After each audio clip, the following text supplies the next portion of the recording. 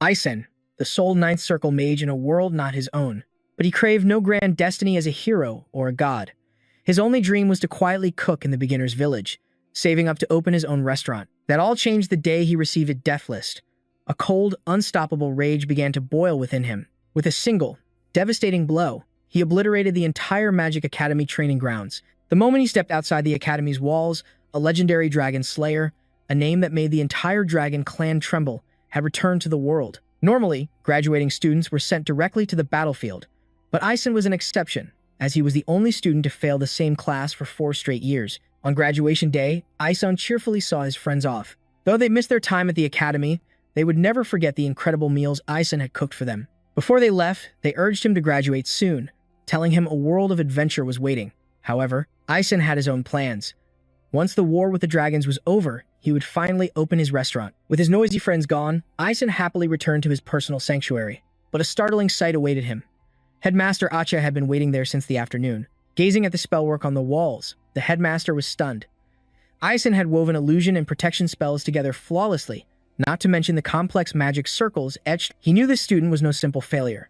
Curious, he picked up a chicken leg and took a bite. It was leagues better than the academy's food. Acha then got straight to the point.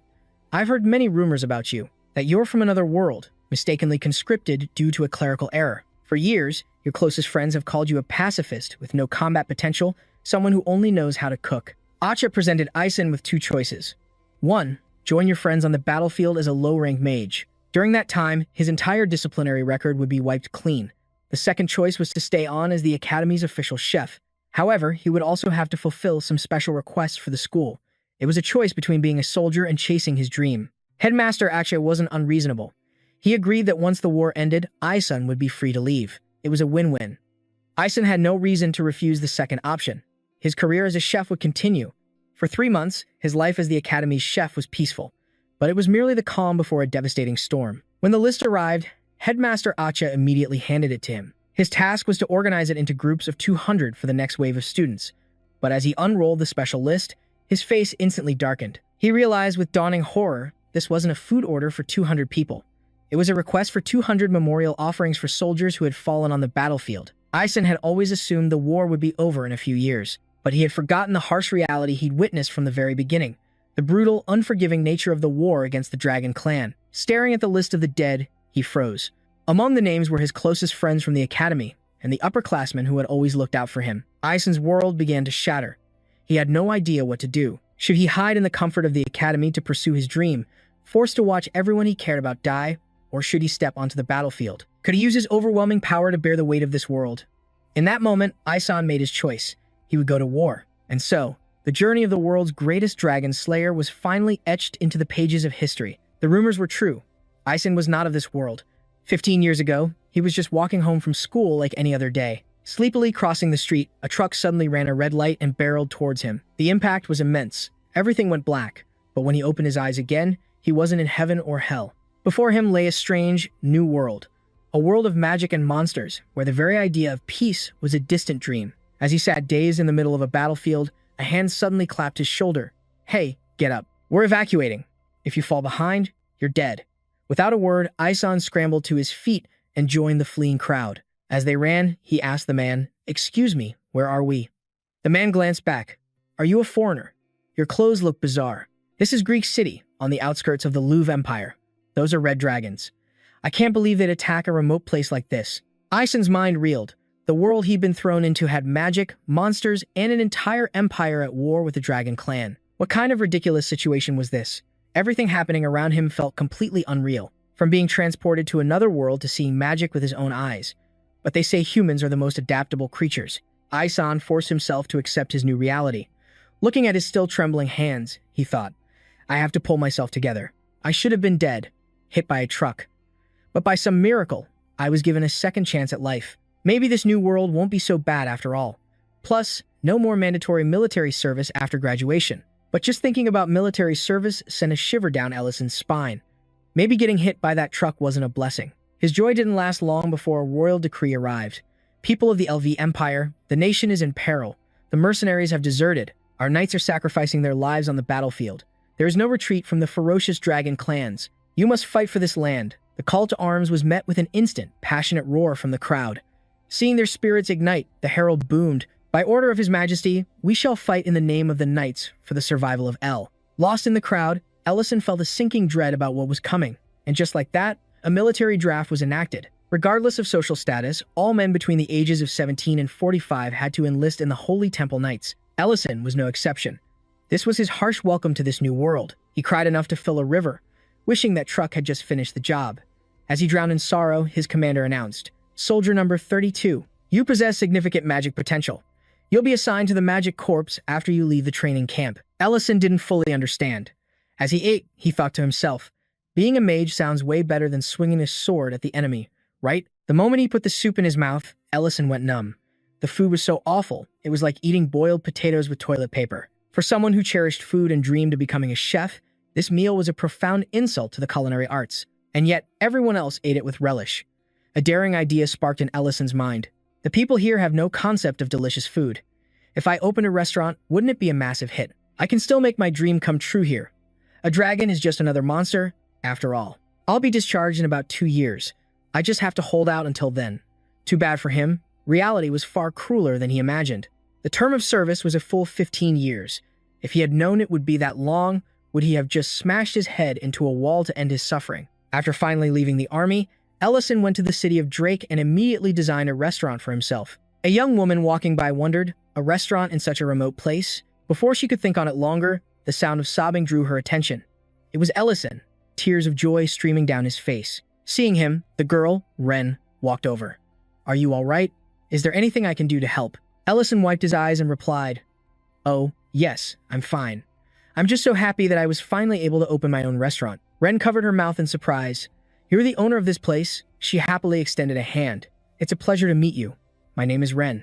As a polite gesture, Ellison smiled and shook her hand. "You can call me Ellison.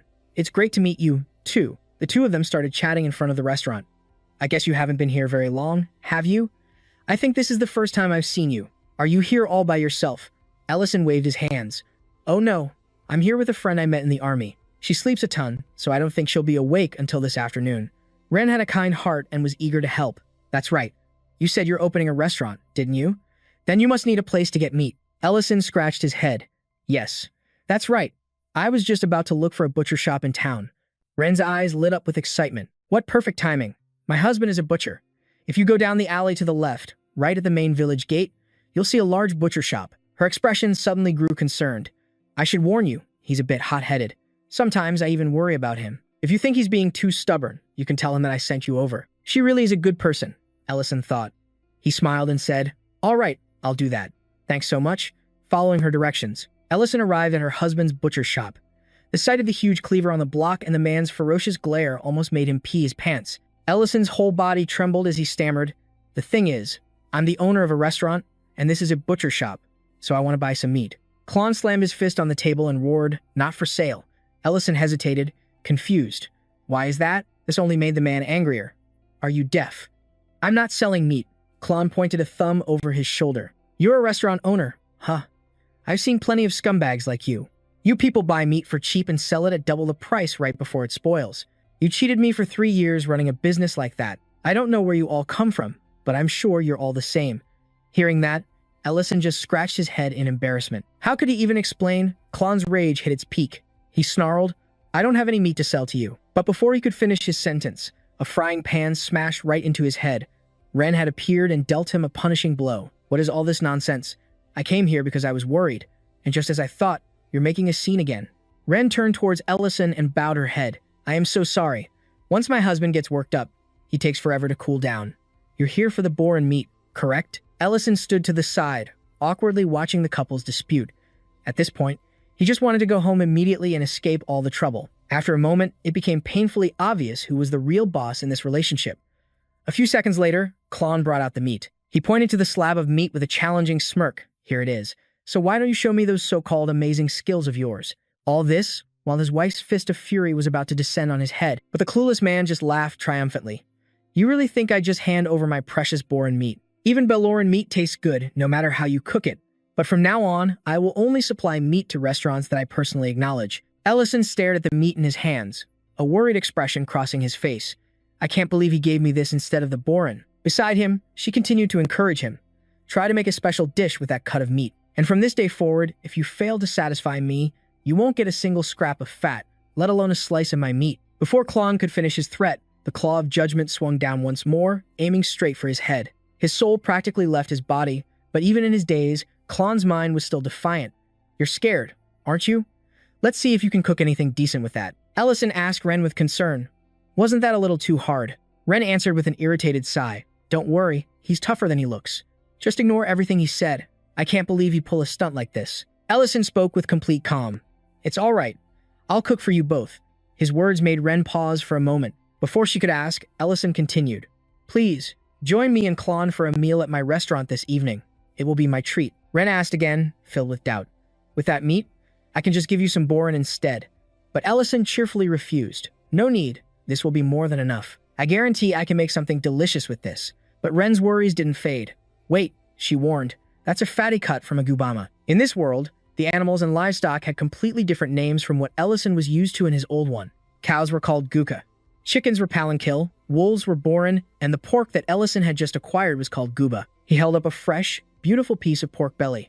Looking at the cut, Ellison thought to himself, I see why Klon has such a massive ego. This is a top-tier ingredient in this world. Unlike chicken, palanquil was considered a luxury ingredient here. The most common and easily accessible meat was guba, otherwise known as pork, but the people of this world didn't place much value on the belly cut. A recipe had already formed in Ellison's mind. He summoned a flicker of fire magic to his fingertips. With a cut of this quality, the best way to enjoy its natural flavor was, of course, to grill it. Just as they promised, Klon and his wife Ren arrived at Ellison's restaurant. Along the way, Ren was still relentlessly lecturing her husband. So, you're only supplying meat to restaurants you've personally approved now? Since when did you come up with such a brilliant rule? He seems like an honest and kind person. Can't you be a little nicer to a new resident? Klon scowled. You just met the guy today. How can you be so sure about him? Ren's voice boomed. It's better than being blatantly deceived like you are. Don't you think another person's judgment might be more accurate than your own? Ren's words were so sharp, Klon was left speechless. She sighed heavily before continuing. You never even intended to supply him. Testing his cooking skills was just an excuse. What you really wanted to see was his sense of responsibility, wasn't it? Klon remained silent, squirming uncomfortably. I know how picky you are, Ren said, looking at him with suspicion. What if his cooking skills aren't up to your standards? What would you do then? Klon finally spoke as he walked. If you set low expectations, people will only ever give you the bare minimum. That's all. During his 15 years of military service, everyone was thrown onto the battlefield. Since most were just civilians, countless lives were lost, but that was for others. For him, he had become an archmage of absolute power. With a single spell, entire hordes of monsters were crushed with ease. Because of this, everyone hailed him as Lord Ellison, the great sorcerer. Back in the present, Ellison used a Fireblade's skill to score the meat on the table. Every magic has its own unique application. Scoring the meat allows the seasoning to penetrate deeper. On top of that, it helps the surface lose moisture while grilling, making the skin extra crispy. Just as he finished preparing the dish, Klon and his wife arrived at the restaurant. Ren's first impression of the restaurant was that it was incredibly tidy. Klon couldn't deny it, but his words were still laced with disdain. He guessed. This is probably all he's got. Ren immediately raised her divine claw, using her signature threat. How about we stop complaining and just wait for the food? Seeing that, Klon immediately fell silent. And so, Ellison's performance began. Once the pan was hot, he poured in a little oil. Since pork belly is already quite fatty, he only needed enough to keep it from sticking. When placing the meat in the pan, he started with the skin side down. Otherwise, the skin would dry out, ruining the texture when grilled. After all, a delicious dish is enhanced by the sound it makes. The pork belly sizzled on the grill. He seared the skin first, then adjusted the heat to perfectly brown every side. After a light sprinkle of salt, he cooked the meat through, ensuring it was tender from the inside out. Then, he sliced it into perfect, bite-sized pieces. Next, he prepared a salad to accompany the main dish. Ellison already had a plan. The locals probably weren't used to such a rich, savory dish on its own. The fresh vegetables and aromatic dressing were designed to balance the fatty richness of the grilled pork belly. Just from his personality, Ellison could guess Klon's palate. The old man seemed incredibly meticulous, so it was best to avoid any unnecessary frills. The final step was arranging the plate to look absolutely stunning. The salad and grilled pork belly were complete. The mouth-watering dish was presented to the couple. While his wife looked eager to try it, old Klon's face soured like a lemon. He let out a small scoff, thinking it was all for show. But the moment the meat touched his lips, it was so good he could practically see a herd of plump, happy pigs. His wife looked on in disbelief. This is incredible, she asked. Is this really Gooba pork belly? Ellison just smiled and nodded, confirming her guess. The dish he crafted was a masterpiece. It had a light crunch on the outside, yet was unbelievably juicy within. The slight tang from the salad perfectly cut through the richness of the meat. Ren had never imagined such a perfect combination of flavors. She was beyond satisfied. As for Clone, his expression darkened as he stared at his now emptied plate. Clone gritted his teeth in frustration, slamming his fist on the table with a loud bang that made Ren jump. The meat's gone. Bring me more meat, he demanded. I need more. His rude and impatient outburst earned him a swift pan to the head from his wife. Ren reminded him, if you want more, you could at least ask properly. She then looked away, completely embarrassed. Finally, Clone mustered his courage and made a declaration. You pass. To be honest, of all the Gooba dishes I've ever tasted, this is the best. Let's make a deal, he continued. Just name any cut of meat you want. I'll supply you with the finest cuts from the entire Luvan Empire. Their handshake sealed the agreement, securing a steady supply of meat for Ellison's restaurant. This single moment made the challenging early days of opening his restaurant much smoother. Meanwhile, in a bedroom upstairs, a girl with messy hair was woken up by a delicious smell she simply couldn't resist. By late afternoon in the Gregg suburbs, Ellison had settled in after just 1 week. The restaurant was packed, keeping him constantly on his feet. The special something that made Ellison's restaurant so incredible wasn't just his skill, but also his secret weapon, special seasonings. Few people in this world understood how crucial these things were to cooking. However, in this world, spices were both rare and expensive, so you couldn't use them freely. Plus, the quality and variety couldn't compare to the modern world. Ellison took a gold coin from his pocket and began to channel high-level summoning magic. This was how he solved the problem of scarcity and high prices. The quickest way was to use this world's summoning spells to bring objects here from his modern world. He'd actually created the spell by accident while trying to find a way back home. As one might expect, the magic had limits on the size and weight of the object, depending on the user's power. But even so, it was still incredibly useful. It wasn't a perfect spell, since it couldn't fulfill his ultimate goal of returning home. He felt a little guilty just taking things, so he always left a gold coin behind as a trade. Staring at the pile of spices on the table, Ellison sighed. If only I could travel through that portal as easily as this pepper shaker. Another downside was that unprocessed products like fresh meat, eggs, or vegetables would spoil the moment they were summoned. However, pre-processed products with expiration dates didn't seem to be affected. Ellison had no idea why. Most importantly, using such a high-level spell consumed a massive amount of mana. There were times it left him completely drained of all his strength. Even after using it several times, he still hadn't gotten used to the awful feeling. The refrigerator had also been transported this way. Now, after closing the restaurant, Ellison was excited. It was the perfect time to kick back, relax, and enjoy the beer he had summoned earlier. But when he opened the fridge, it was completely empty. The beer was gone. A flash of anger hit Ellison. He knew immediately who the thief was. It could be none other than Jurin, who was passed out drunk on her bed, reeking of alcohol. With a loud thwack, Ellison knocked her right on the head. She cried out, "What was that for? I didn't do anything." Ellison held up an empty can. "Look at this. Who gave you permission to drink all the beer in the fridge? You could at least clean up after yourself," he scolded. Jurin just stared back with a look of pure innocence. "Well, maybe you should have saved some of that delicious food for me last time," she shot back. She suddenly puffed out her chest with an air of arrogance. "I am the great and mighty Black Dragon. Cleaning is for lower." Hearing those words, Ellison's temper flared, and another knock landed squarely on her head. Jurin now had 2 large bumps on her head. Defeated, she had no choice but to sit quietly in the kitchen, peeling onions. Ellison glanced back over his shoulder with a worried expression, thinking about what she just said. The truth is, she's a dragon. Though she wears a human form now, Ellison found Rurin after she was orphaned, her home lost in the Great War with the Dragon Clan. Ellison, with his kind heart, couldn't just leave her behind. He decided to help the young dragon, even though her kind and humans were bitter enemies. And despite having lived for centuries, in dragon years, she was still just a kid, which probably explained her childish behavior. Rurin sat there, wailing as the pungent onions brought a flood of tears to her eyes. But the moment she heard steak was for dinner, her eyes lit up, and all her complaints vanished. Just as they were talking, a familiar customer walked in. He entered with a face full of sorrow, immediately ordering several beers and some snacks. But Rurin had already claimed the last of the beer, so Ellison had to offer Klon a bottle of soju instead, bringing out a dish that would pair well with it. Seeing the small, clear bottle, Klon looked confused. "What is this? It's not beer. Is it just water?" Ellison explained with a smile. "Not at all. If you're curious, why not try a little? It's a spirit called soju." As she poured him a glass, he lifted it to his nose, sniffing cautiously. It was nothing like beer. This scent was different. Without another word, he downed the entire shot in one go. then took a bite of meat. Klon couldn't help but exclaim, "This stuff is actually amazing." Seeing his customers' praise, Ellison beamed. The man spoke like a true food critic. At first, it has a slight bitterness, but the sweet aftertaste pairs perfectly with the meat. This appetizer is incredible with soju. It has a charm completely different from a simple salad. I already knew it, but your skills are truly extraordinary. Klon gripped the small cup, his expression turning melancholic again. "Can I have another bottle?" Ellison froze for a second, a thought crossing his mind. He's acting strangely today. Did something happen? In a flash, 2 bottles were empty. Klon slammed his hand on the table, demanding more. Ellison quickly waved his hands, offering a kind warning. "Mr. Klon, you've had quite a bit to drink. This stuff has a very high alcohol content."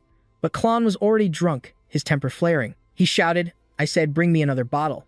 I'm not going home sober tonight." Ellison knew instantly that something was seriously wrong. "What do you mean? What happened?" Klon let out a long, sad sigh and uttered the words, "Ren, I think Ren is cheating on me." The confession hung in the air, and Ellison leaned in, stunned. "Tell me everything." Klon began to unravel his story. At first, she'd say she just needed to step out for a bit, but it started happening more and more often. Every single month, on the exact same day, she would get all dressed up and leave. This went on for months, so the other day, I decided to secretly follow her. And I saw something I wish I hadn't. As he spoke, Klon's anger boiled over. He slammed his fist on the table. She went to meet a colleague from her mercenary days. That man. He used to be my best friend. This must be why that bastard suddenly vanished after I opened my butcher shop. He must have been too ashamed to face me while he was secretly seeing Ren behind my back. As he spoke, Klon's entire body trembled with rage. And today, she went out again. Even though it wasn't her usual day of the month, she probably doesn't even care about me anymore. Ellison spoke gently. "First, you need to calm down. Getting drunk won't solve anything, right? But I can't calm down. I can't face the truth. And you know what's even more ridiculous? I'm still so in love with Ren. Even in a situation like this. I can't imagine my life without her." It was a shocking sight, seeing a man as rough and tough as Klon break down in tears. Ellison was silent for a moment before speaking with determination. "All right, leave this to me. I haven't known Miss Ren for long, but I don't believe she's the kind of person to do something like that. You just wait here." Meanwhile, Rurin was still diligently peeling onions, muttering curses under her breath. Ellison had already taken off his apron, preparing to head out. He decided to bring Rurin along, fearing she'd cause trouble if left alone. The two of them headed straight for the town center, sneaking onto a rooftop to get a good view. The bustling city below even made Rurin gasp in awe. "Look at that! Those restaurants are packed. Nothing like the other places." According to Klon's information, Ren was supposed to be meeting her friends somewhere around here. After scanning the area, Ellison finally spotted her. There was Ren sitting in a luxurious restaurant, across from a well-dressed, handsome man. Ellison wondered to himself, could that be the colleague Klon was talking about? After observing for a moment, Ellison nudged Rurin. "Hey, you see that man and woman down there? I need you to use your hearing and listen to their conversation for me." But Rurin wasn't about to work for free. She laid out her terms. "If I do it, does that mean I get steak without having to prep any ingredients?" Ellison agreed instantly. "I'll give you 2 huge pieces." And with that, Rurin focused her draconic senses, eavesdropping on their talk. Ren had an incredibly worried look on her face as she spoke to the man. "Don't you think it's time we told my husband?" Mr. Men, the man across from her, looked hesitant. Ren pressed on. "I think my husband is growing suspicious of our relationship. He's also really hurt that you haven't visited the butcher shop." Men stroked his chin thoughtfully. "But you know what he's like. If he finds out I've been helping him, Klon will avoid me out of pride." Rurin relayed the entire conversation back to Ellison. He fell deep into thought. No matter which way you looked at it, this didn't sound like an affair at all. "Our work here is done. Rurin, head home and wait for me there." Just as their conversation continued, Ellison appeared right behind them. He spoke politely, "Pardon the interruption, but may I have a word?" Just as she predicted, Mr. Clone had completely misunderstood their relationship. Ren flinched, startled by Ellison's sudden arrival. Meanwhile, at the restaurant, Clone was completely wasted, passed out on a table while muttering his wife's name. Suddenly, the door swung open, and Ren walked in with Men. Men spoke first. "Clone, it's been a long time." Fueled by alcohol and simmering frustration, she couldn't suppress her anger. He growled, "That's right. You two look like the perfect couple together." Ren immediately tried to explain, but Clone refused to hear a word of it. He clenched his fist and threw a punch straight at the man he considered his enemy, but Men simply closed his eyes, standing still to take the blow. Fortunately, a protective shield materialized, stopping Clone's devastating punch. Ellison urged, "Mr. Men, please resolve this misunderstanding. Besides, why would you let him hit you like that? Violence won't solve this problem." Ellison, holding a basket of vegetables, continued, Mr. Clone will calm down if you tell him you were the one who lent him money to open the butcher shop. Hearing this, Clone froze for a moment, unable to believe his ears. He asked again, What? What did you just say? Ellison casually walked past them. Everyone, please sit down and talk this out. I'll go prepare some food. He would let them handle their own affairs. Ellison wasn't concerned. His only focus now was on cooking. An idea began to form. Enjoying hot pot while drinking and talking things over, it was the perfect solution. A shabu-shabu hot pot would be perfect for this moment. Very quickly, an array of sauces, including soy sauce, were prepared for dipping. The broth was poured into the pot, along with filtered anchovy stock and seasoning. In no time at all, the hot pot was ready. Even better, the meat for dipping was baron meat, the most premium cut in this entire world. Ellison wiped his hands, preparing to serve the food. Hopefully, they had settled their misunderstanding by now. Outside, the truth was finally dawning on Clone. Ren, what did you say? Men really lent us the money to open the restaurant? She gave a hesitant nod. Just like you said, after you lost all your money from being scammed, Mr. Men lent us almost his entire life savings to invest in our shop. Now that our shop has a steady income, I meet with him every month to pay back the debt. That's all there is to it. But Clone was still confused. But I was certain that money came from the feudal lord after he caught the swindler. Are you telling me that was a lie? At that moment, Men finally began to explain. If I had told you the truth back then, would you have accepted money from me? I apologize for not coming to congratulate you on your grand opening. I felt I had no other choice. If the truth came out, it would have looked like I had deceived you. I never imagined you were going through such a difficult time. It seems I did something completely unnecessary. His face darkened with regret. But didn't you have plans for after you retired from being a mercenary? So why did you give that money to me? Ellison suddenly interrupted their heart-to-heart. He brought out the hot pot, cutting right through the heavy atmosphere. My apologies, but the vegetables can't be overcooked. Wouldn't it be better to talk things over while we eat? Men picked up a slice of meat. He had never seen meat for a meal sliced so thinly. Ellison cheerfully explained. It's baron meat, from Mr. Clone's very own butcher shop. I sliced them paper thin because for this dish, you dip the meat in the broth and eat it immediately. Please, everyone, give it a try. The slice of meat was dipped into the bubbling broth, paired with vegetables, swirled in sauce, and then brought directly to his mouth. It was so delicious that Men's entire face lit up with joy. He urged his friend sitting across from him, You have to try this. This is a masterpiece. Without another word, Clone took a sip of the broth. His eyes widened in shock. He never expected it could be this good. As they ate, Men recalled an old story. Do you remember the Battle of Perrin? That day, you took a sword to the gut to protect me. I still remember that day like it was yesterday. We ran out of all our rations because the battle dragged on longer than we expected. The only thing left to eat was a watery, tasteless soup. Afterward, I managed to hunt down a wild baron, although I collapsed from exhaustion right next to you, just after catching it. The stew made from that baron was bland, and the meat was tough and gamey. But at that moment, it tasted better than any fine delicacy. Clone, trembling slightly at the memory, nodded. You're right, it really was delicious. Ladling more broth, Men said. Earlier, you asked me why I helped you, despite my own retirement plans, didn't you? At that time, I had no other plans. Nothing was more important than helping you. Hearing those heartfelt words, tears began to stream down Clone's face. I'm sorry. I am so truly sorry. Standing behind them, Ellison smiled, glad that their misunderstanding was finally resolved. But in the process of solving one important matter, Ellison had completely forgotten about Ririn.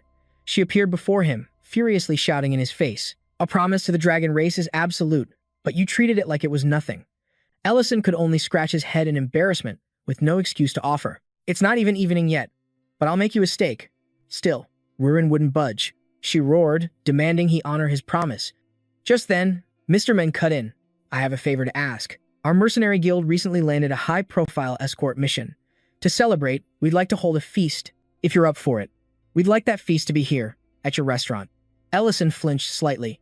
A massive dinner. For an entire mercenary guild? He rested his chin in his hand, murmuring, Balin meat? The old man sighed wearily. If we could actually sell that stuff, we'd already be rich. Ellison stroked his chin thoughtfully. Humph. So you don't have any. He slowly rose to his feet, his voice dangerously low. You promised you'd sell me any meat I wanted. Where's that confident Mr. Klon now? Klon flushed with embarrassment. You punk. Palanquil meat is a completely different league. But then, something clicked. Ah, that's right. I heard they've been spotted in the Lemon Forest. So that's why deep within that same forest, a strange clucking sound echoed. It was coming from a very unusual-looking chicken. This was the Palanquil, a monster that looked just like a chicken. And it immediately sent Ellison running for his life, But in this world, the Palinkill's behavior is unlike anything he's ever known. They migrate constantly, making them nearly impossible to track. On top of that, their incredible speed makes catching one a fool's errand. Ellison gave chase, screaming at the top of his lungs. "Just let me catch you." The monster chicken suddenly stopped in its tracks, as if it understood his every word. It stared down the battered hero with pure confidence, and let out a mocking squawk. This incredible rarity is what makes Palankill meat a priceless ingredient. But Ellison wasn't one to give up easily. He was determined to catch it, no matter the cost. Maybe I should just burn this whole forest down. And now, I'm seriously regretting my decision to put this on the menu for the mercenaries. After a long, fruitless struggle, Ellison collapsed to the ground. Gasping for air, he finally admitted defeat. "All right, I give up. You're up." Rurin smirked confidently. "Fine, but you'll be on dish duty for a month." He had no choice but to agree. "Deal." The monster's eyes went wide as a terrifying purple energy exploded from Rurin. Unlike Ellison's frantic chase, Rurin unleashed a power filled with pure killing intent. Black dragons roar. In an instant, a bolt of dark lightning crashed down, striking the beast and causing it to shriek in terror, but its agonizing cries were useless. With her target secured, Rurin looked immensely proud. "So, what do you think? Pretty scary, huh? If you hadn't eaten that dragon's heart, you would have ended up just like this Palankill." Ellison held up the prize, grinning. "What can I say? I already ate the heart, after all. This works out perfectly. Now just do that again, with 15 more of them." After that exhausting hunt, Rurin immediately cracked open a beer back home. She let out a satisfied sigh of pure refreshment. Raising her can, she still looked full of energy. A cold beer after a hard day's work is the best. Ellison sighed, completely defeated. "All you did was glare at it." Hearing that, she shot back indignantly. "Do you have any idea how much energy that takes? I use a skill that literally makes my eyes bleed." He barely seemed to care, just waving her off. Yeah, I get it. Just don't drink it all. We need some for tonight's customers." With that, Ellison began prepping the chicken. Besides, tonight's feast is the perfect match for a good beer. As evening fell, the tavern began to fill with rowdy customers. The mercenaries started to grumble amongst themselves. "This is the place you were talking about? Are you sure the food here is any good? I wouldn't trust old man Men's taste buds. These guys have no faith in me." But a young mercenary, Men's junior, Minin, puffed out his chest and spoke. "I trust you, senior. I'm sure the food is going to be amazing." The others laughed. Men could tell you to eat grass and you call it a feast. Minin's expression turned serious. "It's not like that at all." Men quickly changed the subject. All right, that's enough. Let's save the chatter for after the food arrives." Ellison approached their table with 2 large mugs of beer and a platter of chicken. "Mr. Men." Seeing him, Men looked a bit sheepish. "Ah, Mr. Ellison. My apologies. We're being a little loud, aren't we?" Ellison just grinned. "It's a celebration. It's supposed to be loud." Men then motioned toward Minin. "This is my most trusted junior." The young man's eyes lit up with excitement. "I've heard so much about you, sir. You have no idea how much my senior has praised this place. I can't wait to try the food." Ellison politely set the platter down. "Well then, I hope tonight's meal lives up to your expectations. Your first course has arrived. A stunning chicken dish, glistening with sauce, immediately captured the attention of both master and apprentice." He began, a bit hesitantly. "This is, well, everyone here has heard of the Palankill, right? This is crispy fried Palankill." Minin shot to his feet, his voice filled with shock. "You mean the legendary monster? The one that even elite hunters can't catch?" Ellison just gave a humble smile. "It's not quite that legendary. Please, eat before it gets cold." Men picked up a drumstick, examining it. "Let's see." The others followed his lead, taking a piece for themselves. And in an instant, every single face was frozen in pure astonishment. They began to devour the food, their disbelief turning to awe. "This is actually incredible. Your taste isn't usually this good, Men. See, what did I tell you? Didn't I say this place was something special?" "You were right, senior. This place is the best." A moment later, jealousy filled the air. "Hey, Minin, don't you dare eat all of it yourself." He just smirked and backed away. "I'll go serve the other tables, then." But as Ellison walked into the kitchen, he let out a huge sigh. "We can't keep this up. We have too many customers. Can you please help with the serving?" But Rurin just sat casually on a table, teasing him. "Are you seriously asking a dragon to serve humans?" "Rurin, did I just catch a legendary monster that even pro hunters couldn't?" he muttered, realizing she could definitely hear him. "Is she really using her dragon senses for this?" Ellison sighed internally. "Then I have no other choice," he stammered, his voice trembling slightly. "Well, if you really don't want to. But, do you remember?" Rurin suddenly broke out in a nervous sweat. "What are you talking about all of a sudden?" He leaned against the wall, his arms crossed, deadly serious. We made a promise that we'd open a restaurant after the war ended, that we would get through everything together. I guess people's hearts really do change easily. Ellison closed his eyes, his voice laced with sorrow. Every time I thought about it, I was so happy. Then he delivered the final blow. I can still do this by myself. You can go home. She flinched, understanding his meaning, and quickly spoke up. I get it. I changed my mind. Having gotten his way, Ellison grinned. Being a waitress could be a new experience for a dragon, you know. So, I need to bring out the beer, right? In the kitchen, fresh chicken sizzled in hot oil. Outside, the cheerful crowd clinked their mugs of beer together. Rurin tied on an apron, carrying 2 plates of fragrant chicken to each table. After a long, hard shift, she collapsed onto a table, completely out of breath. Ruring was panting heavily. Ellison brought out a plate of chicken as a reward for her. You did great. I saved some for you. Want to have it with some beer? Rurin's spirits lifted instantly. I heard that. She agreed immediately. Rurin devoured the food, as if replenishing all the energy she'd used today. She puffed her cheeks, inhaling the delicious aroma of the chicken. So good. This is so good. Holding his own beer, he asked with a smile, right? By the way, I still haven't asked you to clean the floor. What are you talking about? Just then, he noticed the floor was spotless, the tables wiped down. Everything was already sparkling clean. Ellison acted surprised. Have you finally grown up? Rurin's cheeks turned a little pink as she answered softly, because. This is our restaurant. Rurin unconsciously rested her head on his shoulder. Framed by the window, their silhouette looked like a scene from a dream. Rurin whispered, Our restaurant. He smiled, his eyes half closed, watching her rest peacefully on his shoulder. Ellison decided to push his luck. So, can you forget about that 1-month dishwashing bet from when we hunted the palanquin? Rurin pouted. A deal is a deal. The two of them had no idea. That strange footsteps were approaching from outside. Suddenly, her eyes flew open as if she'd sensed something. He froze, placing his beer on the table, and glanced over his shoulder. What is it? Is something wrong? A bony hand pushed their door open. Ellison recognized that raspy, unpleasant voice instantly. The old man had an annoyingly long beard and a hawkish nose. The cities of humankind, he rasped, are always such distasteful places to visit. As Ellison stared, the old man spoke again. It's been quite a while, hasn't it? The Black Dragon Elder, Madamada, pulled down his hood. My name is not something a mere human like you should call so freely. Ellison stood up, asking worriedly, Why have you come here? Madamada looked at him with contempt. So, you're living comfortably with a dragon in this tiny place. The elder asked Rurin, Are you having any trouble? Hiding behind Ellison, Rurin peeked out and quietly replied, No, sir. Ellison's brow furrowed in confusion. Are you here for Rurin? As far as I know, no one can contest my right to care for her. You were sentenced to punishment by fire last time, remember? Every word he spoke was true, and each one was a sharp sting to Madamada.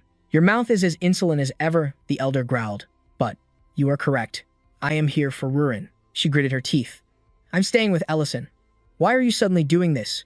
Rurin cried out in pain. You abandoned me, after all. The elder's voice was low as he made his excuse. Child, who said I abandoned you? I was merely. Even though your mother committed a great sin against our clan. But Ellison cut him off, his voice firm and angry. That's enough. Talk about that. What matters is the promise between you and me. I've heard promises are very important to dragons. At that, Madamada let out a chilling smirk. You're right, he said, slowly approaching them. I came to talk about that very promise. Then, he got straight to the point. It's true we promised to entrust Rurin to you, but there was a condition attached to that promise. Shouldn't the first promise maybe the first one honored? Ellison shot back. What is this condition? Madamada explained. The age a black dragon is considered an adult in our clan is 800 years old. Until then, any dragon without a lair of their own must be protected and sent to the clan's sacred sanctuary. Rurin had been using her mother's lair, but it was destroyed in the last great battle. The elder held out his palm, issuing a command. Therefore, Rurin, who will turn 800 years old next year, must leave and find her own sanctuary. This is the law of our clan. No one can defy it. Madamada's voice dripped with menace. Break the rules, and you declare war. But Ellison simply replied, Then let it be war, just as you said. The old man froze, his eyes bulging in disbelief. A terrifying killing intent exploded from Madamada. What did you say? Ellison met his gaze without flinching. My only concern is for the spirit. Why? Can't we do that? Rurin tried to stop him. Madamada ground his teeth, spitting out each word. You insolent brat. You may have consumed the princess's heart, but you are severely underestimating us. His rage continued to boil over, completely out of control. Rurin was terrified, breaking out in a cold sweat. I'm okay, but you can't possibly fight him. In stark contrast to the old man's fury, Ellison just stared back with a blank face. Huh, what declaration of war? I was just talking about building a dragon's lair. Madamada turned away, refusing to answer. Rurin, trying to regain her composure, asked, what? I mean, we have a whole year, don't we? We just have to complete it within that time. We should have enough jewels, so we can start right away. Only then did Madamada calm down, whispering, we can really do that? Well, yes, that should be possible. The old man turned, his shoulders slumping in defeat as he walked away. Then I will return in 1 year. Hearing this, Ellison waved a cheerful goodbye. Yes, see you then. And just like that, I began my quest to build a dragon's lair. A lair is more than a cave. Its magnificent halls and glittering treasures are a symbol of its master. Building one takes an immense amount of time and money. A customer sitting inside the tavern suddenly yelled out, I'd like to order another beer. And that's exactly why we wouldn't have much time, even if we started right now. Ellison worked without a moment's rest. He thought to himself, they're all flooding in because of the rumor that we're selling palanquin meat, even though I've already told everyone we don't sell it anymore, since it was a special menu item. Hey, table 3 just ordered. Hurry up. Exhaustion washed over his entire body. He steeled his resolve. I can't go on like this. I need to find a way to reduce the number of customers. He glanced up at the sky, then suddenly shouted, what is this? What in the world is going on? Just then, a flock of palanquin appeared on the tree branches, chirping endlessly. Ellison had just arrived. CL quickly replied, I know that, but what about the palanquin? Ellison's face lit up as he pointed. I will supply the palanquin for you. You'll be the only person in the empire selling palanquin meat, and you'll attract tons of customers. CL was stunned by his words, his voice laced with disbelief. What? How are you going to catch them? Even the top hunter in the city of Greg has trouble with that. Ellison just gave a slight smile. You don't need to worry about that. After all, your mercenary group has already eaten it once before. But inside, Ellison was thinking, I just need to bribe Rurin with meat. He laid out his terms. The profits will be split 50-50. Since I'm providing it for free, I'll take half the sale price. CL felt something was off and his brow furrowed. What? You're doing far too much. You're catching them and delivering them to us, so why are you only taking half? Hearing this, Ellison just gave a boyish grin and crossed his arms. Half is more than fair. I won't be able to provide a huge supply, so I won't take much. Instead, just use it as bait to sell more of your other meats, and buy Rurin some new clothes and treat her well. As soon as CL heard this, he gritted his teeth, his face twisting in anger. This kid. Having no other choice, he was forced to agree. All right, I'll sell them for you. Just don't you dare change your mind. Ellison's reply was firm. I won't. CL watched him gather his spiritual power, feeling puzzled. But I heard they change their habitats periodically. Ellison didn't answer, instead beginning to chant an incantation. In an instant, his magic barrier materialized, enveloping the entire area. Ellison gazed at the barrier with satisfaction, nodding. This should be enough, right? The man looked up in a panic. To create a barrier of this size, CL broke out into a cold sweat just looking at Ellison. This isn't something you can do after just a few years of learning magic. Ellison, who in the world are you? He raised a finger to his lips with a mysterious air. Just a restaurant owner who retired after the war. Same as you, Mr. CL. So please, keep my use of magic a secret. And with that, my plan went off perfectly the very next day. Joyful voices echoed throughout the tavern. That's right, it's perfect. Ellison, a restaurant owner, was now laughing loudly in a completely silent space. Ha ha ha, not a single customer. Back in reality, his tavern was completely empty. Rurin walked over, whispering worriedly, is this really something to be happy about? Her words made him freeze. Well, to be honest, he stammered, I thought we'd still have a few customers left. He presented his new plan. At least now we have time to build the dragon's lair. Her eyes lit up with pure excitement. Oh, that's right, the lair. Heh, so you'll come live with me when we finish the lair, right? But her excitement was met with a cold reply from Ellison. No, I'm staying here. What? Then I don't want it. Let's just declare war on the Black Dragon clan right now. He quickly tried to calm her down. Relax, we'll build it somewhere nearby. Rurin hesitated. Are you sure it'll be close? Ellison gave her a reassuring look. Exactly. So don't worry, just follow me. He guided her to a secluded spot, a vast, sprawling green field. Rurin looked around, a bit puzzled. Wait, isn't this the hill right below the restaurant? I told you it was close, Ellison admitted. Since the restaurant is on the outskirts of the city, all this land belongs to me. Hearing that, Rurin's spirits instantly lifted. Amazing. This is more than enough space then. He chimed in from her side. However, we have to reinforce the inside with barriers while we dig, or else the whole restaurant could collapse. She agreed without a second's thought. Got it. Ruren rolled up her sleeves, eager to start digging. As Ellison turned to leave, he waved encouragingly. Well, I'm heading back to the restaurant. You got this. He paused, then muttered to himself. I can't really leave the place unattended for too long, can I? Sometime later, drained from work, he collapsed into a chair with a heavy sigh. How long has it been since I've actually gotten a break like this? The sunlight feels so nice. Suddenly, the door creaked open. A young man with golden blonde hair stepped inside. Excuse me, is this that famous restaurant I've heard about? Seeing a customer, Ellison's face brightened as he moved to greet him. Welcome. I don't know about famous, but this is definitely a restaurant. The young man pressed on. I heard this is the place where you can eat the legendary palanquin meat. At those words, Ellison's expression hardened with displeasure, though he gave a slight nod. Ah, my apologies, but we no longer serve palanquin meat. You'll have to visit Glon's butcher shop for that. The boy's eyes suddenly welled with tears as he stammered. But I can't. That's a shame. Do you have anything else? I'll eat whatever you can make. Ellison's demeanor softened, and he kindly approached the boy. If you'd like another dish, please have a seat and wait just a moment. The young man replied politely, Yes, thank you for your trouble. As he watched him, Ellison thought to himself, he seems like the son of a nobleman who's fallen on hard times. Well, I shouldn't judge a customer. The only dish I can think of that a kid would enjoy is a hamburger. I make them all the time whenever Ruren complains she's hungry. For the patty, I'll use thea meat. I'll mince it finely, add a pinch of salt, and pan-fry it in butter, along with the bun. I'll place the meat on a bed of fresh greens, and then top it with a garlic demi-glace sauce. And for the final touch, an egg I got when I caught that palanquin. He mused while he cooked. I said I wasn't serving the meat, but the egg is a different story. And just like that, a hamburger worthy of taming a dragon was complete. The meal was served. Diane's face lit up with pure joy as he gazed at the plate. Incredible. Is this a sandwich? Ellison looked a bit bashful. Something like that. Then, I'll dig in. With that, the boy opened his mouth for a massive bite. Suddenly, the door burst open. An old butler stormed in, yelling, Young master. He rushed forward, his voice sharp and scolding.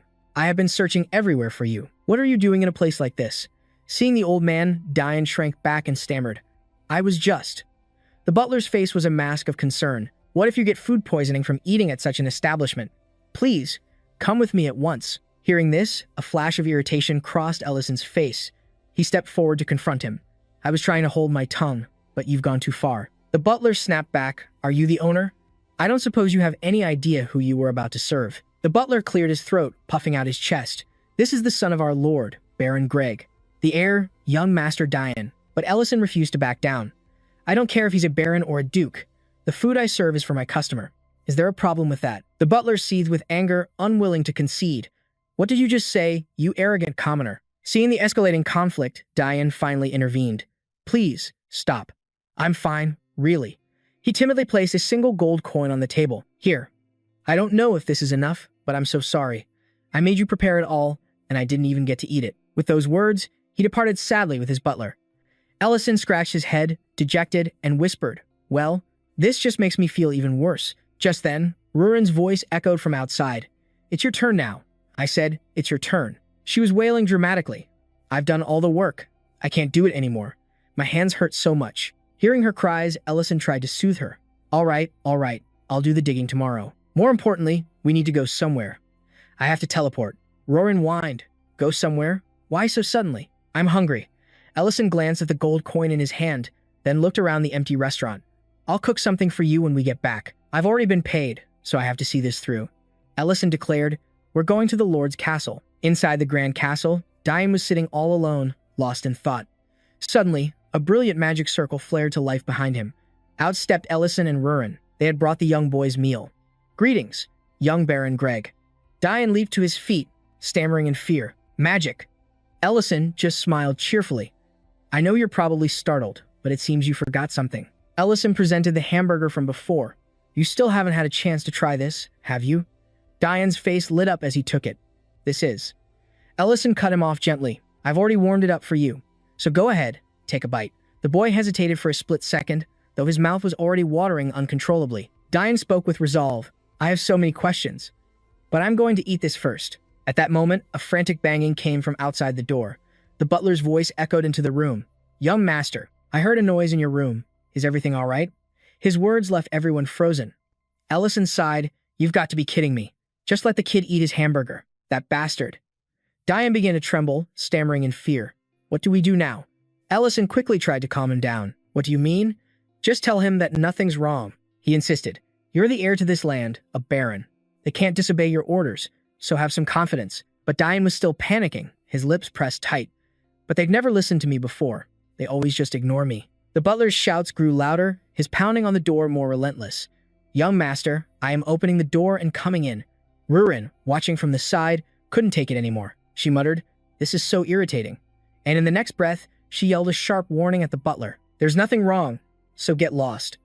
I never gave you permission to enter. Hearing his own voice shout with such authority startled Diane. Was that my voice? He glanced at the door, confused, thinking, but they still won't listen to me. Just then, the butler's tone softened. I understand, young master. Please call for me if anything happens. Diane's eyes went wide with disbelief. Rurin, annoyed, crossed her arms and cursed under her breath.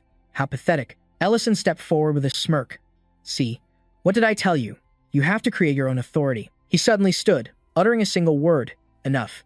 Instantly, Diane fell to his knees in a deep bow. Master, please, become my master. Ellison was completely baffled by this turn of events, frozen in place. Huh? My mother passed away right after I was born. My father remarried soon after, so I spent most of my life with my stepmother. The two sat together under a tree as his mother lectured him. You can't do things like that. It's not proper. Her face darkened as she reminded Diane, you must not behave that way. He explained, my stepmother was a very strict person. She told me I had to be careful with my actions because I was the son of the Lord. Even so, I loved her. And those were happy times. However, everything changed when my father became bedridden from a serious illness. She stopped looking at me, or speaking to me directly during meals and parties. As he spoke, Diane lowered his head, his expression turning sorrowful. I want to become a good lord, just like my father was. But the servants have been trying to control and restrict everything I do. On my stepmother's orders, I have no one to talk to. Everyone just ignores me. Ellison listened in silence, absorbing every single word. The boy's voice grew heavier with each sentence. Ever since then, I've felt that nothing will change, even after I inherit the title of lord. Suddenly, Diane's eyes lit up like stars. He said excitedly, but my perspective changed after what happened today. Master, please teach me how to become a good lord. Ellison, still completely bewildered, just stood there, muttering to himself. That's a bit of a weird conclusion.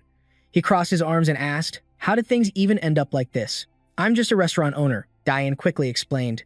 But this has never happened before.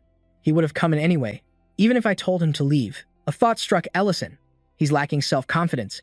It seems like he's deliberately suppressing his own spirit and becoming more withdrawn. He mulled it over for a moment, letting out a series of sighs as he tried to figure out what to do. After a moment, he proposed, look people in the eye when you talk to them.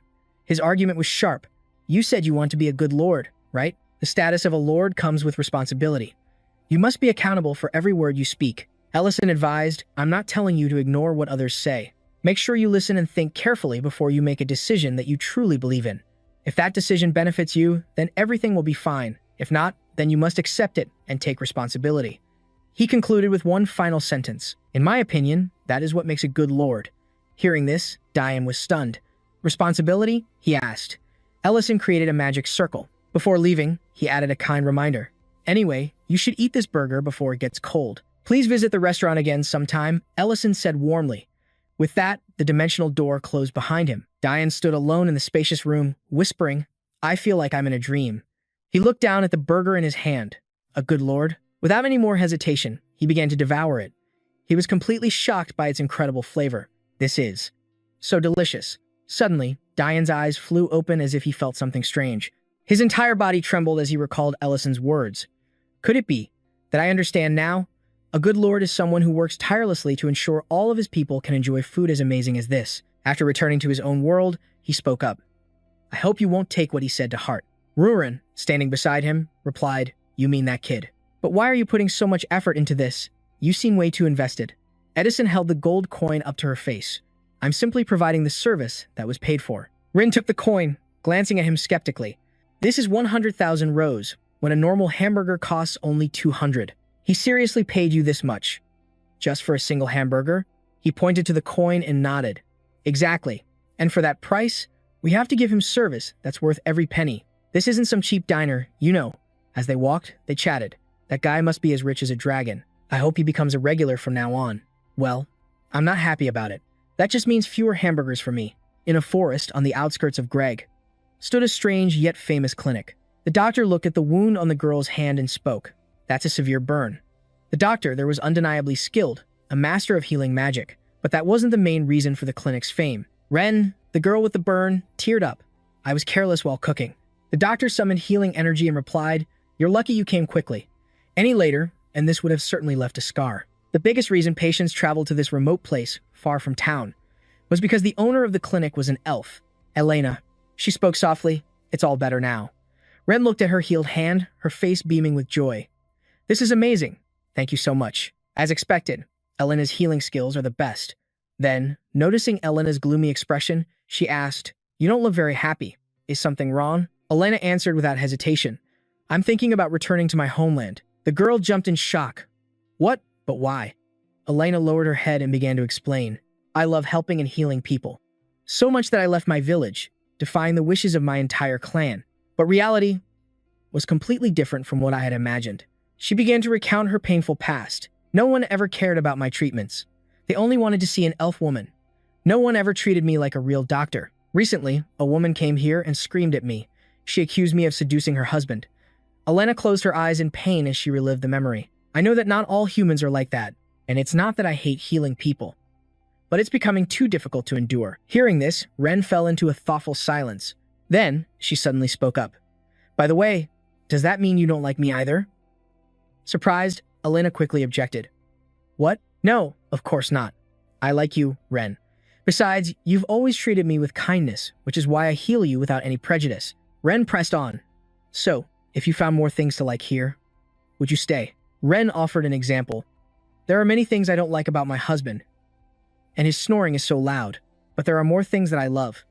I love how dependable he is, how he only has eyes for me, and how he always gives his all in everything he does." She asked gently, "You said you still love healing people, right?" Elena nodded.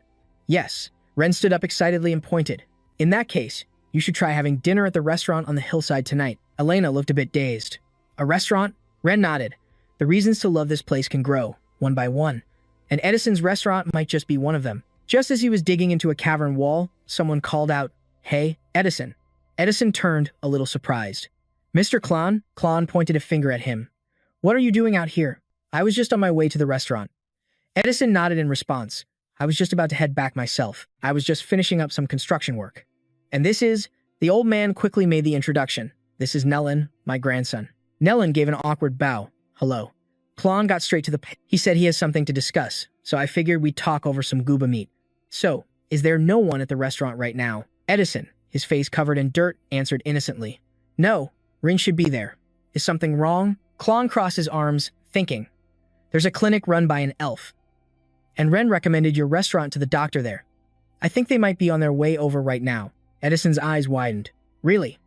In that case, I should get back. Let's go." As he walked, Edison muttered to himself, "An elf. Now that's something special." He turned back to ask, "Usually, elves don't leave their home forests. She must be incredibly famous, right?" Hearing his naive words, the old man scowled. "You don't have to ask. I heard every boy in town runs over there, even for something as small as a splinter in their finger. After hearing stories like that, I finally understand why elves hate humans so much." Edison broke into a nervous sweat and forced a laugh. "Well, not all elves are like that. You shouldn't judge them all based on a prejudice." Edison hesitated. "But I do admit elves are a very proud race." Meanwhile, back at the restaurant, Rin stood with her arms crossed, a fire blazing in her eyes as she confronted Elena. She stammered in terror. You are a magnificent being. Please, forgive my insolence." Gazing down with a murderous glint in her eyes, she said, "So you finally realize how rude you've been. I will pardon you if you swear to serve me for the rest of your life." Witnessing this power play, even Ellison was utterly speechless. He clenched his fists, a furious blaze igniting within him. But Miss Runa just flashed a bright smile. "Oh, you're back? Look, I've acquired a useful little elf subordinate for myself." As Runa was slumped over the table in boredom, a new voice called out, "Excuse me, is anyone here?" Hearing the voice, she tilted her head curiously. A customer?" Elena stood awkwardly at the door and asked, "Pardon me, is this Master Ellison's restaurant?" Runa sat up to answer her. "That's right. But he's not here right now, more importantly." Her eyes locked onto Elena's distinct ears as her voice turned cold. "You're an elf." Elena didn't try to hide it. She simply replied, "Yes, that's correct." Taking in Elena's flawless figure and beautiful face, Runa put a hand on her hip. They say the elven race is beautiful. It's no exaggeration. Elena blushed at the compliment. You're beautiful too, and you look much younger than I am. Hearing this, Runa let out a strange laugh, her expression unreadable. Her tone shifted drastically as she repeated the words, younger? You think I look young? Runa's voice was now laced with hostility. I may be young for my kind, but I am far, far older than you. At those words, Elena's pupils contracted in fear. Runa unleashed her dragon eyes, and a formidable purple aura exploded around her, her voice dripping with menace. Who gave you permission to speak so casually to me? Elena was so terrified by this transformation that she was struck speechless. She collapsed to her knees, her face drained of all color, and frantically pleaded, Please, forgive me. At that very moment, Ellison opened the door. The scene before him was Runa, standing with her arms crossed, radiating an overwhelming aura of pure fury. And there was Elena, trembling on the floor, sweat pouring down her face like a waterfall. Her face was ghost white as she stammered, You are a magnificent being. Please, I beg you, forgive my insolence. Runa glared down at Elena with her dragon eyes. After a long moment, she spoke, So you're finally aware of your own arrogance? I will overlook this if you agree to serve me for the rest of your life. Ellison stood frozen, his jaw slack in disbelief, like a statue carved from stone. He clenched his fists, and fire magic erupted violently in his hand, showcasing his absolute rage. But seeing him, Runa still chirped happily. Oh, you're back. I found myself a perfectly useful elf subordinate, but her cheerful report was met with his furious roar. What in the hell do you think you're doing to our customer? A loud crash echoed through the room, followed immediately by Runa's scream. Ah. The impact was so loud it shook the entire house. Clint and Nell, waiting outside, were startled by the noise. What was that sound? I guess we'll just wait out here. A moment later, a panting Ellison opened the door. He said awkwardly to Clint and Nell, Ha ha, my apologies for the noise. Please, come in, she replied, flustered. It's all right. Inside, Runa was on the floor with a huge bump on her head, sobbing, Wah! It hurts so much. Elena just stared, bewildered, as the powerful being wailed on the ground. She was completely lost. Her mind was filled with question marks. Am I dreaming? Is she really a member of the Dragon Clan? There's one truth known by everyone, from children to the elderly, never ever anger a dragon. They are walking calamities, capable of incinerating entire villages on a whim. They are the strongest race, the pinnacle of all living things. She'd heard the myths about dragons since childhood until she was sick of them. And yet, witnessing the scene before her, Ellison was grinding his teeth, lecturing Runa. I trusted you to watch the restaurant, and instead you went out digging again. Runa just whimpered in response. Wah, okay, I'll go dig. Elena thought in awe. He's treating a dragon like a child. Who in the world is he? Suddenly, he stood formally before her and declared, My deepest apologies. His sudden action made her jump in surprise. Ellison bowed deeply, his sincerity obvious. On her behalf, I apologize for what just happened. I truly never expected something like this would occur while I was away. But Elena asked a completely unrelated question. Are you really human? Ellison was caught off guard and asked in surprise, What? Oh, yes, I'm human. He thought to himself, I knew this would happen. I can't believe Runa didn't even try to hide her draconic aura. Watching the dejected Runa trudge toward the door, Ellison whispered to Elena, That girl is a dragon, as you've probably figured out. He leaned in close to her ear, speaking softly, I know it's strange that I'm living with a dragon. It's a bit of a long story to explain right now. So, can you please keep this a secret? Still terrified from what just happened, Elena stammered. Of course. I have no intention of provoking a dragon. I'm not ready to die yet. Hearing this, a troubled look crossed Ison's face. Ah, she won't kill you, he said. But he thought to himself, Rurin really made a terrible first impression. Suddenly, he remembered something. Speaking of which, are you the elf doctor that Corin recommended? Elena nodded in confirmation. Ah, yes, that's me. I'm Elena. Ison froze on the spot, his mind flashing to a devastating one-star review from the village's elf doctor. I came here on a friend's recommendation, but I ended up being forced into servitude. Unbelievable oppression, she called it. A cold sweat broke out on Ison's brow. We've really made a horrible first impression, he thought.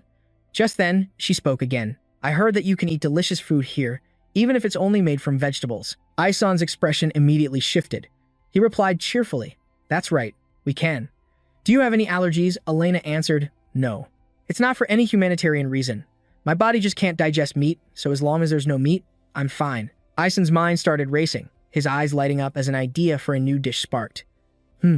Anything but meat, you say? He turned to her and said, All right, please wait just a moment. I'll prepare something for you.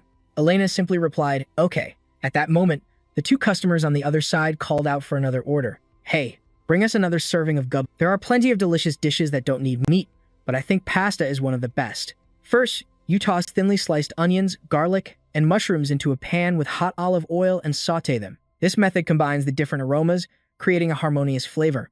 Next, you strain crushed tomatoes through a sieve and add them to the pan. Season with salt, sugar, and other spices. Then, reduce the heat and watch carefully to make sure the sauce doesn't burn. While waiting for the sauce to thicken, cook the pasta for 8 minutes, remembering to save some of the pasta water. Finally, mix the pasta with the sauce, adding a bit of the cooking water to thin it out. And with that, the pasta is complete.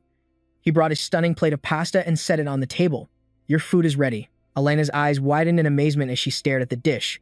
Whoa, Aizen explained. Please use the fork for this. I didn't add any meat, so you don't have to worry. She couldn't take her eyes off the plate. Ah, yes, Elena praised. The color is beautiful. She nervously took her first bite. The pasta quickly disappeared into Elena's mouth. Aizen then turned to bring the other customers their food. Here's the guba meat, he announced, placing the dish down. You've been waiting a while, haven't you, Mr. Klon? He teased. Yeah, I've been waiting so long, I was about to fall asleep, the old man joked back. He urged Nellen, hurry and try this. Nellen, I told you, it's delicious. Aisan watched the young man's face, wondering to himself, he doesn't look very happy. Maybe he doesn't like it. Suddenly, he remembered Elena and glanced her way. How is Miss Elena doing? But his expression instantly turned pale with horror as he looked at her table. She was frantically shoveling forkfuls of pasta into her mouth, her cheeks puffed out, and her face smeared with sauce, all while praising it in her head. This is so good. It's absolutely amazing. Elena was overwhelmed with emotion as she ate. All I've ever eaten are raw vegetables. I had no idea something could taste this incredible. She placed her fork down on the now empty plate and let out a deep breath. Delighted by the delicious meal, Elena exclaimed loudly, "That was fantastic." Just then, a pale-faced Aisan appeared, speaking awkwardly. Sorry to startle you. You have a little something on your mouth." He chuckled. "It seems the pasta was to your liking." Huh. Elena covered her face in embarrassment, wishing she could disappear into a hole. "I'm so sorry. It was just so delicious that I..." But her words only made Aisan happier. He handed her a handkerchief. "Don't worry about it at all. I'm glad you enjoyed it. Here, use this." He then asked, "You don't usually go to other restaurants, do you?" Elena kept her beet-red face hidden behind her hands. She replied, "No. I tend to draw a lot of stares in the city, so I usually just eat vegetables I buy at the market." Elena took the handkerchief, still blushing with embarrassment. As she wiped her mouth, she explained, "It's not that I've never thought about having a proper meal at a restaurant, but they don't have many options for vegetarians. And even when they do, the food isn't much different from eating raw vegetables. So I started to wonder, is cooking even necessary?" Aisan mulled over her words. It was true. People around here didn't use many spices, mostly because they were so rare. Elena's demeanor suddenly shifted. She was so excited, she stood up from her chair. "But coming here has completely changed my mind. That dish was truly incredible. I have to thank you." Instantly, Aisan clutched his chest, breathing a huge sigh of relief, imagining his review score jumping up to 4 stars. "I've decided to forgive them after tasting this food," he thought. He smiled and said, "I'm so glad to hear that." Just then, a loud voice erupted, grabbing Aisan's attention. "What?" Klon shot up from his seat, stammering at Nellen. What did you just say?" The young man hesitated, barely able to speak. I just found out." He gritted his teeth, his face a mask of despair as he uttered a heartbreaking truth. "My mother and I are not related by blood." Meanwhile, in another place, someone was calling out for him. "Nellen!" His mother called out his name in front of the mine. "Where did that boy go?" She worriedly asked a nearby guard. "Have you seen Nellen anywhere?" The guard shook his head. "No, I haven't. The night shift team has already gone into the mine." "Excuse me?" Nellen's mother asked, peering anxiously into the lamplit mine. "Is that right?" She sighed, a worried look on her face. "I just hope he ate something before his shift." She opened a basket, turning to the guard. "May I just give this to him and come right back?" The guard nodded. "Yes, if you wish." With that, Nellen's mother stepped into the dark maw of the mine. Back in a restaurant, Klon's face went pale. "Who did you hear that from?" But Nellen, lost in his own rage, slammed his fist on the table. "It doesn't matter who told me. My entire life has been a lie for 20 years, he seethed. "I couldn't focus. That's why I left the mine early. I can't just go home like this." Across the room, Elena's sharp elven ears caught their conversation. "So that's what happened," she murmured. Aisan also perked his ears up, but still whispered, "We shouldn't be eavesdropping." The old man tried to reason with Nellen. "Do you have any idea what your mother, May, went through to raise you? She worked day and night just to provide for you. Even after your father died as a mercenary, she raised a child that wasn't even her own blood. Don't you see how noble that is? He urged. You're smart enough to understand that. His words left Nellen speechless and confused. He trembled, on the verge of tears. I know that. I know I was wrong. But this morning, I was just so heated. So angry. He remembered that morning all too clearly. His gentle mother handed him the basket. Son, don't forget your lunch. But Nellen had looked at her with pure disgust. I don't need it, old woman. His cold words and hateful tone had left her shocked and afraid. Hearing this, the old man exploded with fury, grabbing Nellen by his collar. What did you say? He roared. There are some lines you never, ever cross. Seeing the scene unfold, Elena covered her mouth in shock while Ison shot to his feet. Oh no, I have to do something. But just then, Ren burst in, her face as white as a sheet. Nellen, she cried out desperately. It's an emergency. You have to come to the mine, now. Her words immediately froze the two men. Klon stared in confusion. Ren rushed to explain. The mine. It collapsed right on top of your mother's location. She's trapped inside. The news hit Nellen like a physical blow. He stood frozen. What did you just say? Klon yelled at Ren. What do you mean the mine collapsed? And what happened to May? Ren hesitated, her voice trembling. I'm not sure. I think she went inside looking for Nellen. As she spoke, Nellen slowly walked toward them. He whispered in utter disbelief, no. Without another word, he bolted out the door, ignoring the old man shouting his name. Nellen! Klon turned to Ren. We have to get to the mine, too. As they prepared to leave, Elena and Ison approached them. May we come with you? Elena added, if the mine collapses, there will definitely be injured people. Beside her, Ison confirmed, I'm going too. Ren looked at them, flustered. But, Lady Elena? She recalled the doctor's past words. I know not all humans are like that, but it's still difficult for me to bear. Ren's expression grew more and more tense. Finally, she relented. All right, I understand. I'll take you to the mine. At the chaotic scene, Nellen was trying to force his way into the rubble, but people were holding him back. Hey, stop him. On either side, Darian and Roman struggled to restrain the desperate young man. Nellen roared in fury, Get off me, you bastards. Roman shouted back, Calm down. Nellen, it's too dangerous. It could collapse again at any moment. Just then, Ison stepped forward. Please, everyone be calm. We will go inside and save Nellen's mother. Nellen turned to him, demanding, Who are you? Once he calmed down slightly, Darian stood up to explain the situation clearly. Listen to me. You can't go in there, he said firmly. We have no idea when this tunnel will give way again. This is a dire emergency. He argued that Elena, as a healer trained in magic, was essential. There could be many people trapped inside who can't move and need immediate healing. Ison, looking incredibly stressed, urged them on. We're wasting precious time. Please, let us through. As Ison and Elena entered the mine, she spoke up. I appreciate your help. Inside the first level of the tunnel, he glanced at her, listening. But you don't have to come with me. It's incredibly dangerous. Suddenly, the ceiling began to crumble, sending rocks tumbling down. Look out! Elena yelled, throwing up a protective barrier just in time. A moment later, Ison turned back to her, perfectly calm. You see? I'm quite skilled with magic, he said smoothly. I'll block any falling rocks for you. She stared at him, bewildered. You're a mage, Ison answered softly. I was quite successful in my youth, but I'm retired now. However, I am curious. Why did you decide to come here? Elena flinched as if his words had struck a nerve. He scouted ahead, pressing his inquiry. I heard you own a clinic in the city of Greg. I'm telling you this because one of my own friends is also an elf. I find it hard to believe you own that clinic simply because you're an elf. Suddenly, Ellison stopped walking, his voice growing heavy. Humans must have treated you terribly over the years. So why would you rush into a collapsed mine to save them? Is there a special reason for all this? Hearing this, Elena could only lower her head in silence. Gazing at the branching paths ahead, Ellison sighed. Just my luck, he muttered, hesitating between the two tunnels. Ellison closed his eyes. We don't have time to search both paths. With that, he began to whisper an incantation. He started channeling his magical power, connecting with the very earth around them. Elena watched, moving from one surprise to the next. You can command spirits, too? Ellison answered softly, yes. They'll tell me if there are any survivors. After casting his spell, he quickly knew their path. They had to take the tunnel on the left. Deep inside that passage, a golden light suddenly appeared.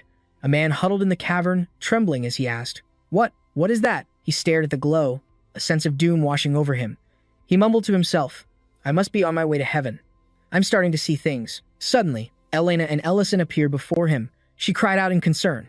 Sir, are you all right? Can you move? The man stammered. Are you the rescue team? My leg was crushed when the mine caved in. Elena rushed to the wound on his thigh, channeling her sacred magic to begin the healing process. She examined the injury and said, Luckily, It's not too severe. After some first aid, you should be able to walk out on your own. Watching her skillfully mend his wound, the man was overcome with emotion. Thank you. Thank you so much. A moment later, the spirits began to glow further down the tunnel. Ellison urged them on. The spirits found more people over there. Let's go. Back with Elena, her magic enveloped the injured man. A grimace of pain flashed across his face. Ellison stood by, preparing a teleportation spell to move the man out of the cavern. As the survivor materialized outside, the workers gasped in shock. He's flying out of there. The rescued man shouted, "Help me." Ellison assessed the situation. It seemed this was the last one. Seeing the exhaustion etched on Elena's face, he asked if she could go on. She panted, forcing a reply, "I'm fine." Ellison scanned the area, worried about Nellen's mother. In the distance, he spotted a woman lying on the ground, clutching a basket. Blood trickled down her forehead. Elena and Ellison hurried to her side, and Elena immediately began to examine the wound. Ellison asked urgently, "How is she?" Elena's brow furrowed. "It's bad. She's critically injured. I'll have to use a much stronger healing spell. But I can't guarantee the outcome." Once more, Elena raised her hands, sweat beading on her forehead. She murmured the words of a powerful incantation, summoning her power. With every ounce of strength, she thrust her palms forward. The sheer force of the magic made Elena's face contort with effort. Meanwhile, at the temporary evacuation camp, everyone was in a frantic rush. Darian was carrying an injured man on a stretcher. He turned and asked, "Have all the miners been brought out?" The man he was carrying groaned in pain, pleading, "Please, be careful." Nearby, Clone was trying to comfort Ren. None of the people carried out so far had been Nellen's mother, and the girl was sobbing uncontrollably. "What are we going to do?" An older man tried to reassure her. Miss Elena said her magic would work. "Don't lose hope." Clone gently comforted Ren. "She's going to wake up." "I know it." A few feet away, Nellen stared at his mother's blood-stained, motionless body. Ellison put a hand on his shoulder. "Don't worry."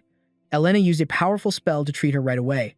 She's through the worst of it. Behind them, Elena trembled, struggling to stand after completely depleting her magical energy. Still, she staggered towards them, her breathing shallow. She had severe head trauma, but the treatment was a success. The wound near her eye isn't serious, so her vision should be fine once the bandages come off. Nellen remained silent, his gaze fixed on the basket his mother had been clutching when she was found. With trembling hands, he opened it. Inside were pieces of bread, mixed with large and small rocks from the collapse. He remembered that afternoon when his mother handed him the basket. "Son, don't forget your lunch," she'd said. He had turned away with a harsh attitude. "I don't need it, old woman." Hearing those disrespectful words from her own son had left her in shock. Now, holding that very basket, Nellen was shaking with overwhelming regret. He slowly reached out, about to touch his mother's face. Suddenly, a faint voice called out. "Nellen?" Her voice was weak. Is that you?" Ren shouted with joy. Clone, Ellison, and Elena all sighed in relief. Tears streamed down Nellen's face as he stammered, "Mom." His voice was filled with anguish. "I'm here, Mom. It's me, your son." She turned her head slightly towards him. "Are you hurt anywhere?" He collapsed beside her, hugging her gently. "Of course not. I'm okay." Nellen took her wrinkled hand, using it to wipe his own tears as he choked up. "I was so scared," he confessed. "What if my words to you this morning had been my very last?" With tears streaming down her face, the mother whispered, "You called me Mom again. I'm so sorry I made you worry." A wave of relief washed over her. Thank goodness you weren't in that mine." Suddenly, Elena realized something. She turned to Ellison and said, "It's just like you told me." Elena confessed, "Honestly, I was about to close my clinic and go back home. After seeing the horrors here, I'd lost all faith in humanity. That's when Ren told me something." She repeated her words. "Try to find more things you like about this place." Looking at the images of the survivors, Elena continued, "Perhaps I rushed here, searching for exactly that." Over there, a man called out, "You're still alive? You're one tough old geezer." The man on the bed shot up, perfectly healthy. He snapped back, "What did you just say?" Elsewhere, Nellen and her mother shared a tearful, heartfelt hug. The sight even moved Elena. Human lifespans are shorter than an elf's, but they can express their emotions so freely. It's why they're so easily disappointed and so easily hurt. "I used to feel that way," she thought, "but ironically, that's also why I opened the clinic in the first place." She let out a sigh of deep relief. "I think there are too many things I like here for me to ever leave. I love the raw emotions of people. And now I know the food here is amazing too." As Elena spoke, her eyes began to droop, her energy fading. "I've realized so much today." As she started to sway, Ellison quickly wrapped an arm around her waist. "Careful." Elena snapped back to her senses, her face flushing red. She bowed her head in embarrassment. I'm so sorry. Ellison froze, completely stunned. It looks like you're completely exhausted. Hold on a moment. Suddenly, magic flared to life in Elena's hand. She stared at it and gasped. Ah, this is the Elven Mana Transfer spell. Ellison confirmed it. The elf friend I mentioned taught it to me. His name is Beden. Hearing that name, Elena cried out in shock. Beden? You mean Fur Biden, the hero of the elves? She chased after him, stammering. How in the world did you? Ellison put his hands behind his back and said calmly, I already told you. I used to be a rather famous mage. Meanwhile, on the secret hill below the restaurant, Rurin was frantically digging into the ground. She cursed under her breath. That damn bastard. He always just abandons me. Tears welled in Rurin's eyes as she muttered, How could he just tell me to dig a hole? All because I'm not allowed to use magic in front of others? It's so unfair. As Rurin kept digging, a stream of water splashed her in the face. I just wanted to find one subordinate to help out at the restaurant. Seeing the cold water now pooling on the ground, she stared at it and wondered, Hey, what the hell is this? Ellison pinched the bridge of his nose, feeling a headache coming on. You're saying water just started bubbling up from the ground? So you wanted to know where it came from. And you just started digging, which is how you ended up like this. Rurin replied with unshakable confidence. Exactly. He was about to explode. He had to calm down. She wasn't trying to drive him insane on purpose. Ellison peered down at the water's surface, examining it carefully. There must be an aquifer nearby, he thought. She probably dug right into a water vein. She had dug surprisingly deep. But even with magic, it was impossible to see the bottom from here. Ellison turned to her. You remember what we discussed earlier, right? We need to line the cave's ceiling with a barrier. She beamed, smiling brightly. Yep, I remember. Without another word, he began to gather his power. In a flash, a massive, incredibly powerful magic circle appeared before them. Rurin couldn't help but comment from behind him. Remember to control your power, she warned, or you'll blow the entire hill away. Ellison casually replied with 2 words. Of course. Instantly, a small sphere of earth appeared in his hand, pulsing with immense destructive energy. This was 8th tier magic. With a single spell, Earth Prison, the entire landscape before them shattered into a million pieces. Droplets of water began to drip from the cave's ceiling, creating a pleasant, rhythmic sound. At the same time, another large magic circle appeared at Rurin's feet. In an instant, a sturdy protective membrane materialized around them. Ellison smiled, satisfied. Good. The 2 of them now stood beneath a massive magical barrier. He surveyed their work. A dome this big should be enough. Powerful geysers erupted from deep underground, and right before their eyes, a massive spout of water shot into the air. Ellison carefully considered the situation. Did the magic prison strike an underground river? This had to be a natural hot spring. Rurin's eyes lit up with excitement at the sight of the water. Come on, let's get cleaned up. Just before she could touch it, he yelled from the side, Hey, that water is boiling hot. Rurin froze, looking confused. But it was already too late. After a few drops of the scalding water hit her, she stared in disbelief, and then let out a piercing scream of pain. Hot! Oh my god, it's so hot. Ellison shouted her name, Rurin. A moment later, they had no choice but to strip off their clothes and huddle around a small fire to warm their bodies. He sat beside her, carefully explaining the situation. Listen to me, Ellison began. You can't just charge headfirst into everything like that. She sat there, pouting and grumbling. How was I supposed to know the water was hot? Ellison wasn't the least bit angry. Ah, my apologies. I should have told you beforehand. Suddenly, she looked up, her eyes widening. What are you doing with that barrier? He was activating a white, protective film around the groundwater. First, I need to create a place to hold clean water. By pushing the barrier deep into the earth, he created a simple filtration system, allowing the soil to settle and form a reservoir of pure water. Then, he just had to remove the top of the barrier. In an instant, a large, artificial lake materialized before their very eyes. Ellison put his hands on his hips, pleased with his work. And we're done. Completely oblivious to her mood, he unceremoniously tossed the petite girl into the newly formed pool. Time for a bath. With a loud splash, she shrieked like a little piglet. It's hot. I'm being boiled alive. But a moment later, Rurin calmed down, confused. Huh? It's just warm? Ellison, who was now taking off his own clothes, replied, I cooled it down a bit. He then stepped into the water himself, leaning against the rock wall with a sigh of pure bliss. Whoa, this is amazing. Sitting beside him, Rurin finally spoke up. I noticed you were gone. Where did you go? Ellison thought for a moment before answering. The mine collapsed, so I went there to help with the rescue. Hearing this, she had an explosive reaction. With that elf girl, he nodded as if it were the most obvious thing in the world. Of course, she was needed. You know my healing magic isn't all that great, right? Annoyed, Rurin turned her head away. No wonder you look so cheerful. Ellison asked, completely bewildered. What's wrong? She retorted angrily. While you were off doing that, I was stuck here digging this cave. You know I hate elves. And all the other races too. Rurin's voice rose to a shout. I hate all of them. Except for you. He fell silent, lost in his own thoughts. Without a word, Ellison reached for a thermos of warm water sitting nearby. He slowly poured a small cup for himself. Then, opening a container of cocoa he had prepared, he carefully stirred the powder into the warm water. A moment later, Ellison kindly offered the cup to the pouting Rurin beside him. Would you like to try some? She took it, looking a little confused. What is this? He explained with a gentle smile. It's hot cocoa. I brought it along with some towels. Rurin cautiously took a sip. Her eyes suddenly lit up with pure, unadulterated shock. Seeing her expression, Ellison smiled warmly and began making a cup for himself. You like it? In a soft voice, Rurin replied, It's sweet and delicious. Ellison gently stirred his own drink.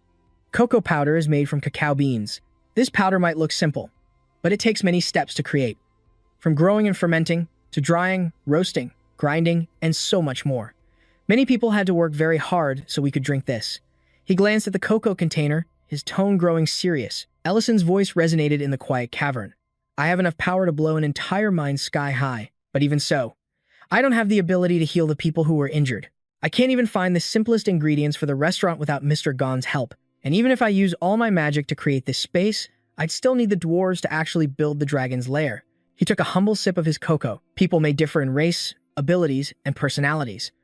But that's no reason to push them away. Ellison's words were pointed. Even a dragon can't do everything by themselves.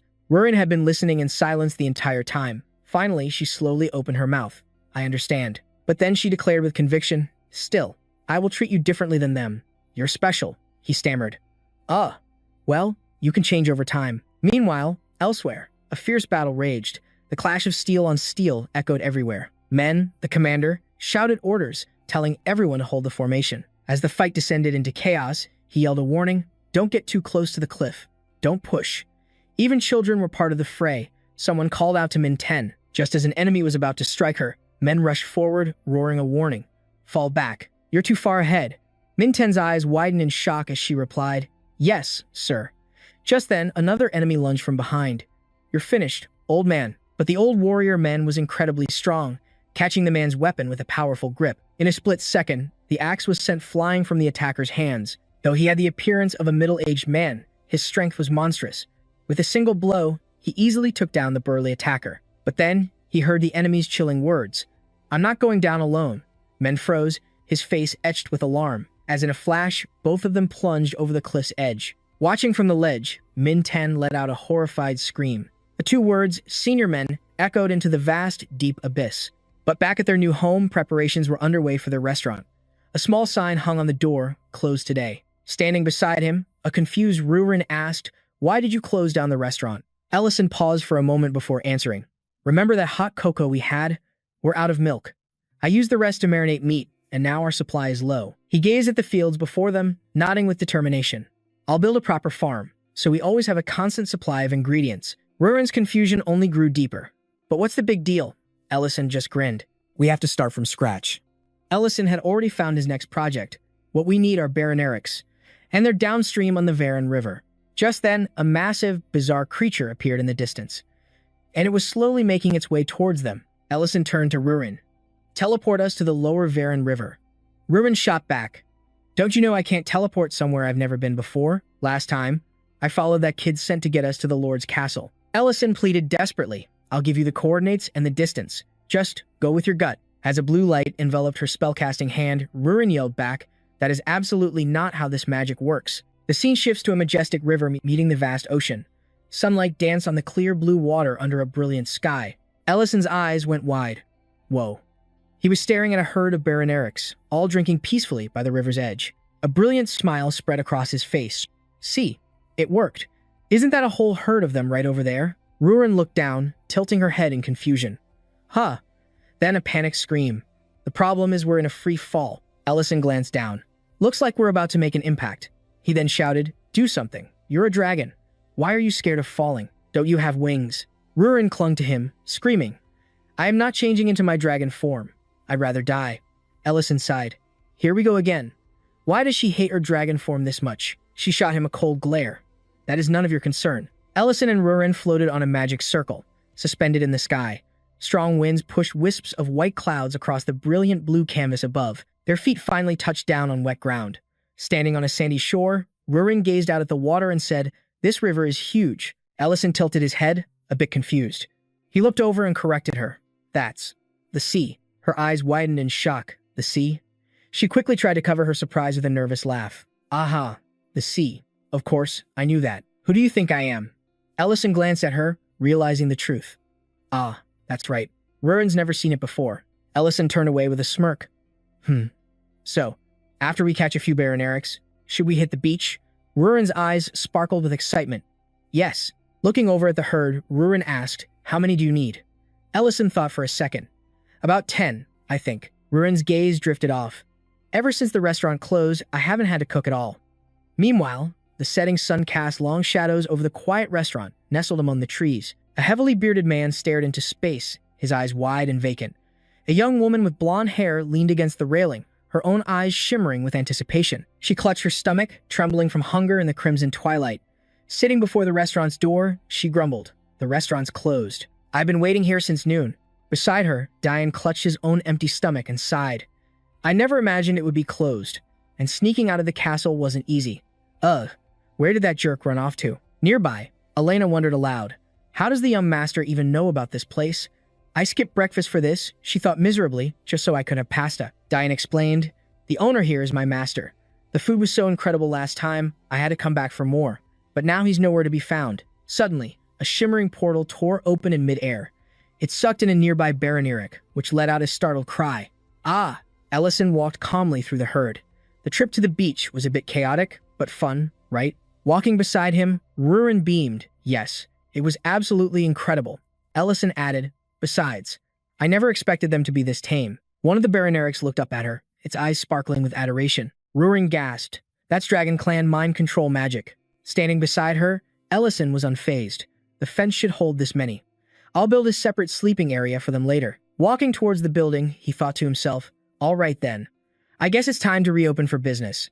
Leaning on the railing, Klon watched the sunset, his eyes glazing over. "Pork belly," he murmured. Diane hung his head low. "So this is what starvation feels like?" Elena was slumped over nearby, moaning, "Pasta." But seeing them approach, she shot to her feet. "Oh, you're finally back." Ellison scratched his head. "Have you all been waiting here this whole time?" Rurin stood silently by his side. Klon screamed, "Yes, now feed us." Seeing the plates of food, Klon grabbed his head in pure ecstasy. "Ha ha ha, this is it." Inside, Diane, Klon, and Elena devoured their food like wild animals. Ellison watched them with a sigh. "Honestly, 'cause what would you all have done if I hadn't come back today? Just gonna stand at the door all day?" She smirked, saying, "I bet you'll be digging 3 graves next to this restaurant soon." The cause of death, starvation. Ellison just gave her a completely speechless look. Klon then asked, "So, where have you been anyway?" Ellison turned back and answered, "I went to catch some baronerics." While Elena washed milk bottles in the kitchen, Klon asked, "Oh, is that what the new pasture behind the restaurant is for?" "That's right," Ellison replied. "I want to be self-sufficient with our milk supply."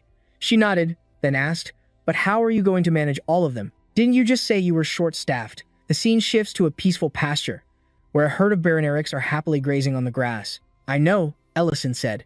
"I've been thinking it over, and I've decided to hire some new employees." Ellison continued, "This pasture needs serious, careful maintenance. I can't just hire any random person, so I'm going to prepare a proper hiring process." Leaning back in his chair, CL asked, "You mean, like, job interviews?" He suddenly burst out laughing. "Don't you worry about a thing," CL continued. "Don't elves have that ability to see a person's inner thoughts? Besides, our boss here needs to learn how to judge good people from bad." Elena nodded in agreement. "He's right." Diane, munching on some food beside them, mumbled, What he said is true." CL looked at Ellison and declared, "I've met all sorts of characters back in my mercenary days. We already crashed your day off, so let us handle this." Ellison looked surprised. "Help me?" Elena shot up from her seat, pointing, and declared, "That's right. We'll help you conduct the interviews." Diane looked puzzled. "We are?" CL thumped his chest with a fist, booming with confidence. "We'll pick out the most talented staff you could ever ask for, so just leave everything to us." And just like that, the very next day, a notice went up. Ellison's restaurant was hiring a new pasture manager. The interviews for the position were about to begin. Outside the restaurant, a long line of applicants had already formed, all waiting for their turn. Rurin crossed her arms. So, an interview is basically a trial to find useful followers? Ellison nodded. Yeah, that's a pretty good way to put it. The first candidate looked completely lost. CL pointed a finger accusingly. You're young, but you've got zero passion. How can someone like you possibly manage the Baronerics? Then he bellowed, Next. A young man stepped inside. Hello, my name is V. I'm here to apply for the pasture manager position. I promise to give my all to any task I'm assigned. Ellison glanced over, thinking, this one actually seems promising. V glanced at Elena and thought to himself, Whoa, is that an elf? She's gorgeous. If I get this job, maybe. But Elena's eyes suddenly shot wide open as she yelled. Elena scowled. He's full of inappropriate thoughts. CL slammed his fist on the table. What? How dare you? You're disqualified. V spun around, completely baffled. What? All I thought was that she's beautiful. Silence. Elena roared. Next up, a man rose to his feet, speaking slowly and deliberately. I have 30 years of experience in this field. I will create the most beautiful pasture in all of Gray City. Diane rested his chin on his hand. And what are your thoughts? On the Baroneric's comfort. The man's brow furrowed. Huh? Their comfort? Diane nodded, his expression serious. That's right. Diane pressed on. Do you have a plan for their sleeping arrangements? And their recreational activities? What about poachers who might target the Baronerics? Have you developed a counter-strategy for them? Diane kept going. And what about optimizing the milk supply? That means you need a clear, detailed business plan to stay competitive against other suppliers. Diane pointed a finger. Furthermore, I'm curious. How would you handle a situation where one of them falls ill or gets injured? You would be required to file daily health reports for every single Baroneric and guarantee their continued well-being. Diane slammed the table, his voice rising. This isn't just some patch of grass where I am a baron. I care for these Baronerics as deeply as I care for my own people. You should not underestimate their importance. The man just scoffed and walked away, muttering, What an absolute lunatic. Diane shot up from his seat, furious. Where do you think you're going? Your duty is to protect the people.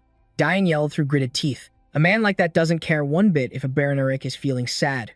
Ruin crossed her arms, glancing at a stunned Ellison. She muttered to herself, I had no idea finding one good follower would be this hard. CL roared. Next applicant. Send in someone with a sense of responsibility this time. A young man walked in with a bright smile. Yes, sir. Good morning. The reason I'm applying today is... But CL immediately pointed at him. Hey, you're the guy who started a brawl in my butcher shop. Elena shot to her feet, screaming. He's looking at me with those creepy, lecherous eyes. Diane cleared his throat. The Baronerics require personal space. How would you prevent overcrowding? Rejected. CL bellowed. Next. Another man entered. If the three of you select me, CL stared him down. Your eyes lack conviction. Rejected. Elena crossed her arms. You just gave me that same look. Diane pointed accusingly. What was that you just said? That they're just animals? How dare you say something like that? CL exploded with rage. What is wrong with you? Rejected.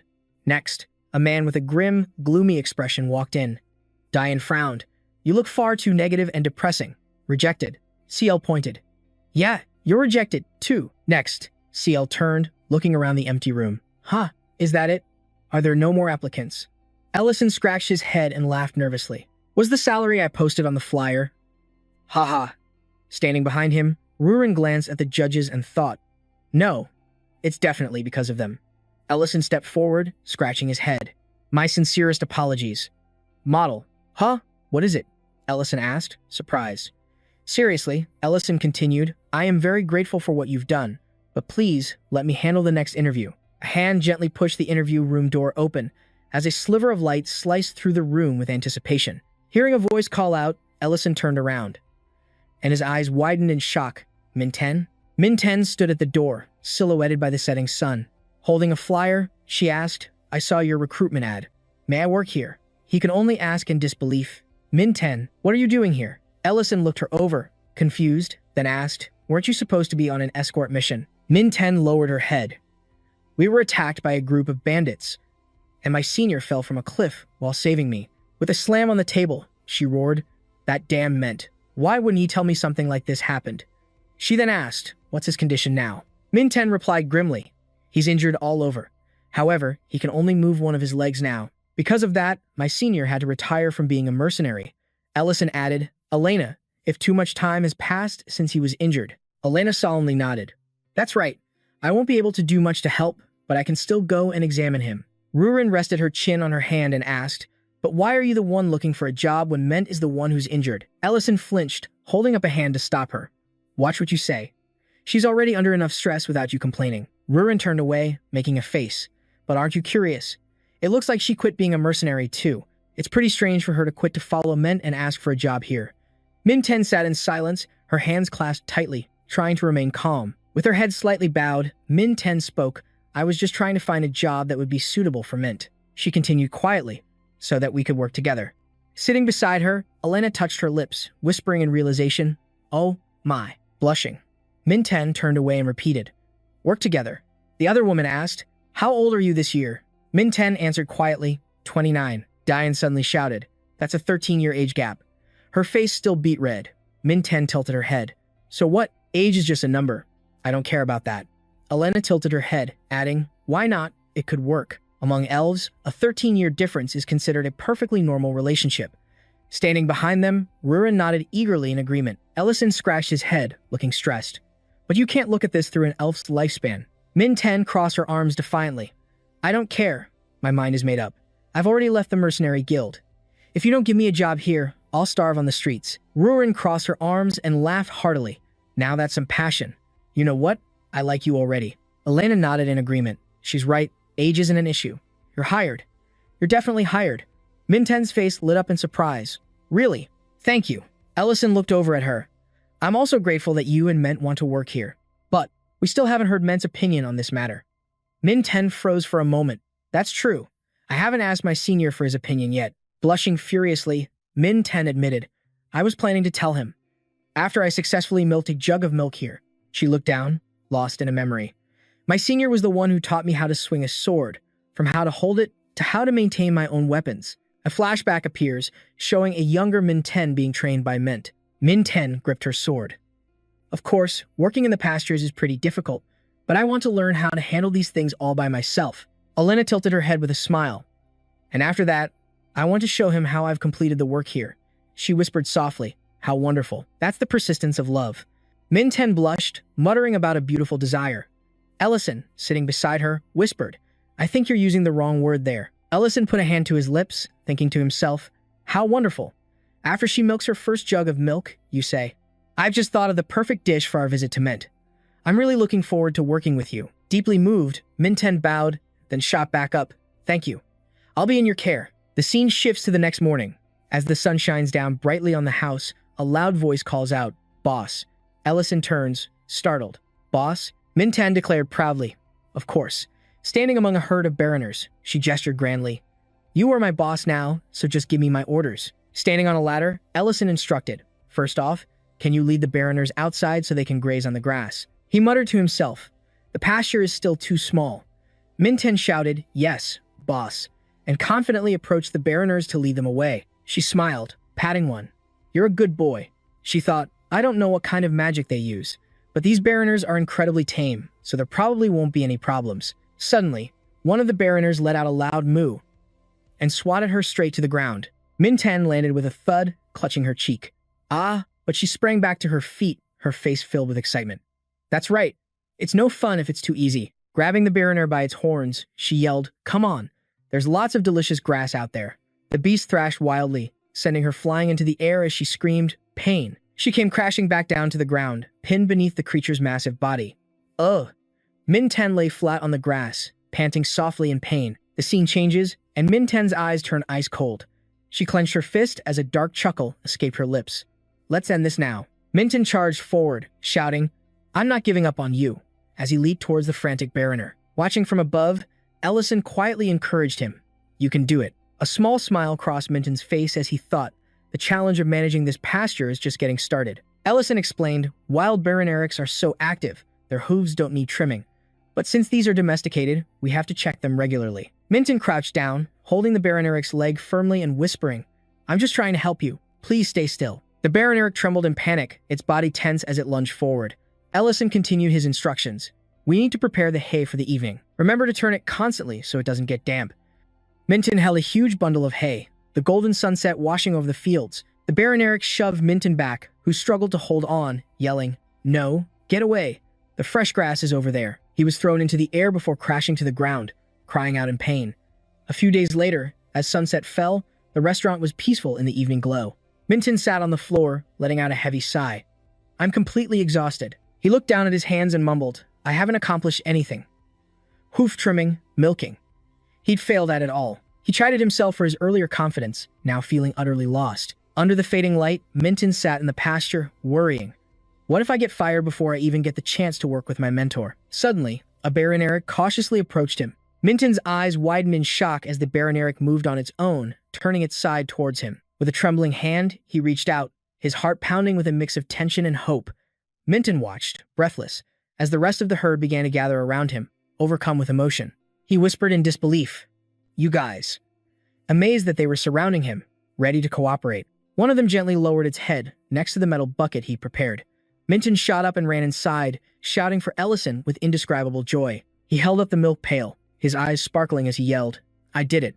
I got the milk. Ellison gasped in surprise, oh my gosh, seeing the pail full of creamy white milk. He thought to himself that it would have taken Minton at least a week to succeed.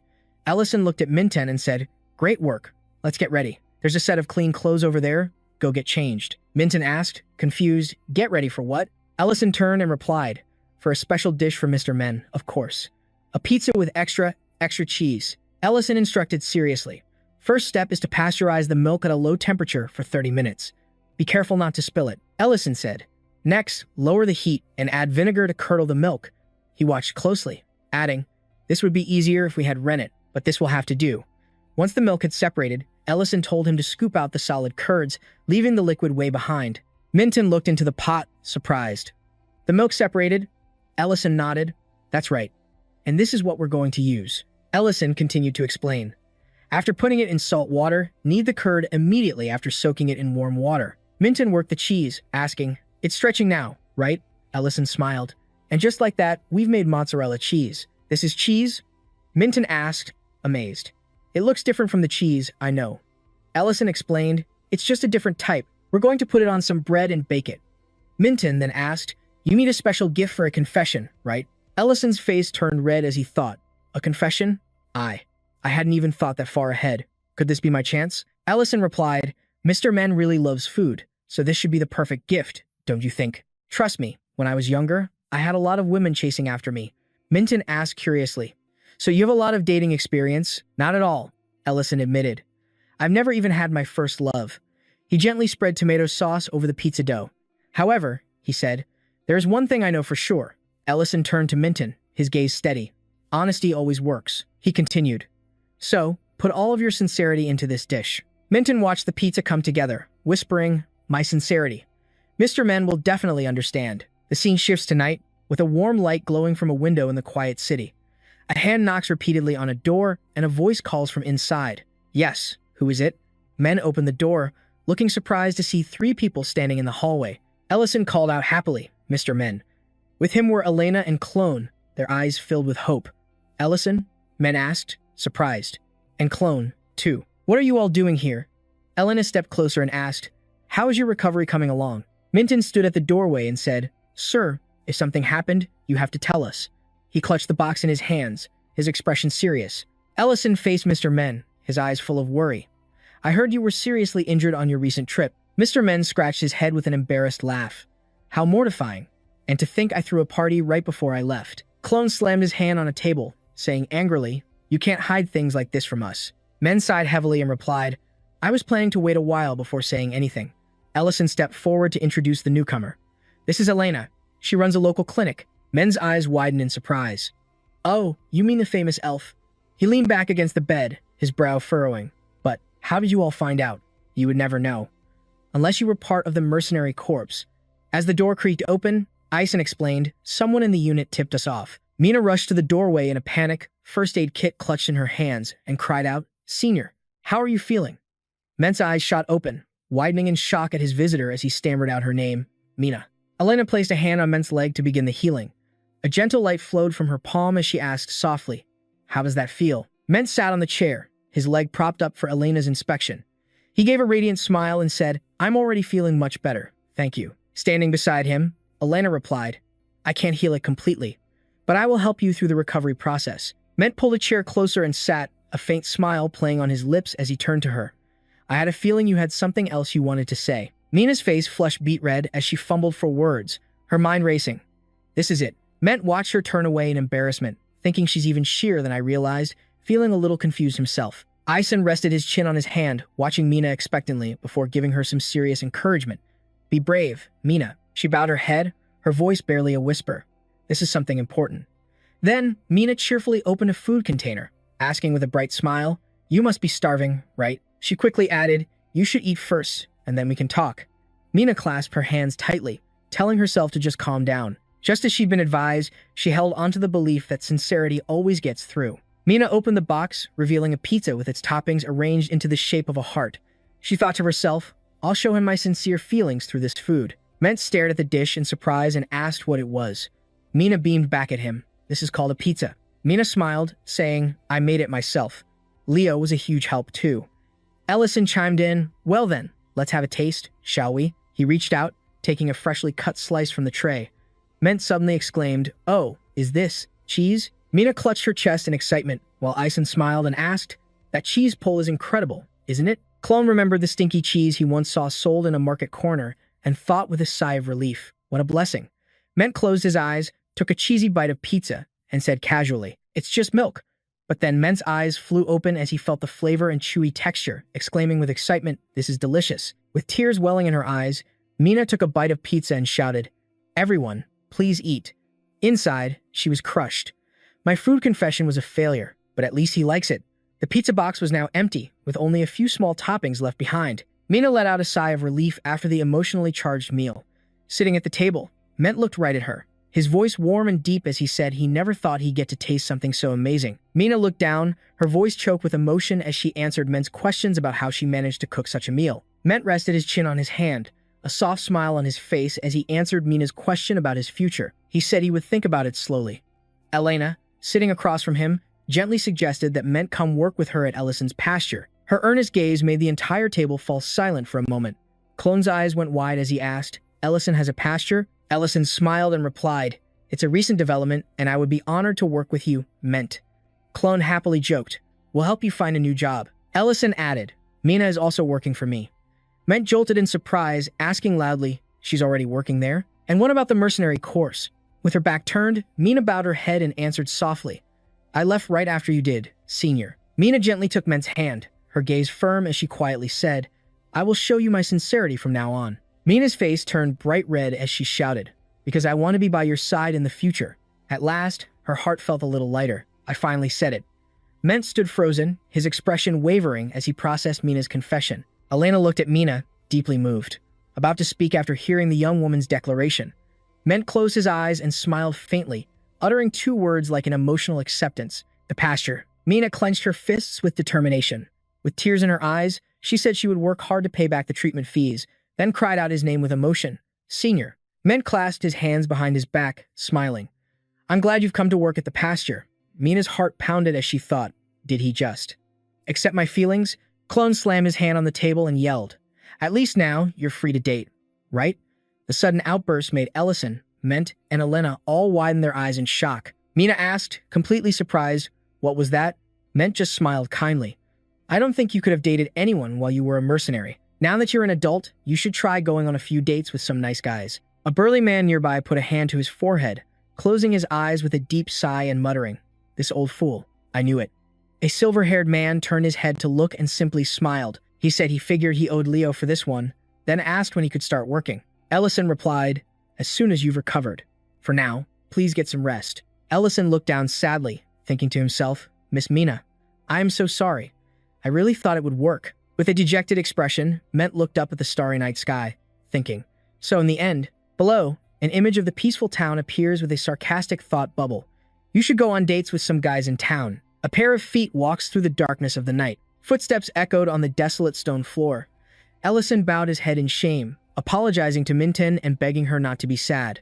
Minten watched his retreating figure, offering a small comfort that they would work together again in the grasslands. Suddenly, a brilliant smile lit up her face as she shouted, declaring she wasn't heartbroken at all. With an encouraging grin, she promised there would be many more chances in the future, and said she was happy to have worked with everyone. Minten waved to the group and turned to leave. I'm heading home now, she called out. See you all later. Boss. Ellison called from below, waving as she walked away. Yeah, get some rest. Minten turned her back and walked into the night, her hair swaying gently in the wind.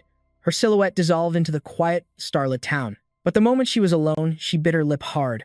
Unstoppable tears streamed down her face, her cheeks burning with the sting of heartbreak and disappointment. Each teardrop seemed to shatter the last of her strength.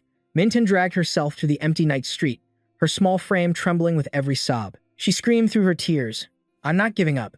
I never will." An old man pressed a hand to his forehead, letting out a heavy sigh. I knew that Fool's head was in the clouds. He grumbled in frustration, his voice filled with a deep sadness. Watching all this from the sidelines is just depressing. The muscular man standing beside him crossed his arms and nodded in agreement. Yeah, I feel the same, he said, his brow furrowed. Why can't he understand? Elena averted her gaze, her lips pressed into a thin, cold line. How utterly meaningless, she uttered. Her silver eyes stared down at the person before her. With an icy glare and a hand on her chest, she spoke each word with chilling clarity. Everything Miss Minten has done for him, it's completely pointless. I can't understand it, Ellison said, turning away.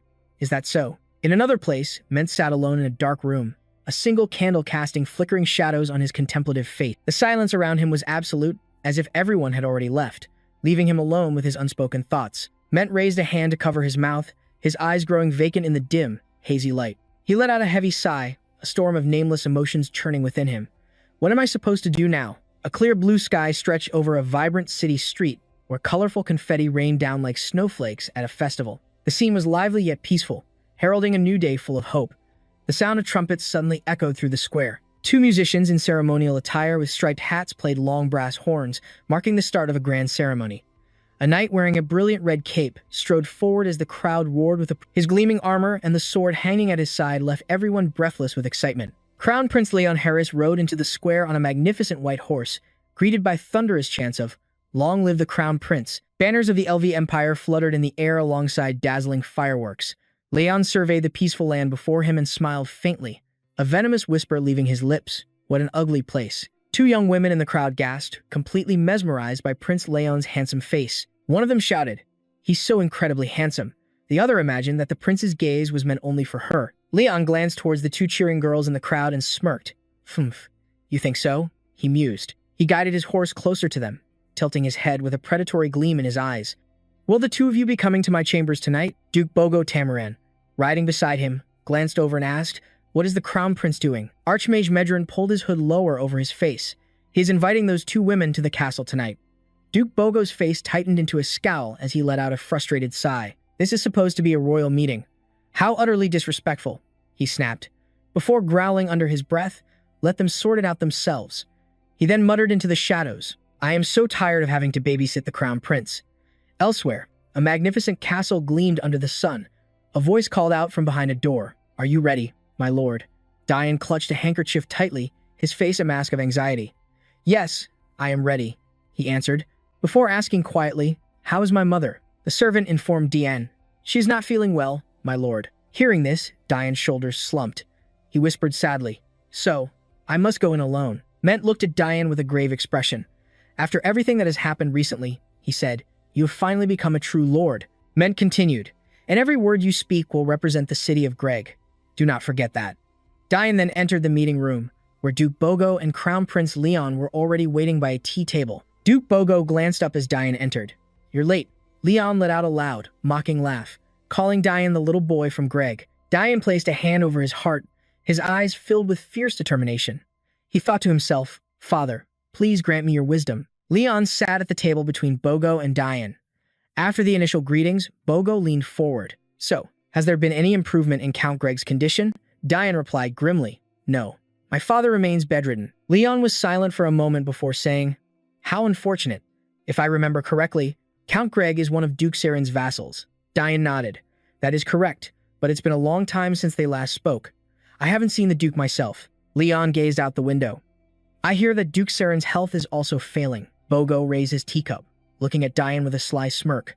"In that case, isn't it time you found yourself a new master?" Diane stared back in shock. "What did you just say?" The Duke continued his proposal. "Stand with me, and this territory will receive unwavering protection. Your position as its lord will be unshakable." He then pressed further. "Don't you agree?" Diane stammered. That is a difficult question to answer immediately." The The Duke mused for a moment before saying, "Very well. Let's speak of other matters first." Diane listened in silence as the Duke discussed a massive irrigation project and the civil war raging in a neighboring kingdom. So many things were happening, which meant Greek territory, like all the others, would soon face a heavier tax burden. Diane asked in surprise, "Is that an official decree from the royal family?" The Duke answered coldly, "That is irrelevant. Managing the territory is the Count's responsibility. Of course," he added, "if you accept my earlier offer, this problem could be reconsidered." Seeing Diane's silence, the Duke pressed on. "Well, is this also too difficult to answer right away? Being a Count means you must constantly make choices. Whether for good or ill, a decision must be made." The Duke stepped closer, his powerful aura bearing down on Diane. "Doing nothing is not an option. So, what is your decision?" Cornered and overwhelmed, Diane shouted, "Fine, I will host a grand banquet. After that, I will give you my answer." The Duke laughed in surprise. "A banquet, you say? In this rural backwater, what kind of cuisine could you possibly offer?" The Crown Prince spoke with a smile. "That sounds interesting. It's perfect timing. I needed something to pass the time until dinner." He stared at his opponent. "Can you truly prepare a dish that will satisfy me? I've grown so tired of the royal palace's food." Diane smiled confidently and replied, "Of course," he continued, "because within the walls of Greek, there is a truly exceptional restaurant." The scene shifts to the restaurant, basking under a clear, sunny sky. A loud call came from the balcony. "Hey, Minin, it's lunchtime. Come inside when you're finished." Minin, leading a cow, turned and replied, "Oh, yes. I'll be right there." A plate of fried rice topped with a sunny side-up egg was placed on the table.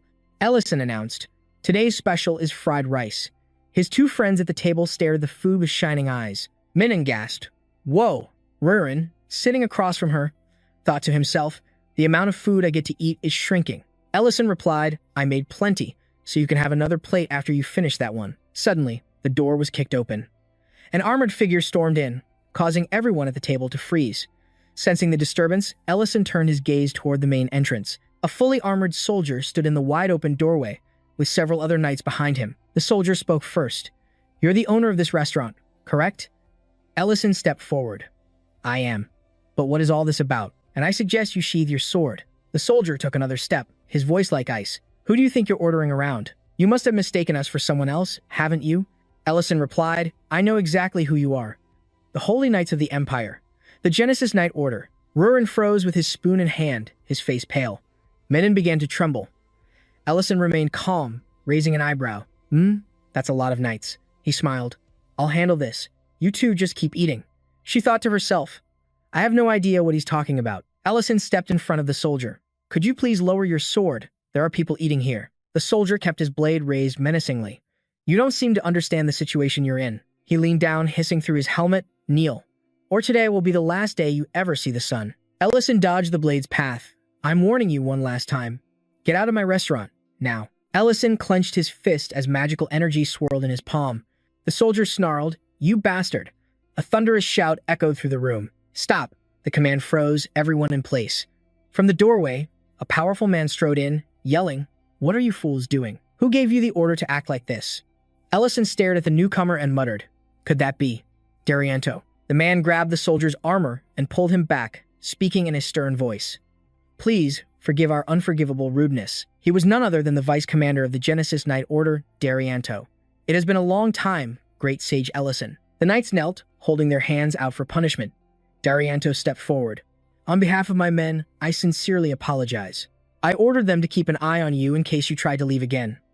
But I never imagined they would do something like this." Ellison replied, "It's fine. Don't worry about it. Your men are still as loyal as ever." "How long has it been?" "It has been 5 years, great sage."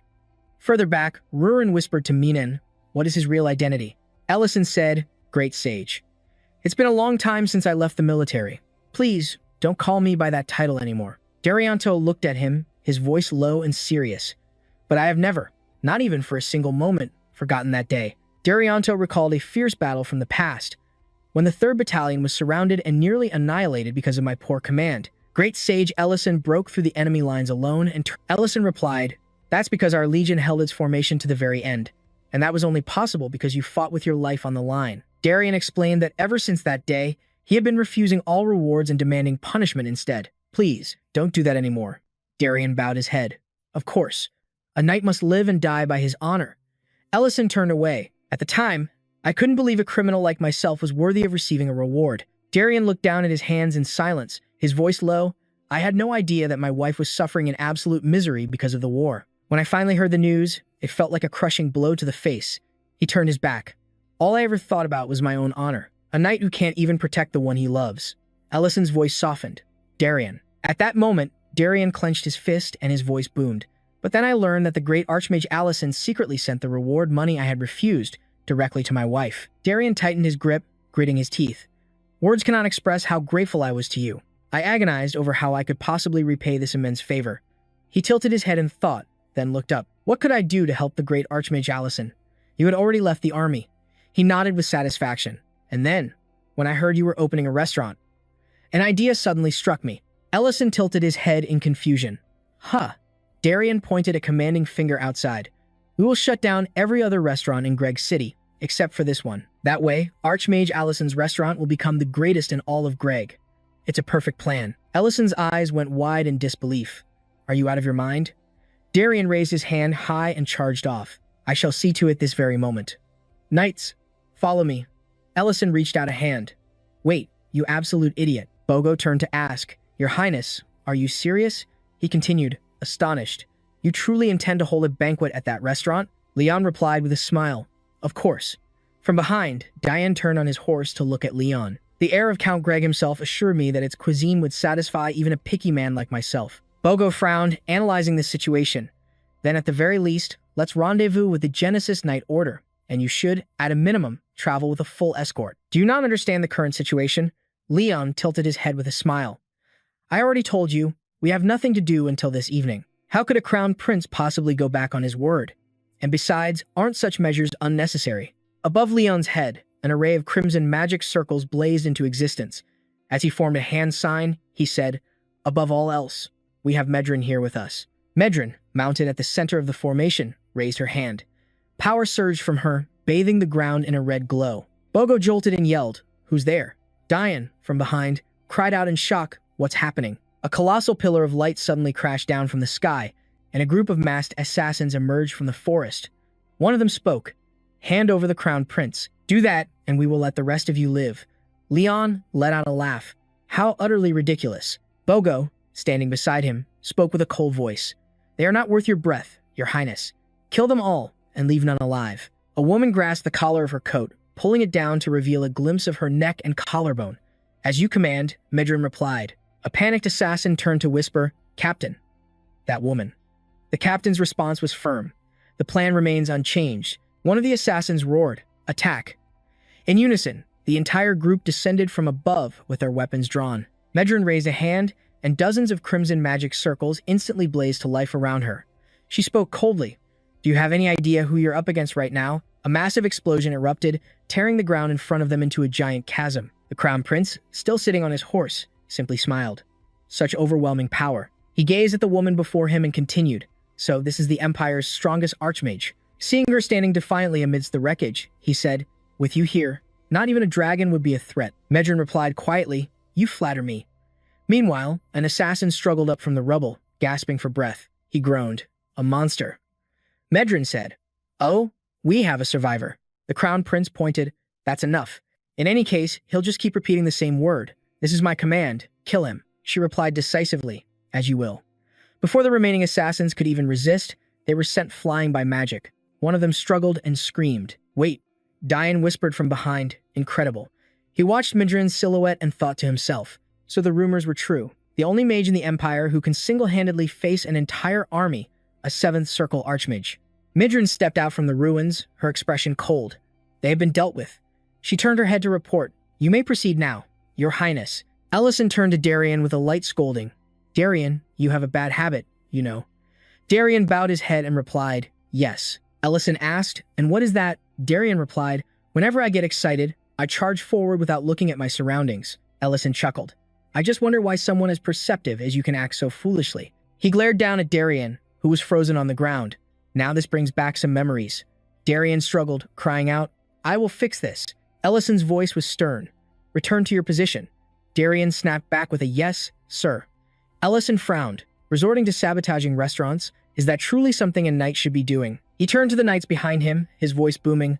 Who exactly did you draw your swords against? One of them answered with a tremble. I don't know.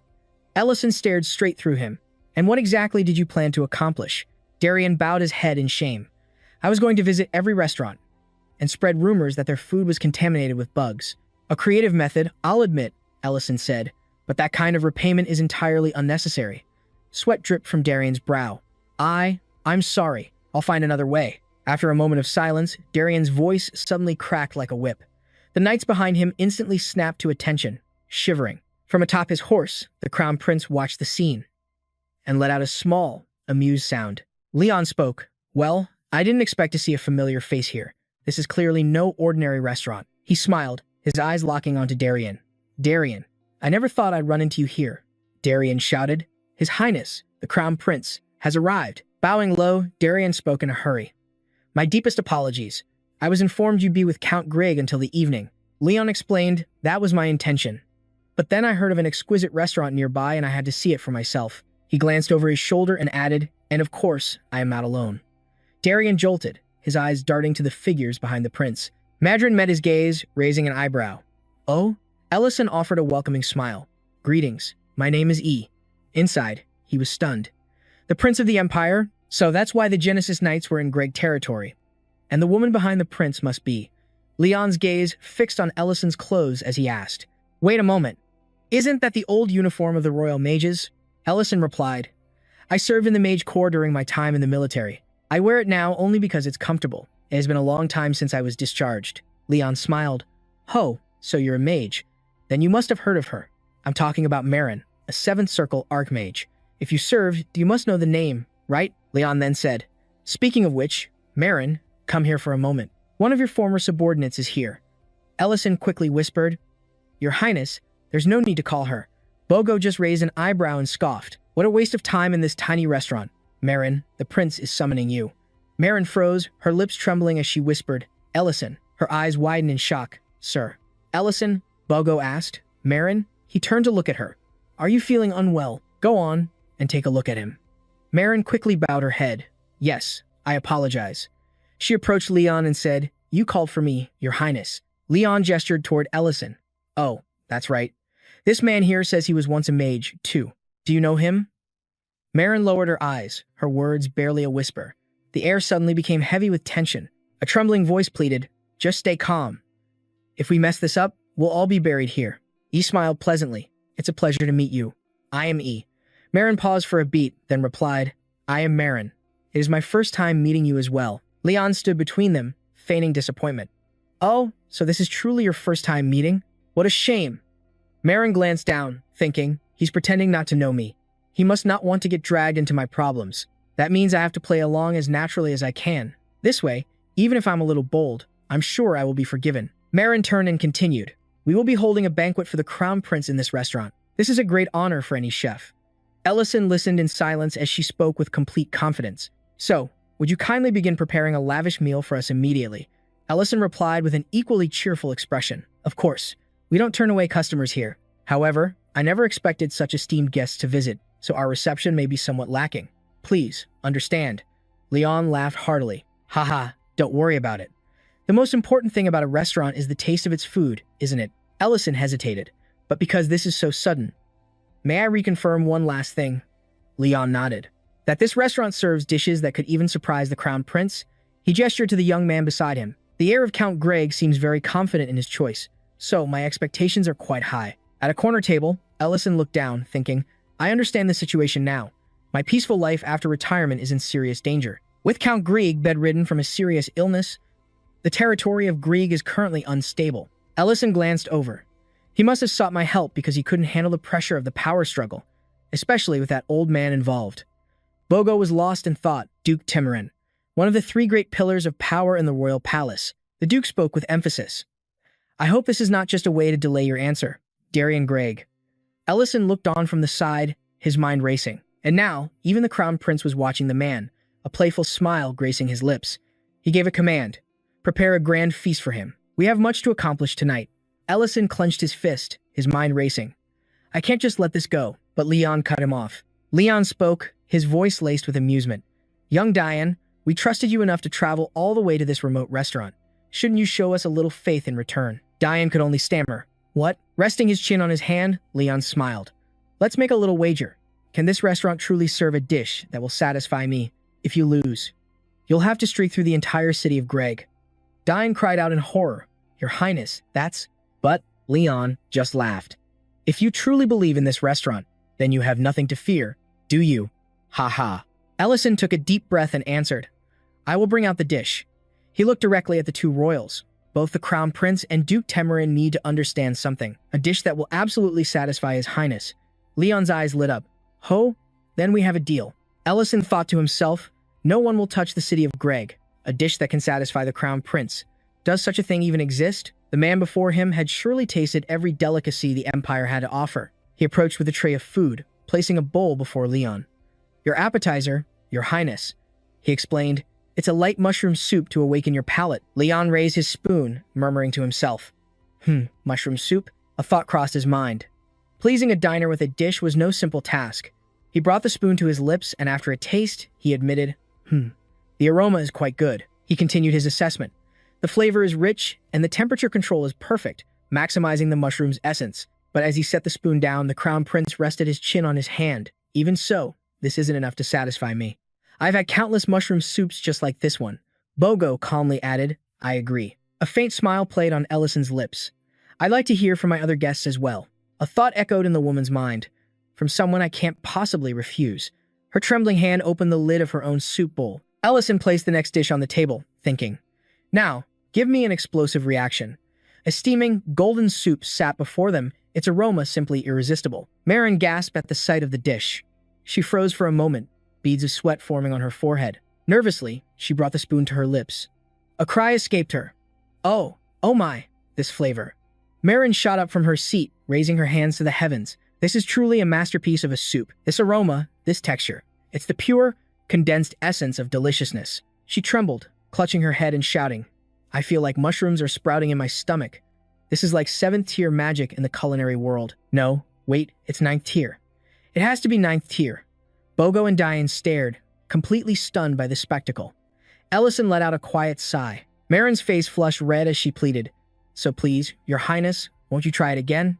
It's truly, incredibly delicious. Inside, she was screaming, I'd rather die. Leon considered her. If you praise it that much, I suppose I'll have another taste. He glanced at Marin, a smirk playing on his lips. My dear Marin, you're far more expressive than I ever imagined. Diane was silent for a moment before admitting the soup was indeed delicious. He thought to himself, if this wasn't such a formal occasion, I'd have already ordered another bowl. But then, a flicker of doubt crossed Diane's mind. Marin's over-the-top reaction. It wasn't just about the soup's amazing flavor or enchanting aroma. There had to be more to it, right? A high-ranking mage from the royal palace must have eaten this exact soup countless times. So why was she suddenly praising it so extravagantly now? Bogo muttered, doesn't it taste the same? Or is there something special I'm missing? Leon raised his glass, whispering, it seems. Slightly different. Diane's mind reeled. Who on earth could force a 7th tier archmage to act like that? He looked up, following Ellison with his eyes, and whispered, could it be the restaurant owner? Ellison turned back, speaking softly. Then I shall prepare the next course. Leon set down his spoon and remarked, I've tasted it again, but I still don't notice much difference from the palace's soup. Bogo smiled, turning to Marin. I never realized you were such a passionate fan of mushroom soup. I'll be sure to add it to your diet plan when we return to the palace. Marin shot up to object. That's not it at all. This restaurant's dish is just special. She held up her bowl as proof. Look, it was so good I nearly finished the whole thing. Ellison spoke quietly. Meet me behind the restaurant when you're done. The sudden command made Marin choke on her soup. Bogo watched her, surprised. She's not usually like this. Marin couldn't stop coughing. She excused herself, heading out through the back. There, on the balcony, Ellison stood alone, gazing into the distance. Timidly, Marin approached him. Why you? Called for me? She suddenly froze, realizing the entire area had been sealed with a soundproof magic barrier. Ellison turned with a faint smile, his voice smooth. Long time no see. Your critique of the soup earlier was quite brilliant. Marin, flustered, could only stammer. That is, but Ellison cut her off. His voice dropped, deadly serious as his hand tightened. His icy eyes locked onto hers. You shouldn't have come here. I'm glad to see you. But I warned you before, didn't I? I told you never to let me see you again. Marin flinched in alarm. I swear, I truly had no idea you were here. Ellison's eyes narrowed. Then why did you come? Marin answered nervously. I'm here under the orders of Duke Temren. We are currently traveling to all the territories to increase his influence in the royal palace. But Ellison cut her off, his tone like ice. I'm not talking about Duke Temren. I'm talking about the crown prince. Panic flickered in Marin's eyes. Ellison stared her down, his voice low. His reputation is horrendous. He's famous for his moral decay, craving not just women and power, but also completely disregarding others, as long as he gets his own pleasure. And until today, I believed every word of it. He paused for a beat, then continued. But while he pretends to defy authority, he's actually a master at exploiting his position. He's threatening Count Greek's son like it's all a game, using his public image as a shield. Marin lowered her head, her expression darkening. Ellison whispered, to me, Duke Temren taking Greek is just one small step in a much grander scheme. Ellison's voice grew harsh. What is the Crown Prince's ultimate goal? He tilted his head, his gaze piercing through Marin. That is the question I am asking. Panic seized Marin. She stumbled back and pleaded, I can't say. I beg of you. Anything but that. Even if my mouth were torn open, I could never reveal it. A smirk played on Ellison's lips, a murderous glint in his eyes. Oh, not even if I slit your mouth open myself. He stalked forward, his aura suffocating. Let's see if that's true. Marin crumpled to the floor, her trembling hands grasping the door as she screamed, Ah, I want to go home. Ellison simply stood nearby, watching her in cold silence. A moment later, Marin entered. Inside the restaurant, Leon called out worriedly, Marin? Bogo tilted his head. No. What's wrong with you? She staggered inside, placing a hand over her heart, and whispered, Ah, it's nothing. Leon smiled gently. I was just savoring the aftertaste of the soup. He rested his chin on his hand, musing. Soup, huh? It's quite a surprise to find it in a restaurant out in the suburbs like this. Perhaps even young Greek is feeling secretly optimistic about our little wager. Diane watched silently as Leon's eyes turned cold. But Duke Temren, what were the conditions of the wager again? Bogo immediately replied, to serve a dish that can satisfy the crown prince. Leon let out a sinister laugh. Yes, that's it exactly. He tilted his head, thinking. Haha, now what should I do? I'm not really in the mood for any surprises today. Laughing loudly, Leon said, normally, this soup alone would have been more than enough to satisfy me. Diane's expression darkened. But today, we have an important wager on the line, don't we? Haha. Leon's head dropped as he let out a low groan. Ah. He then leaned forward, staring directly at the boy. You're not a fool, so you must understand what this means, don't you?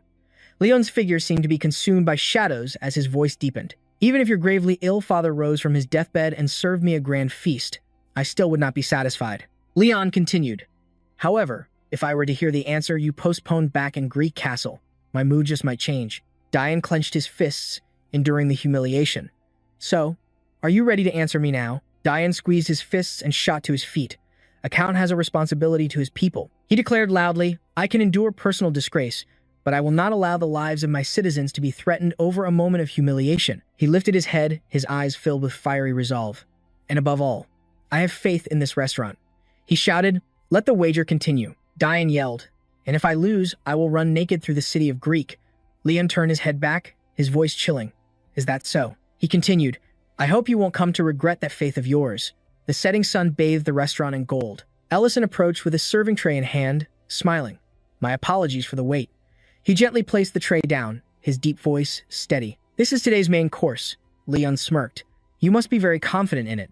Ellison placed a hand on the cloche, his expression serious. This dish carries great significance, so of course, I'm confident. The lid was lifted, revealing a shapeless, dark brown lump on the plate. Bogo frowned. What is this?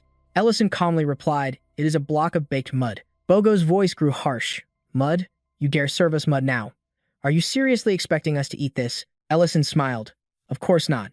He struck the mud shell with a mallet, shattering it to pieces and revealing a layer of green leaves within. Leon exclaimed in surprise. There's a layer of leaves inside, too? As the leaves were peeled away, a perfectly roasted golden chicken was revealed. Leon gasped. This is Valenkill meat. Ellison nodded. Indeed.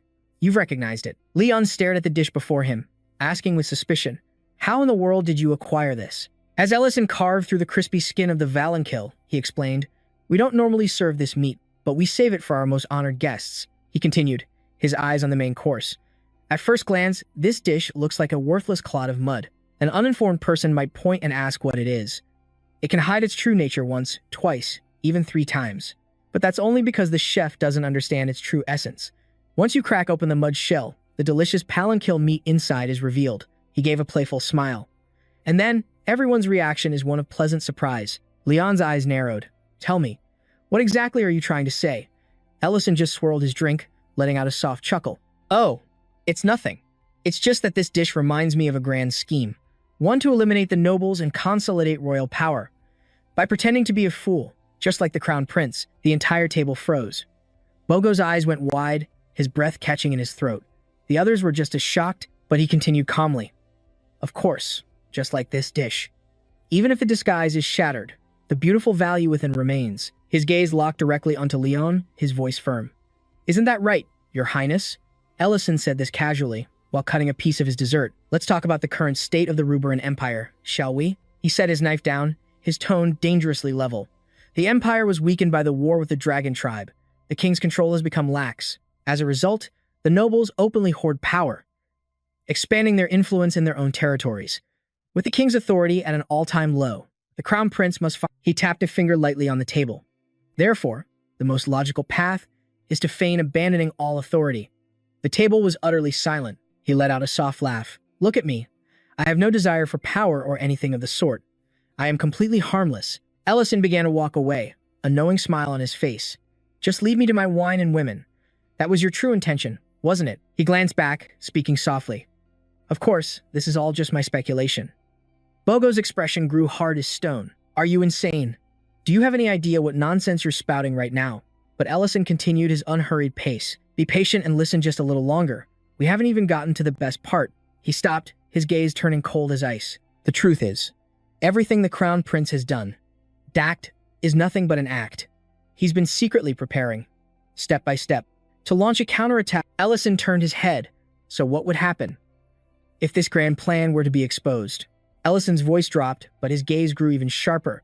All the assassination attempts up until now would look like mere child's play. Bogo roared, Darien.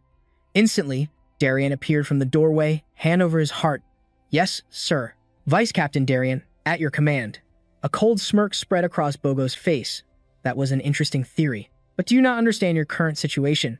He glanced towards the red-cloaked soldiers, spitting out each word. This restaurant will be wiped from existence tonight, along with its owner. Darien's expression darkened as he muttered, Sir Ellison. What in the world have you done now? Ellison asked calmly. Oh, are you all planning to dispose of me? You think it will be that easy? Bogo just raised an eyebrow, a mocking smile on his lips. You certainly have a sharp tongue. He then barked an order. Marin, make a meal now. Marin shot up in a panic, her eyes wide. I can't do that, she stammered. Bogo's voice was a low growl of fury. What did you just say? Unbelievable. Ellison watched from the side with a quiet smile, thinking to himself, it seems Marin is the most sensible one here after all. Bogo roared with rage. How dare you, Knights of the Genesis Order? On my command, behead this man at once. But through it all, Leon remained silent, simply prodding the chicken on the table. He lifted a piece to his mouth and took a bite. A loud crunch echoed as the crispy golden skin gave way. A rich aroma filled the suddenly tense air. Bogo froze, his eyes darting toward the crown prince. He called out cautiously, Your Highness. The entire room fell silent. Then, Leon burst out laughing, holding up the chicken leg. Haha, this is absolutely delicious. He turned to the others, shouting with excitement. What are you all standing around for? You have to try this. A bead of sweat dripped down Bogo's face as he bowed his head. Why, Your Highness? I apologize, but given the current situation. Leon's eyes blazed as he roared. Sit down and eat. The entire table flinched. Bogo stood frozen for a moment, before reluctantly picking up his fork. Leon tilted his head, asking him, Well, how is it? Bogo chewed, then gave a slight nod. It's delicious. Leaning back in his chair, Leon smiled. Satisfied? Sweating. Bogo was silent for a moment before nodding again. Yes. Leon tossed his napkin on the table, his gaze sweeping over the room triumphantly. It seemed the matter was settled. Leon placed his napkin down. I have lost, he declared. It would be a lie to say I'm not satisfied with a dish this magnificent. He smiled at Diane. Congratulations, heir of Count Greek. You have won the wager. Overcome with emotion, Diane bowed his head. Thank you, Your Highness. Ellison stepped forward, his voice smooth. Thank you for the magnificent meal. We will take our leave now. Ellison paused for a moment. It has been an honor, but didn't you say you wanted an answer from young Greek? Leon replied, I was already planning to stay another day. I have appointments to keep with the ladies, however. I believe I've already heard the answer I need from you. As the sunset faded, Leon departed with his knights, leaving behind his simple promise: there will be no more trouble here. He turned his back, his command sharp and clear: gather the Genesis Knights. We're returning to the capital. Diane and Ellison watched their figures disappear through the doorway. The two remained at the table, the half-eaten palanquin dish sitting between them. Ellison glanced sideways, a thoughtful gleam in his eyes. He let out a soft sigh of relief. Whew, looks like everything's been settled. It's a good thing we won that bet. Diane laughed, still looking bewildered.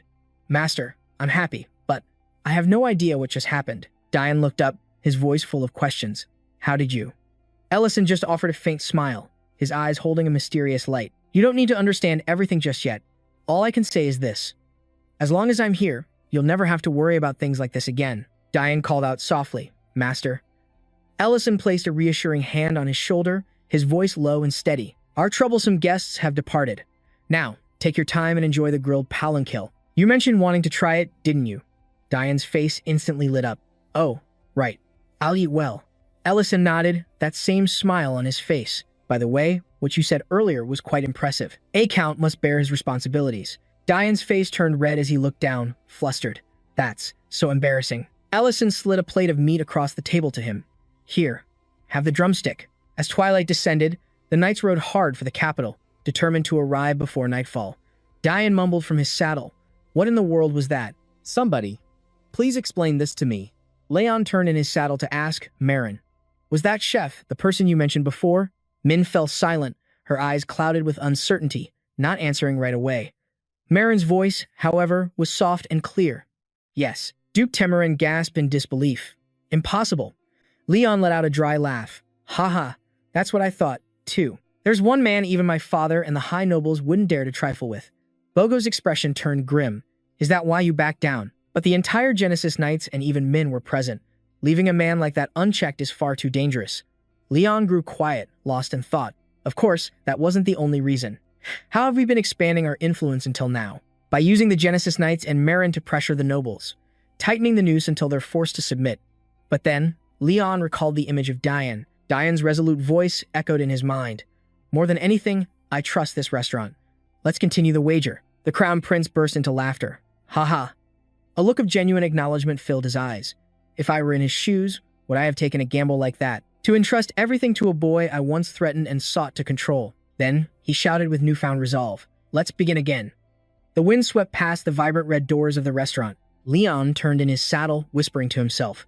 But this time, we'll build trust more slowly. The path we're treading now is more treacherous than walking through the streets completely exposed. A heavy sigh escaped his lips. Whoosh. The scene shifted to the next morning. In front of the restaurant, under a clear blue sky, a relieved voice rang out. It's finally finished. Rurin looked up, completely stunned. What is this? The person beside him had eyes sparkling with excitement. Whoa, this is incredible. The group stood before a newly built stable, unable to hide their awe. Ellison burst out laughing, then announced with pride, it's a stable where Barry can sleep in comfort. From the distance, a massive cow charged forward, letting out a mighty moo. The stable doors flew open, and a split second later, the entire structure collapsed like a house of cards. Planks splintered and dust exploded into the air. Ellison stood frozen, utterly speechless. Rurin shrugged, stating calmly, if they had been sleeping in there, they'd probably all be dead. Ellison was on the verge of tears. Maybe building a stable with zero architectural knowledge was a bit reckless. Min whispered, I'm just glad I didn't go in there. Rurin shot him a look. Then how did you build the restaurant? By hammering away all day. Ellison's reply was swift. I just hung the sign. Professional builders constructed the restaurant. He then tilted his head, lost in thought. Although, there are some rare exceptions. Perhaps I should pay that place a visit. Rurin raised an eyebrow. Where? Ellison turned away, his gaze fixed on a distant point, the place where the world's greatest architects reside, of course. He gestured with a flourish of excitement. Get ready. We're going to see the CW. Mount Milor, shrouded in the morning mist. A place nestled deep within the mountain ranges, completely cut off from the rest of the world. Deep within a cavern, amidst glittering treasures and massive stones, a soft voice echoed. A woman with fiery red hair reclined on a makeshift throne. Her eyes narrowed. I sense a familiar aura. She stretched, a smirk playing on her lips. An interesting one of my kind. Just when I was growing bored, this could be quite amusing. She was the Red Dragon, Serena. Serena rose to her feet, her hair flowing like flames. To dare step foot in my domain, I shall teach you some manners. She let out a wild laugh. Finally, A reason to go outside. I was growing so bored. Not a single insignificant human has come to offer tribute. They will be the perfect targets to make an example of, for the brazen crime of trespassing into the territory of the Red Dragon, Serena. But as she moved, she stumbled over a pile of gold. Whoops. She bent down to retrieve her fallen bracelet. Honestly. Meanwhile, Rurin let out a heavy sigh. Ugh, more mountain climbing. Ellison and Rurin pressed onward along the treacherous cliffside. Though panting for breath, they refused to stop. Just a little further, he urged. Rurin grumbled, his face scrunched in annoyance. Why didn't we just hire human architects for this? But Ellison shook his head decisively. No, when it comes to building, no one can rival the dwarves. Rurin's curiosity was piqued. Are they really that skilled? Then their village must be incredible, right? Ellison scanned their surroundings, his voice softening. It's been a long time since I was last here, but it should be just ahead. As they navigated the mountain path, they suddenly froze. A colossal stone gate materialized from the dense woods before them. There it is. Ellison exclaimed, his voice filled with excitement. Rurin could only stare in shock. Whoa, it's massive. But Ellison's excitement quickly faded. He took a step back, his eyes narrowing. Something was terribly wrong here. He slowly approached the gate, placing a hand on the moss-covered stone. His voice filled with doubt. They would never leave it unguarded like this. He scanned the area, his eyes narrowed, and saw no guards at the entrance. Then his gaze darkened, as he spotted a pile of bleached bones scattered across the stone floor. Dried blood stained the ground near the main gate. Undeniable proof of a brutal massacre. Ellison stumbled back, his lips pressed into a thin line. It seems someone beat us to it. Rurin clenched his fists, his voice dropping. But who could have done this? They stood frozen before the ominous entrance, where light was devoured by the shadows within. Suddenly, a massive explosion erupted from deep inside the cave. The ground trembled violently. A colossal tail lashed out from the darkness, shattering everything in its path and tearing up the very stone floor. A chilling voice echoed from within. I rushed out, thinking I'd met one of my own. But it's just an arrogant little boy? What a profound disappointment. Ellison and Rurin instantly leaped for cover behind a massive rock. The red dragon gnashed its teeth, its eyes glowing like embers in the dark. How irritating.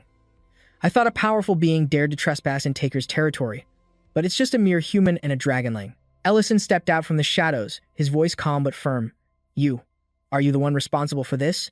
The dragon glared, confused for a moment, tilting its massive head. Did you just speak to me? She let out a scornful laugh, but her eyes turned bone-chillingly cold. How dare you show such disrespect to a dragon, a being at the very apex of all living creatures? Ellison dropped a pouch to the ground. Answer me. The dragon roared with pure fury.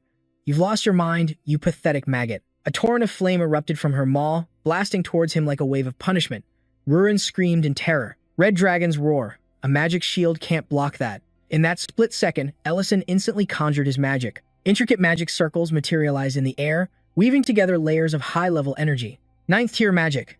A blinding blue light radiated outwards, before exploding in a direct clash with the furious inferno. A deafening explosion rocked the cavern.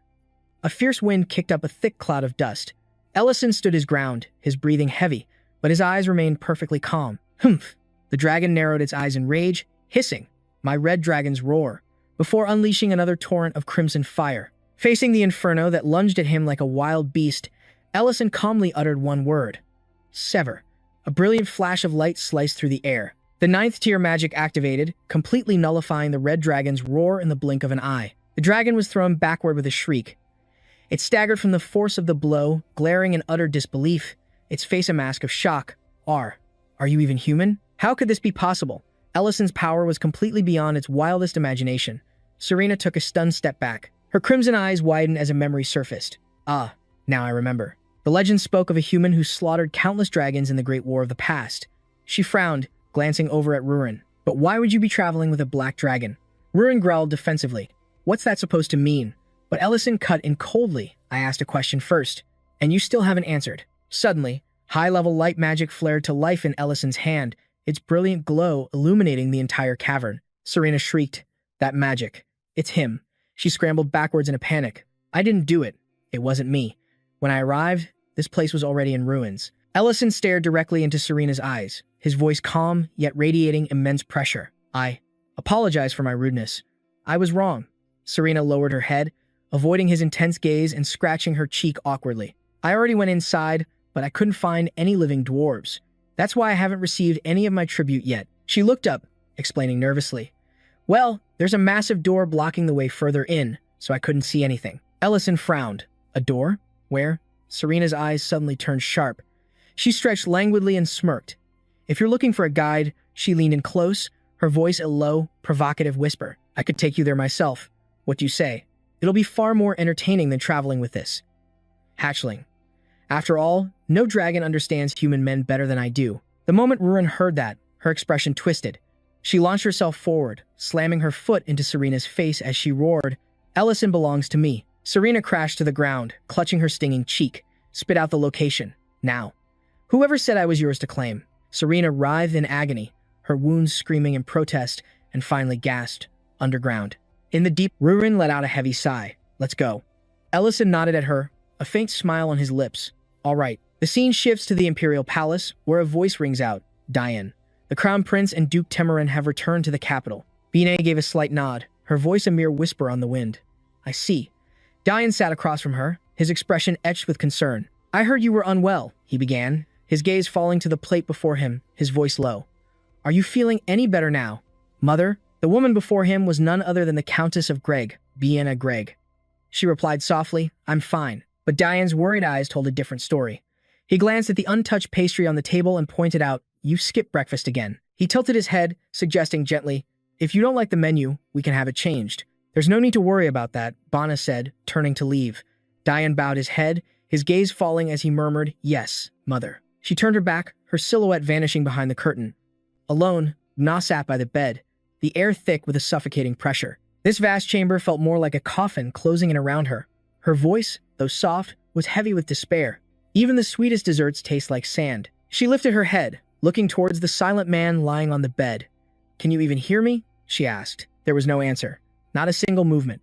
She clutched the bedsheets, her lips trembling. I can't take this anymore, she choked out. Every moment I spend with Diane, it feels like torture. The scene cuts to a dark mountain, to a ruined fortress deep within the earth, utterly devoid of life. Rurin stared at the rubble, frowning. This is definitely the work of Dragonkin. We should go back and deal with that red dragon. Ellison sighed. Calm down. I don't think the Dragonkin were lying. They both stopped before a colossal door, their eyes scanning the area. Ah, they whispered. That must be the gate he mentioned. Before them stood a massive metal portal, covered in dust and debris from the ages.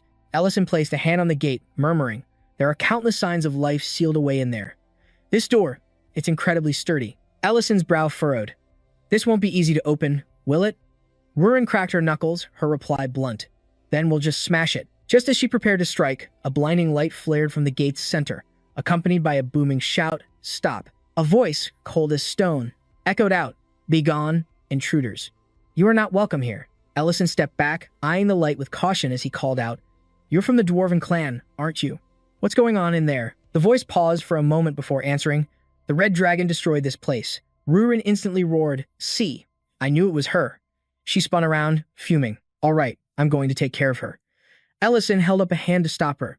Hey, hold on.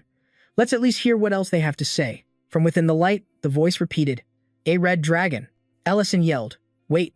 Everyone just calm down. He lunged forward, grabbing a hold of Rurin. Ellison held up his hands defensively as she continued to scream.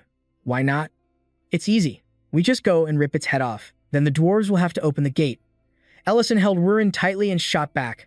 It's not that simple. I can see traces of a dragonkin on that gate. Ellison whispered, squinting at the door as it pulsed with magic. No. Dragonkin, he mused. The pinnacle of all living creatures. Rurin crossed her arms, declaring, Fine. Then let's just find another red dragon and crush its skull instead. Ellison turned to Rurin. Slow down. Cool your head.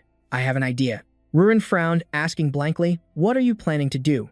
A sly grin crept across Ellison's face. Heh. A peaceful solution is always the top priority. He stepped closer to the gate, his expression softening as he called out, How long have all of you been behind this door? The voice from within echoed back. It's been about a year. Ellison thought to himself, A year? Then it's no wonder some problems have come up. But more than anything, I'm worried about their food supply. He took a few more steps forward, calling out again. Are you all sure you don't want to open the door? I'm only saying this because I genuinely want to help. The voice from inside shot back coldly. And why should we trust you? Can you prove you're not one of the Red Dragon's lackeys? Rurin shouted in frustration. How dare you compare us to mere servants? It's not even a comparison. Ellison raised a hand to silence her, then said softly, Very well. I will respect your decision. Hearing this, the voice on the other side replied with a gentler tone. Thank you for understanding. Ellison turned to Rurin and said quietly, "Go and bring our luggage here." Rurin blinked. "Oh," she said, before quickly hurrying away. A moment later, Ellison was starting a fire to cook, glancing suspiciously over his shoulder as he prepped a pan. Rurin asked, "What are you doing?" Ellison flinched, hiding the pan behind his back. It's nothing." He quickly tried to cover.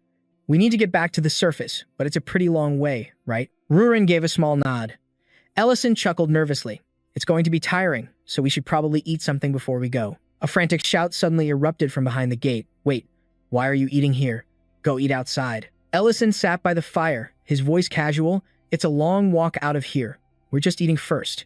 Rin sat beside him, clutching her backpack. Ellison turned to her and said, "Go on, take it out." Rin simply replied, "Right." Then she pulled out a long, red piece of meat. Ellison took it from her. Rin tilted her head, confused. "What is that?"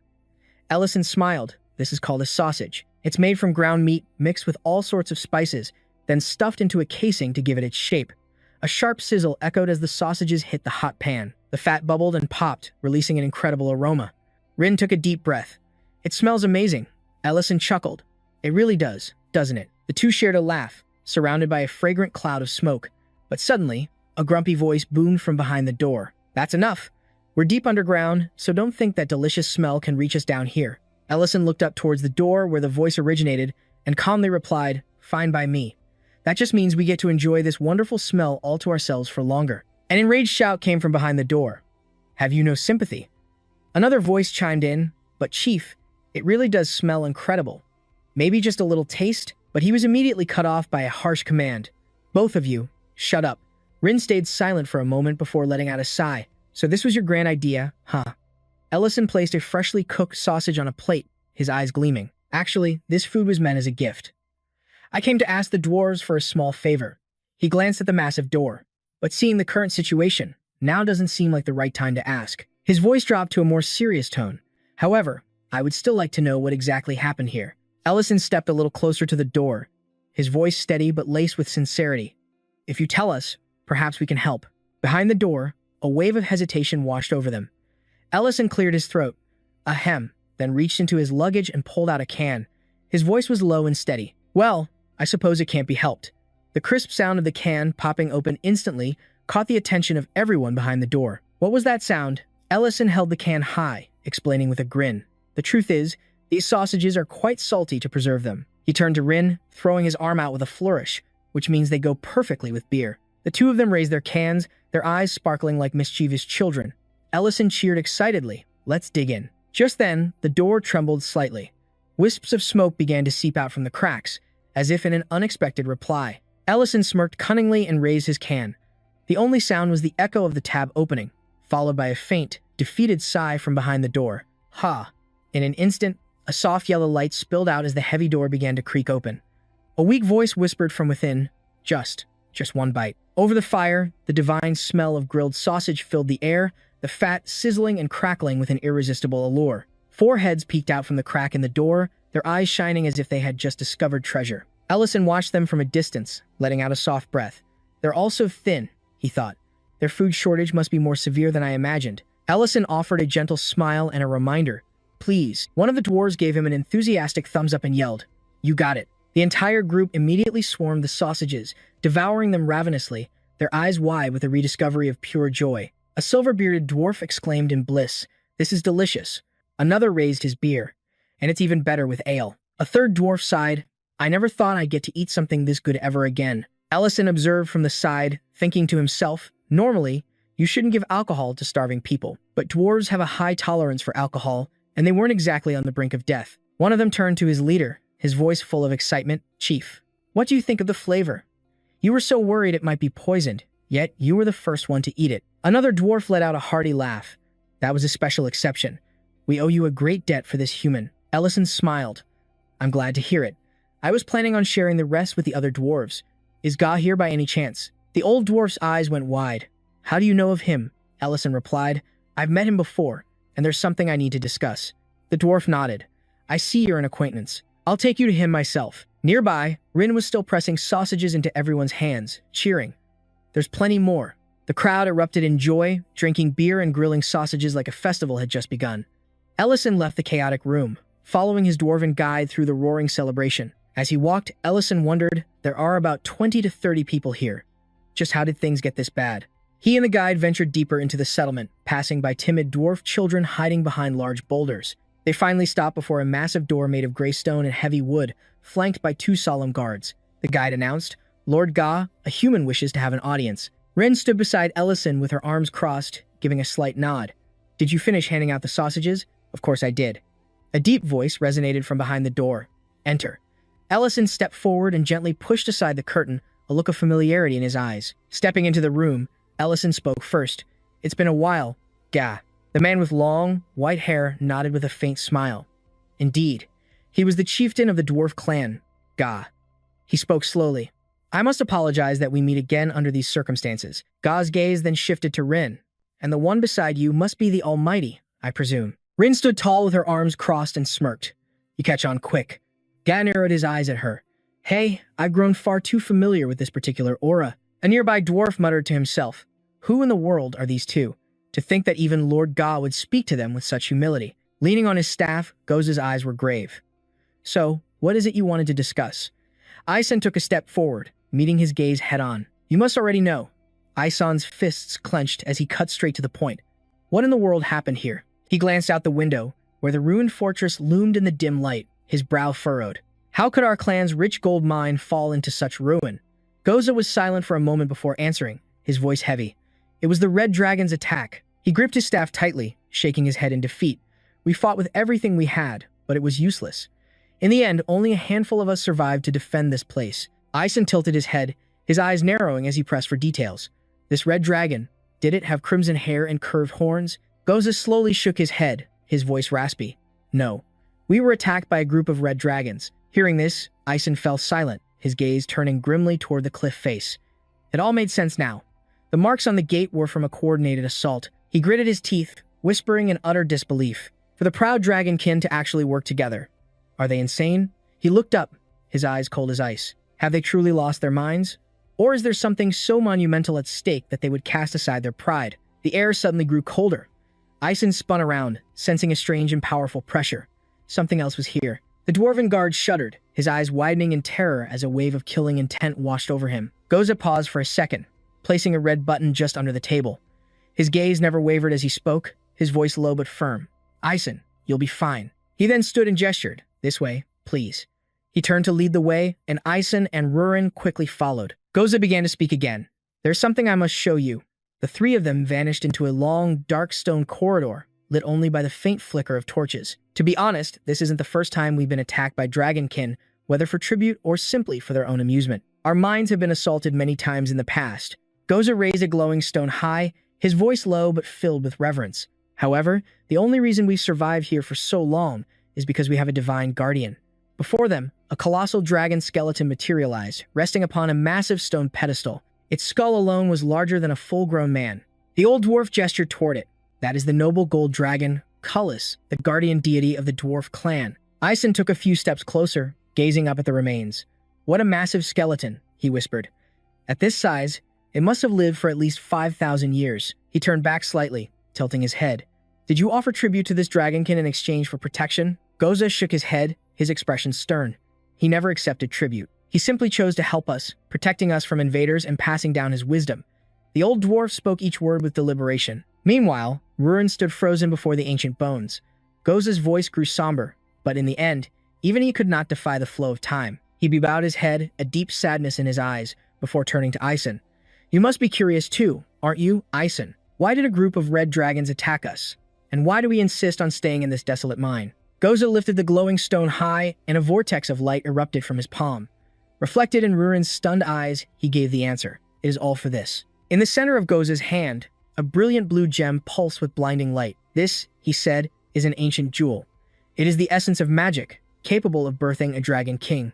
Our dwarf clan must protect it." The Dragon King was said to command the dragonkin under a red sky, stained by the fires of war, as dragons soared through the chaos. He continued, "If the High Dragonkin were to unite as a single nation, no country, no hero could ever stand in their way." The vision of blood and fire lingered in his memory as he spoke. "More importantly, this thing carries the will of all species.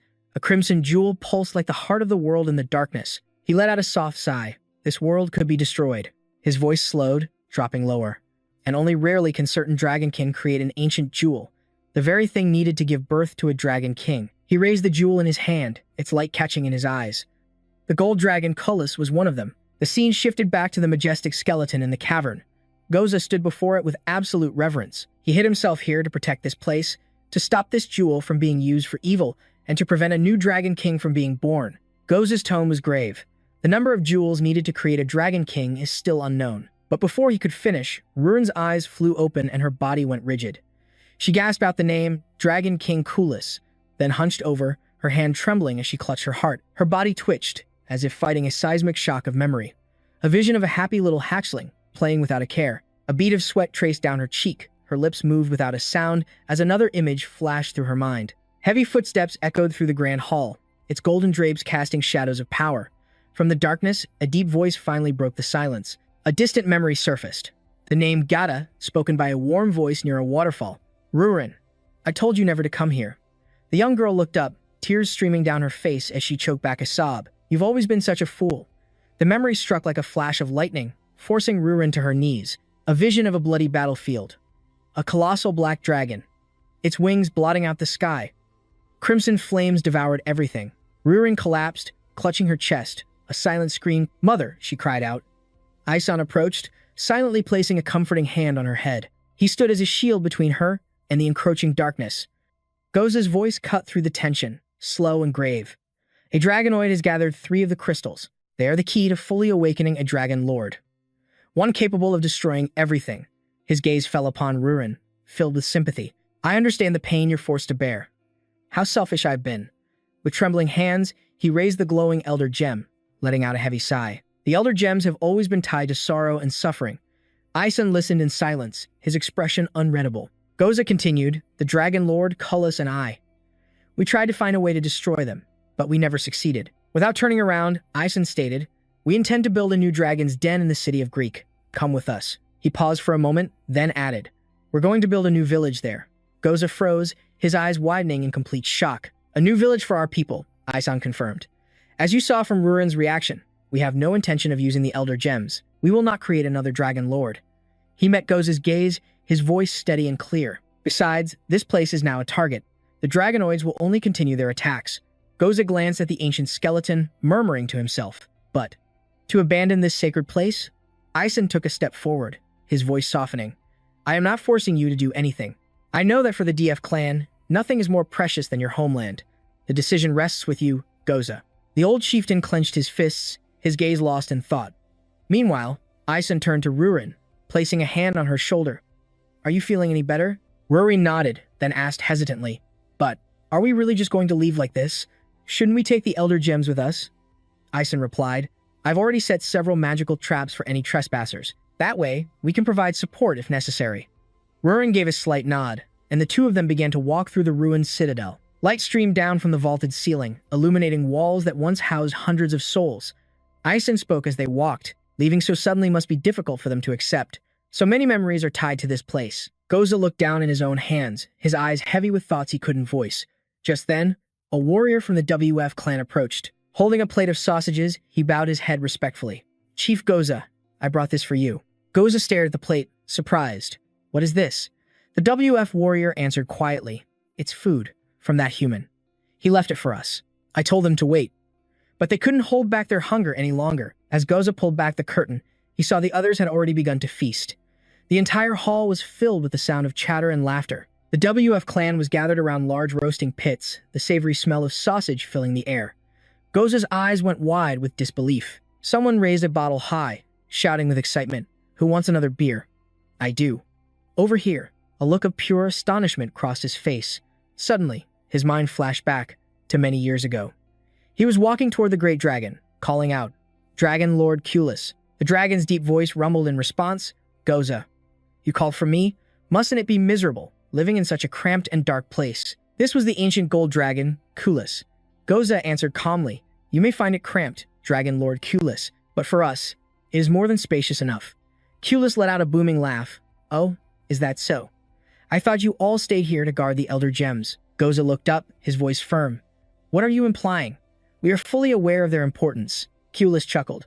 Haha, Goza. For now, my own magic can conceal the power of these gems. The ancient dragon gazed toward the heavens. But if I were gone, the dragonoids would surely hunt for them. That is why, after I die, you must lead the entire WF clan away from this place. Goza stared in shock, crying out, "What? Why would you ask us to abandon both our dragon lord and our homeland?" Coolus let out another deep laugh. "Ha ha ha. What will be left of me after I die will be nothing more than a pile of bones." Goza tried to protest. "Please, do not speak like that." Coolus lowered his massive head, his gaze turning solemn. "Listen to me. If no one is left to remember me, then both I and this homeland will become nothing but meaningless ash. Therefore, you must survive." Coolus's voice was a low rumble. "What is the meaning of death? If it only serves to gnaw at the pain of the living?" He then tilted his head, a calm smile on his ancient face. "So eat and drink your fill. Become happier. For the sake of the future generations." Coolus narrowed his eyes. "I am not here to cause you pain." Goza fell silent for a long moment, clenching his fists. He looked up and asked, "What do you mean by that? But you have been such a great help to us." Kulos turned away with a scoff. "Ha ha. As if I ever expected you to be able to protect the ancient gem." A shocked cry cut through the tension. "Lord Kulos." After that, only the hollow wail of the wind echoed in the vast space. Goza bowed his head, hands clasped tightly, and whispered, "It has been far too long." He lifted his gaze, watching the children playing near the roasting food. Remembering the last time he'd seen any of them truly smile, he turned back, his eyes filled with regret as he looked upon the colossal dragon bones. "I am so sorry, Lord Kulos." A soldier suddenly rushed forward, shouting, "Chief Goza." Goza fell to his knees. His heavy silhouette was swallowed by the deep, golden glow of the underground. In the final panel, Ellison and Ruring walked side by side through a desolate street, scarred with deep cracks. No words were spoken between them, but their long shadows stretched across the ruined walls, carrying echoes from the deep caverns. Rurin ran to catch up, calling out, "Ellison." She stopped behind him, panting, "Please, just wait a moment." Ellison cut her off, his voice as hard as stone. "I was wrong." Goza stepped forward, his expression resolute. "The WF tribe of Mount Moore, we will aid you in building the dragon's lair." The old chief bowed his head, his voice earnest. "Please, take us in." Under the subterranean light, the final scene showed scaffolding and frames rising from the ground, heralding a new beginning for them all. And so, the WF tribe came to live in the city of Greg. One man holding a blueprint grinned and said, "This section will be built with pure marble." The person beside him nodded. "Understood." And just like that, the issue of constructing Rurin's nest was finally resolved. Ellison stood before the rising structure, turning to the chief. "In that case, I will leave this matter in your hands." Goza smiled. "Things are certainly moving quickly. You can leave everything to us," Goza affirmed with confidence. Ellison, however, still looked concerned. "But is it truly all right to begin immediately?" "Do not worry," Goza replied. "We may be hungry, but our people are strong." He gazed into the distance and added, "Although, I wouldn't mind a few more of those sausages." Ellison let out a laugh. "Ha ha, you won't have to worry about food anymore." He then smiled at Rin and asked, "So? It looks pretty good, doesn't it?" Rin crossed his arms with a nod. "Humph, I'm actually looking forward to it." Ellison then raised the ancient gem in his hand. "Now, the only problem that remains is this." Goza approached them from behind, speaking with great solemnity. "I trust that you will use its power correctly. That is why I have entrusted the future of my tribe to you." Rurin's eyes flew open in utter shock. "Absorb it." Ellison was taken aback, and Rin's eyes widened as he snapped, "Don't make such a tasteless joke." Ellison just gave a wry smile, accepting the burden. "So, I suppose I have to keep this from now on." Ellison placed a hand on Rurin's head, his voice firm and unwavering. "The birth of a new dragon king will never happen again." Rurin nodded in agreement. "I agree." She then added, "To prevent that from happening, we must do something." The scene shifts to a chamber overflowing with treasure. Serena is sprawled across a golden throne. She lets out a dramatic sigh. "What is this? I was so excited to finally get some fresh air, and instead, I was nearly killed by those pathetic fools." She crossed her legs, growling under her breath. "That's it. I am never going outside again." A sudden, strange noise echoed from the hallway, causing her head to snap in its direction. Serena glared, gritting her teeth. "Don't you dare tell me that's Jiat." Her voice rose into a furious scream. "Get lost. I have absolutely nothing to say to you." From the darkness of the corridor, a voice mused aloud. "Jiat? Now who could that be?" His companion calmly remarked. "It seems she's hiding something." The woman's eyes widened in terror, fixed on the two figures stepping into her treasury. Ellison offered a disarming smile. "You say you never accept tribute. And yet this nest is overflowing with jewels, isn't it? I came here to ask a few questions." Rurin's gaze was just as piercing, but after seeing this, it seems we won't have to. Serena shrank back in terror. Ah, I already told you everything I know last time. Her blazing red eyes went wide with horror. As they cornered her, she began to struggle. Get away from me! Why me? Why are you doing this to me? Ellison asked, tilting his head slightly. Who is Jiet? From your little chat, it sounds like he's one of your kind, correct? Does that mean you and this Jiet attacked that tribe's mind together? Serena immediately shrieked, no. She lowered her head and muttered, he's my ex-lover. Ellison pretended he couldn't hear.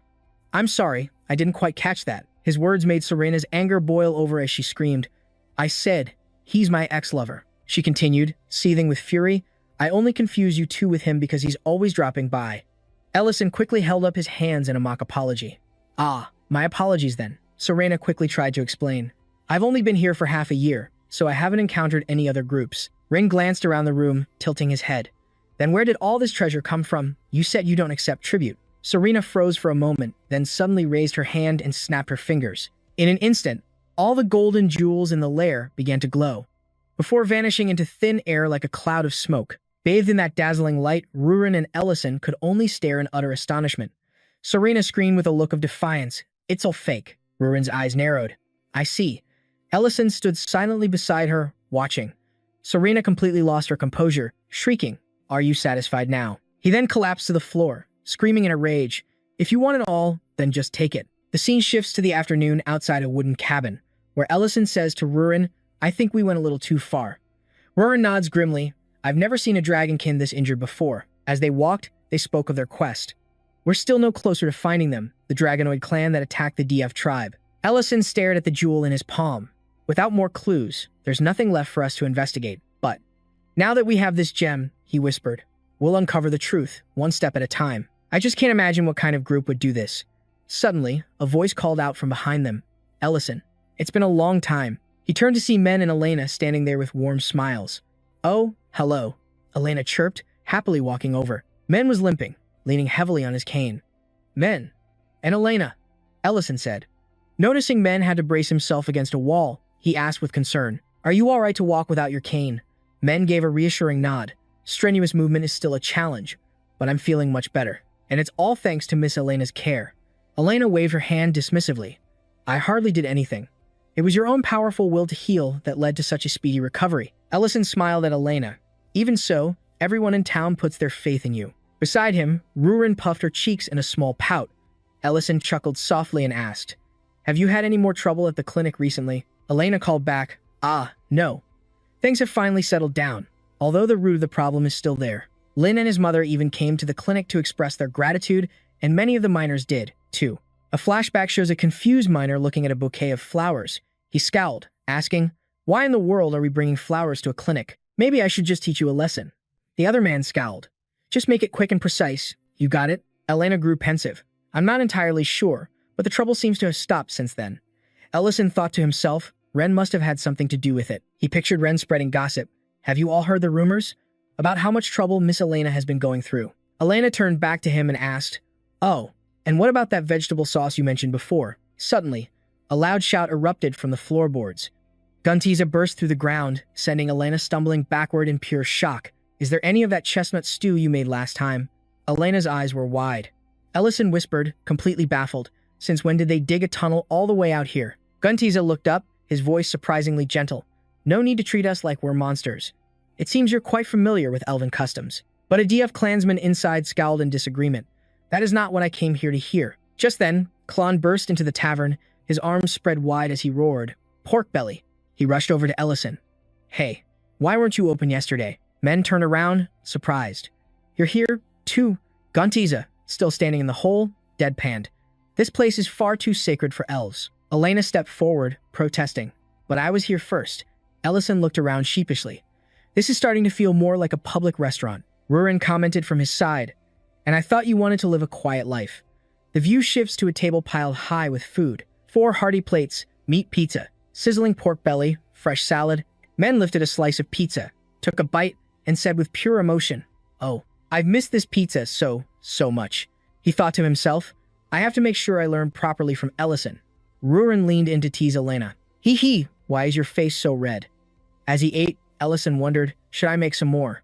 Elena, sitting beside him, exclaimed with joy, "This is the most delicious thing ever." The camera pulls back, showing everyone gathered around the table, their lively chatter filling the cozy space. The tavern is bathed in warm light and echoing with laughter, but a view through the window reveals a familiar figure, standing silently on the balcony. It's Diane, head bowed, his gaze fixed on the happy scene, his eyes full of sorrow. While the joyful dinner continues inside, Diane huddles alone in the darkness of the balcony, the pale moonlight shining on his sad eyes. His small voice calls out, "Master." Hearing this, Ellison quickly steps outside.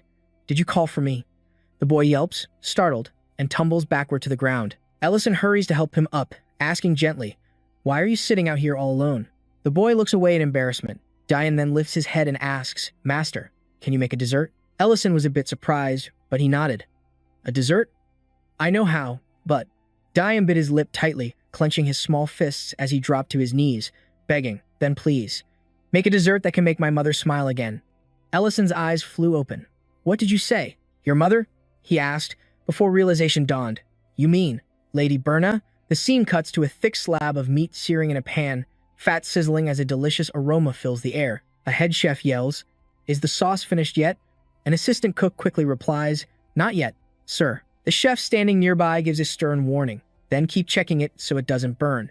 Diane turns to Ellison and explains, "This is the castle's kitchen. Most of the cooking tools and ingredients you'll need are here, but please let me know if you need anything else." Ellison looked around the vast kitchen and whispered, "Whoa." He thought to himself, so this is a Count's castle kitchen. It's on a completely different level. He marveled at the exotic spices and perfectly prepared ingredients.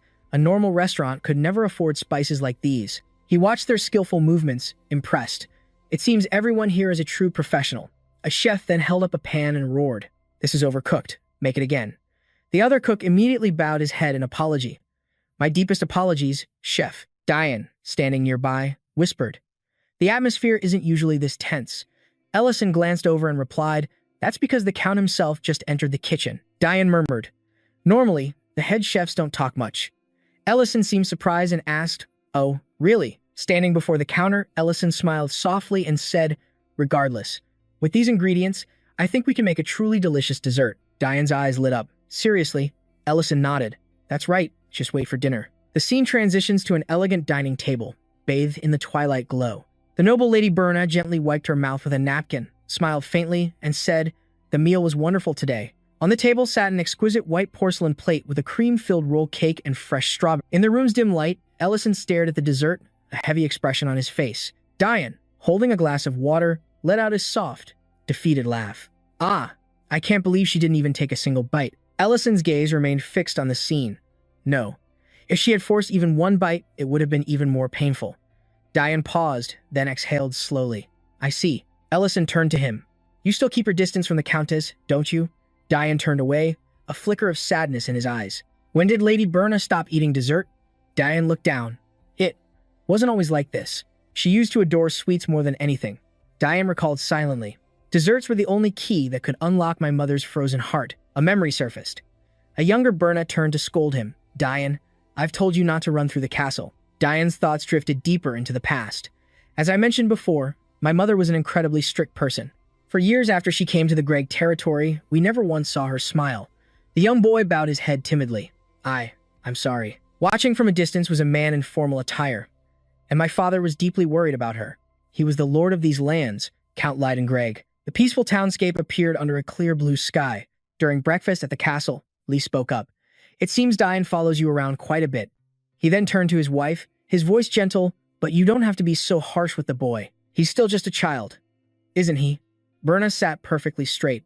"I am teaching him to behave like a proper nobleman." Diane ate in silence, his eyes fixed on his plate. Lee repeated her words, "Behave?" The man looked directly at his wife. "Is that why you never smile? Because of these rules of conduct?" Lee continued earnestly as he ate. "I've noticed it for quite some time now. It seems you're completely bound by your duties, the things you enjoy, the things you truly want to do. I haven't seen any of it for the past 4 years." His voice softened. "Can't you just relax a little?" Berna remained silent. Lee pressed on, "This is our home now." Suddenly, his eyes widened as he saw her empty plate. "You've already finished your dessert." Berna flinched, her face flushing red. Lee broke into a wide, teasing grin. "Ha ha, I get it now. You love desserts, don't you?" Berna stammered, trying to deny it. "Ah, no. It's just that. But Lee's smile was full of warmth. We couldn't afford desserts while rebuilding our territory. But now, I finally know what makes you happy. Diane smiled at the memory. Father said, we're still recovering from the war, so sugar is hard to find, but I promise, dessert will always be on our table. And that's how I discovered my mother's love for sweets. The flashback showed his father relentlessly bringing her dessert after dessert. He placed a cake on the table and asked, how is it? Delicious, right? A young Diane would turn to his mother. It is, isn't it, mother? The next day, and the day after that, the table held a mountain of oranges arranged like a three-tiered cake. Lee introduced it with a flourish. Today, we have a dessert appetizer, a dessert main course, and a dessert. For dessert, a horrified Diane cried out, F father. In the next scene, his father declared, after dessert comes more dessert. It's only natural. Diane screamed, Father, please, calm down. Morning sunlight streamed into the dining room, revealing Diane at the table with a look of pure agony. His cheeks were puffed out from too much cake. Berna glanced at her suffering son, then looked over at Lee. Lee was wiping sweat from his brow, desperately trying to hold back a laugh while the table was still piled high with sweets. Both father and son looked so sick they couldn't possibly take another bite. Berna looked at the menu and let out a choked laugh. It seems today's menu is the same. She raised a hand to her mouth and chuckled, then turned to her husband and said, haha, you can stop now. And so, on a day filled with warm light, Diane and Lee laughed with pure joy. Because after years of silence, my mother was finally smiling. Diane walked wearily down the hallway. Suddenly, a shout from inside a room made him freeze in his tracks. I can't believe you still haven't produced an heir. He pressed his ear to the door, listening in. The angry voice continued. It's been 5 years. 5 years. You haven't even responded to me lately. What in the world have you been doing? Just then, the door was thrown open, squashing his face flat against it. A grim voice echoed through the hall. Do not test my patience any further. With that, he stormed out of the room, furiously adjusting his coat. Berna stepped out of the room, calling Diane's name and startling him. Mother, is something wrong? She replied gently. It's nothing, dear. I think he was just annoyed that I didn't answer him. Diane looked up, shocked. Him? You mean Count Day? The head of the Dean family? Benna smiled to reassure him. Hey, you don't need to worry. After all, I still belong to Grace City. She turned and kept walking. Now, let's go eat. Diane's mind filled with thoughts of the special desserts his mother had prepared. At the dinner table, Benna's voice was firm. Diane, remember your manners. Even though Benna kept her usual strict demeanor, at least now, she was smiling. She handed a napkin to Diane, her voice softening. Here, use this to wipe your mouth. Diane was overflowing with joy. He and Leiden clapped their hands enthusiastically, their faces glowing with pride and happiness. Leiden's eyes sparkled with delight, while Diane beamed, as if showing off a hard-won victory. Only then did we feel like a real family. The three of them gathered together in the warm, gentle light. Leiden's bright smile spread across his face, but his final words came out slowly. But that time was so very short. Diane hung his head, letting out a weary sigh. Another failure. The cream cake in front of him was a complete mess from his heavy-handed piping. A nearby chef offered a kind suggestion. If you stay calm while piping the cream, the result will be much better. Benna clenched her teeth with determination. I will try one more time. The chef worriedly intervened. Benna, you don't have to do this. But she yelled back stubbornly. No, I will do it. I want to make a dessert with my own hands. A moment later, Diane held up a perfect cake, his eyes shining. Mother, look, I did it. Benna was stunned into silence. What? She rushed over, a radiant smile on her face. It's okay. Didn't you always say that hard work will be rewarded? Right, Benna blushed, her voice trembling slightly. I never thought my own words would come back to teach me a lesson. Suddenly, Benna's head whipped around as she saw someone running down the hall. Who goes there? Who dares to run in the castle? The servant jumped, rushing toward them in a panic. My lady, young master. There you are. You must come quickly. They both turned, looking at him with confusion. He bowed his head, delivering the news. The lord of the city has collapsed. At those words, Diane's hands trembled, and the dessert crashed to the floor, shattering. The doctor's diagnosis was grim, the cause was unknown. He said there were no signs of poison and the symptoms were so rare it was difficult to identify the illness. His lordship was unresponsive and couldn't even take in a normal meal. Diane knelt by the bed, his cries echoing in the room. Father, please, please wake up. Through his tear-blurred eyes, he turned to look at his mother. Mother, father. Diane still remembered the look on her face perfectly. It was a mix of sorrow, rage, and a complete loss of will. Her eyes looked as if she wanted to throw everything away. After that, she never touched a dessert again, and she began to distance herself from me. She only communicated through servants. The conversations and the laughter were gone. From that day on, my life was under her complete control. That's the reason I ran away to my master's restaurant. Master. I just missed that time. His teacher listened in silence as the young apprentice poured out his heart, when we could all sit together, laughing and sharing a meal. That was my happiness. Tears streamed down Dian's face as he walked, lost in thought. Was such a simple dream asking for too much? Meanwhile, Ellison moved through the darkness, his footsteps silent on the grass. Something is strange. He looked up at the sky, contemplating. There are many things about the lady's actions that don't add up. She fell into a deep depression after Count Grey collapsed. But why would she distance herself from Dian and control him so fiercely? He paused for a moment. Is it because he's not her biological son? No, if that were the issue, she never would have opened her heart to him in the first place. The night wind gently rustled his cloak. He bowed his head and thought. Lady Benna was in a political marriage. But it seems she truly loved her husband, at least back then. Ellison gazed into the distance, his eyes filled with contemplation. The reason she pushed away her remaining family. Loving them, yet creating distance. Ellison's brow furrowed as he muttered to himself.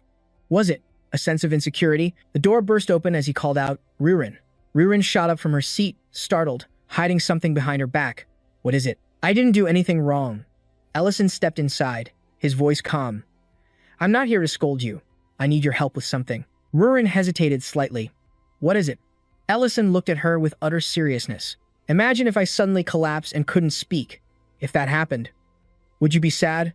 Rurin tilted her head. Of course I'd be sad. A small smile touched Ellison's lips. Good. Then let's go. Rurin froze, muttering to herself under her breath. Didn't you just skip over a whole lot of details? Rurin sat by the bed, listening to the explanation. And though she loved desserts, she didn't touch the one offered to her. Her eyes went wide with disbelief. Have you been drinking? What in the world are you talking about? The scene shifts to late that night. Benna sits by her husband's side, her eyes filled with worry. Benna held a bowl of soup, gently bringing each spoonful to Lyden's lips. Her hand trembled ever so slightly. Lyden's eyes fluttered open as he weakly swallowed the soup. Moonlight streamed through the curtains, casting a pale glow on his face. Benna used her sleeve to gently dab Lyden's lips. Her hand was shaking, but she desperately tried to maintain her composure. Under the moonlight streaming through the window, Berna sat silently by the bed, her gaze filled with sorrow as she watched the still form of Lyden. A series of knocks echoed through the room. A servant entered and announced, My lady, you should prepare yourself. Count Dean has arrived. Berna rose to her feet, her expression hardening. I understand. She picked up the bowl of porridge from the table, her eyes resolute, as if bracing for a heavy burden that awaited her. The door swung open, and Berna stepped out of the room with a look of unwavering determination. Behind her, the room fell back into absolute silence. A magic circle flared to life, glowing brightly in the air. Two mages appeared from the teleportation gate. As they entered, Ellison let out a sigh of relief. I was wondering when she would finally leave. The two approached the bed, their eyes fixed on Lyden's motionless body. Is this the lord of the city? What's his condition? Ellison frowned. Could he have been cursed? Rurin tilted her head. I don't quite understand. Ellison looked down at the city's lord, Lyden, lying still on the bed. He asked her, You don't know the cause? Rurin, standing beside him, shook her head, her voice low. It's been too long. What brings you all the way here? He flipped through a book as he spoke. I thought there might be a clue here, but I cannot fathom Lady Berna's true objective. Both looked down at Lyden's face. His eyes were empty. Ellison whispered, Those aren't just empty eyes. It's as if he's staring at something. Rurin was taken aback. Staring where? Ellison and Rurin both turned their gaze to the piano in the corner of the room. As they approached, Ellison stopped short. Why is this here? Rurin leaned down, then gasped. Oh, here it is. She pulled out a notebook bound by a black string, her eyes gleaming. A classified document. There's a secret file here. Ellison's eyes widened. Rurin urged him, Hurry up and open it. Ellison replied, All right, but calm down. The two stood silently before the piano in the cold, quiet bedroom. Ellison flipped through the pages, his eyes wide with shock. So the secret is, Ellison glanced down at the file. These documents reveal that Lady Berna had embezzled taxes from the city of Greg.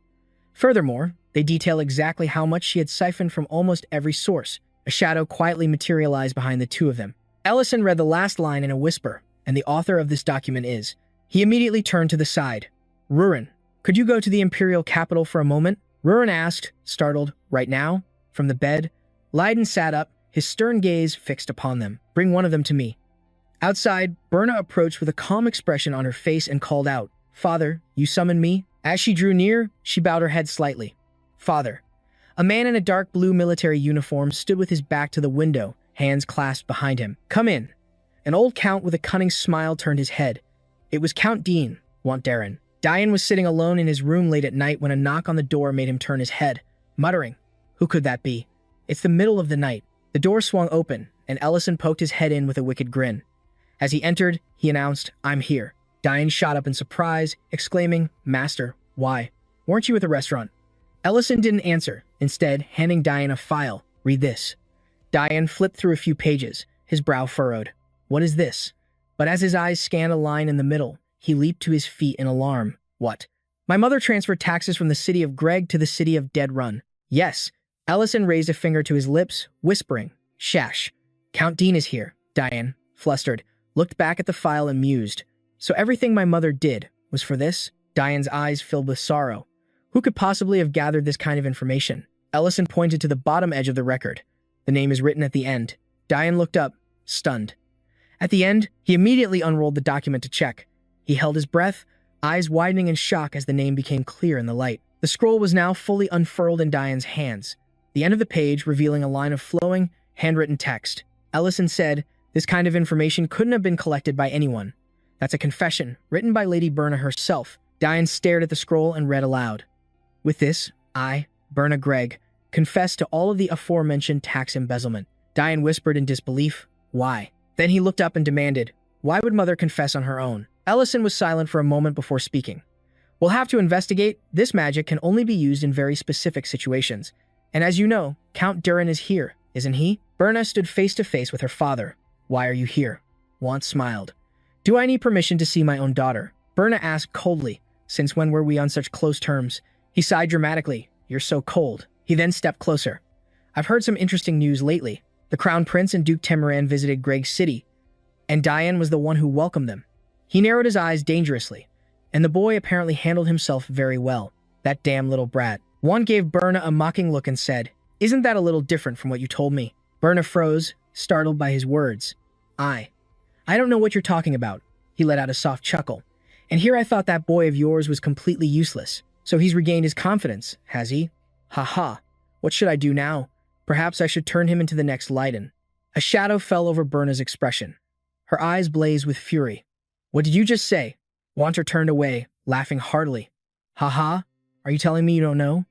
"Ah, it seems I acted without informing you." He advanced on her, his eyes filled with a dark intent. "But it's not so difficult to figure out. I was the one who poisoned Leiden." A venomous smile spread across Wanter's face as he spoke, "And I fully intend to do the very same thing to Diane." Berna screamed in pure rage. "You, monster. I won't let you lay a single finger on Diane." But Wanter remained utterly unfazed. "My dear daughter, I don't recall asking for your permission." In a flash, his subordinate struck Berna from behind, sending her collapsing to the floor. At that moment, a magical light flared near Ellison. He had overheard their entire twisted conversation. A cry of agony echoed through the air. "Careful now. We can't allow him to be injured." Ellison's brow furrowed in thought. So, Count Dethrin was the one who poisoned Leiden. Then why did Lady Berna confess to the crime? Hearing those words, Diane slammed his fist on the table. Rage boiling over, Diane roared, "Count Dean, summon the castle guard at once." But a magic circle flashed into existence, binding Diane completely. He struggled in shock. "Master, what is this?" Ellison's voice was stern. "You need to calm down and observe the situation." Ellison explained calmly, "Count Dean's spies have already infiltrated the castle. They poisoned the Lord's meal and have abducted the lady." Men was utterly baffled. What's going on?" The guards blocked his path. "These are the lady's orders. You are not to leave this room." Ellison turned to Dirin, his expression grave. "Can we even trust the soldiers inside the castle?" Ellison stared intently at Dirin before speaking. "But what if my master lends his aid?" Dirin simply nodded. "With my help, capturing them is a certainty." His gaze grew pensive. "However, the chances of Count Dethron carrying the poison on him are slim to none. Even if we capture him, we'll have no proof. We could charge him with kidnapping, but not with the attempted poisoning of the Lord." He glanced at the document, his brow furrowed. "Or are you planning to use this as your proof? This way, we can imprison the Count." Right alongside Lady Berna, Diane struggled against his bonds, his face etched with worry. "Then what am I supposed to do?" Ellison turned, his gaze cold as ice. "We must create a scenario with irrefutable proof presented by someone of high standing." Just then, another magic circle flared to life. Rurin emerged from the portal, dragging someone by the collar. "Is this the one you meant?" Diane stared, dumbfounded, at the shimmering portal. He yelled out, "What in the world is happening?" A mysterious smile played on Ellison's lips. "I have an idea. You still don't understand, do you, Diane? He tilted his head. How are your acting skills? Meanwhile, in another part of the city, Berna struggled against her bonds, a gag silencing her muffled groans. Berna was yanked from the chair. Wanter's face twisted into a mocking grin. Doing all right, are we? The sun is already rising outside. But it's still so dark in here. There's somewhere we need to be. Come along, now. Berna gritted her teeth, tears welling in her eyes. Why? Her voice rose to a furious scream. Why? Embezzling taxes from the Greg domain, constantly undermining Diane's every move. You already had everything you ever wanted, so why? Why did you have to go after Diane? Wanter simply burst into laughter. I told you before, he said, walking away. I simply can't stand the way that boy acts. Oh, and by the way, my original plan was to poison Diane first. Then, after securing a proper heir, I would have seized the entire Greg domain for myself. Did the Count have a change of heart, or were you simply not charming enough? Teask, Wanter suddenly yanked her hair, forcing Berna to her knees. She cried out in pain. He tightened his grip, leaning in close. You knew all along that I was the one who poisoned him, didn't you? His face contorted with fury. He slammed her face into the floor. You need to learn how to act. When I confessed to poisoning him, the least you could do is feign some surprise. Thrown to the ground, Berna could only whisper. Ah. She looked up, pleading. Please. Father, I'm begging you. Spare Diane. Wanter just smirked. Even if you beg. His smile twisted into a crazed grin. I've already poisoned his breakfast. He stepped towards a nearby bed. It'll be much more interesting if you watch it happen yourself. There on the bed sat Diane, his face pale and his gaze fixed straight ahead. Wanter cackled. But don't you worry. You'll never truly understand what I'm capable of. Ha ha, Berna trembled, glaring at him. You. Her tears splashed onto the cold stone floor. You're a monster. Berna shrieked in despair. To share the same blood as you. It's sickening. She collapsed in agony, whispering her son's name. Diane. Wanter turned away without a shred of emotion. See. This scene is getting pathetic. Just then, a guard approached. My Lord Count. Wanter tilted his head. What is it? The soldier presented a scroll. This was discovered in Count Greg's chambers. The guard's voice was low and steady. Lady Berna has been gathering evidence of tax embezzlement in the Greg domain. On your orders, my lord, Count Dean. Wanter stood frozen, completely speechless. He stared at the scroll in disbelief. No, Berna's head hung low, tears and blood mingling as she trembled. It can't be. Wanter erupted into a fit of manic laughter. Ha ha ha ha! Is this what you were counting on, my precious daughter? Ha ha ha! He roared with maniacal laughter, furiously tossing the scroll into the fire. It's done. The roaring flames danced, reflected in Berna's empty eyes. After her husband was poisoned, all she had left was her son. And when her own son became just like her husband, the woman raised the knife with a triumphant look. Utterly broken, she ended her husband, her son, and finally herself. He clenched his fist. Humph, a perfect story. The soldier stared silently at Bona, his face stained with blood and tears, and whispered, It's okay now. He crept closer and closer to Diane. You played your part well, too. But the soldier beside Diane removed his helmet, revealing himself as Ellison. That's not how a perfect story goes. A blazing red magic circle exploded from Diane's hand, blasting the man back in a state of shock. What is this? Diane growled through gritted teeth. Count Dean. A woman in a mage's uniform appeared in a flash of light, pointing a stern finger. I hereby accuse you of conspiring to murder the Greg family. Dean stared in stunned disbelief at the woman who had just appeared. Marin, captain of the mage division. Diane sat up straight, his gaze turning ice cold. It's over. Count Dean. Lady Bona collapsed to the floor, her hands trembling uncontrollably as she choked back a sob. With tear-filled eyes, she looked forward, her lips trembling as she called Diane's name. Bona screamed in terror when Marin appeared, falling to her knees and bursting into tears. Oh my God, thank you. Thank you so much. But Diane simply stood there, watching her with a calm, unwavering gaze. Dean froze, his eyes wide with utter shock as he finally recognized Diane. Why? He stammered. Diane, why would you do this? How are you still able to speak? Marin strode coldly into the center of the room. Do not resist, she commanded. Count Dean. Marin stood tall with her arms crossed, her eyes as sharp as daggers. Now, quietly follow the orders of the Empire. Dean gritted his teeth, the veins in his neck pulsing as he roared, What are you talking about? He dropped to his knees, his hands shaking as he picked up the dagger, desperately trying to explain. This dagger is for self-defense. I dropped it by accident. I swear I had no intention of harming Diane. Marin tilted her head, a smirk of pure contempt on her lips. And you had no intention of murdering the Greek family either, right? Isn't Count Leiden Greek already ill? I knew you'd say that. She took a single step forward, presenting a small wooden tray with a cold smile. I brought the breakfast that was delivered to Diane earlier. Her eyes flashed, her words landing like a final, killing blow. Eat it and prove your innocence. Dean's eyes shot open, his face draining of all color. What? He gasped. He stumbled forward, his entire body shaking as he stared at the piece of bread Marin offered. He crushed the pastry in his hand. But then, he suddenly shoved the guards away and bellowed. So what if I did? He screamed through clenched teeth. You think I'm the only culprit here? Bona has been embezzling the Greek family's taxes for an entire year. His rage completely consumed him. He pointed a trembling finger at Bona, who was still on the floor, and roared. If you want to talk about crimes, throw that witch in prison first.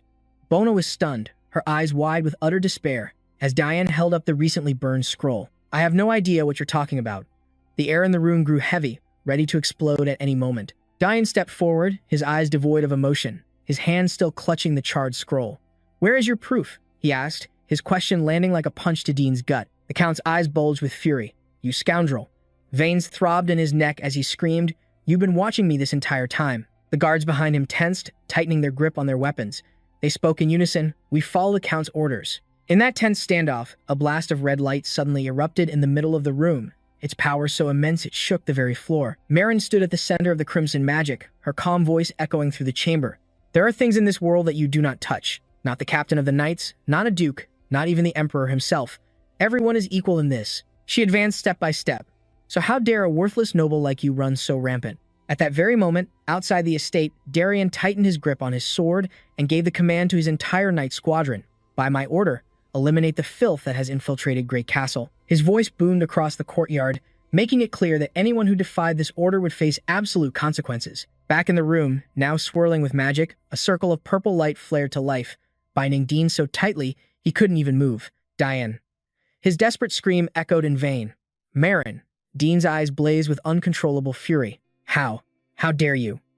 The bloodlust in his eyes threatened to erupt as he was pushed to the absolute edge. In the main square, the knights had already forced all the rebels to their knees.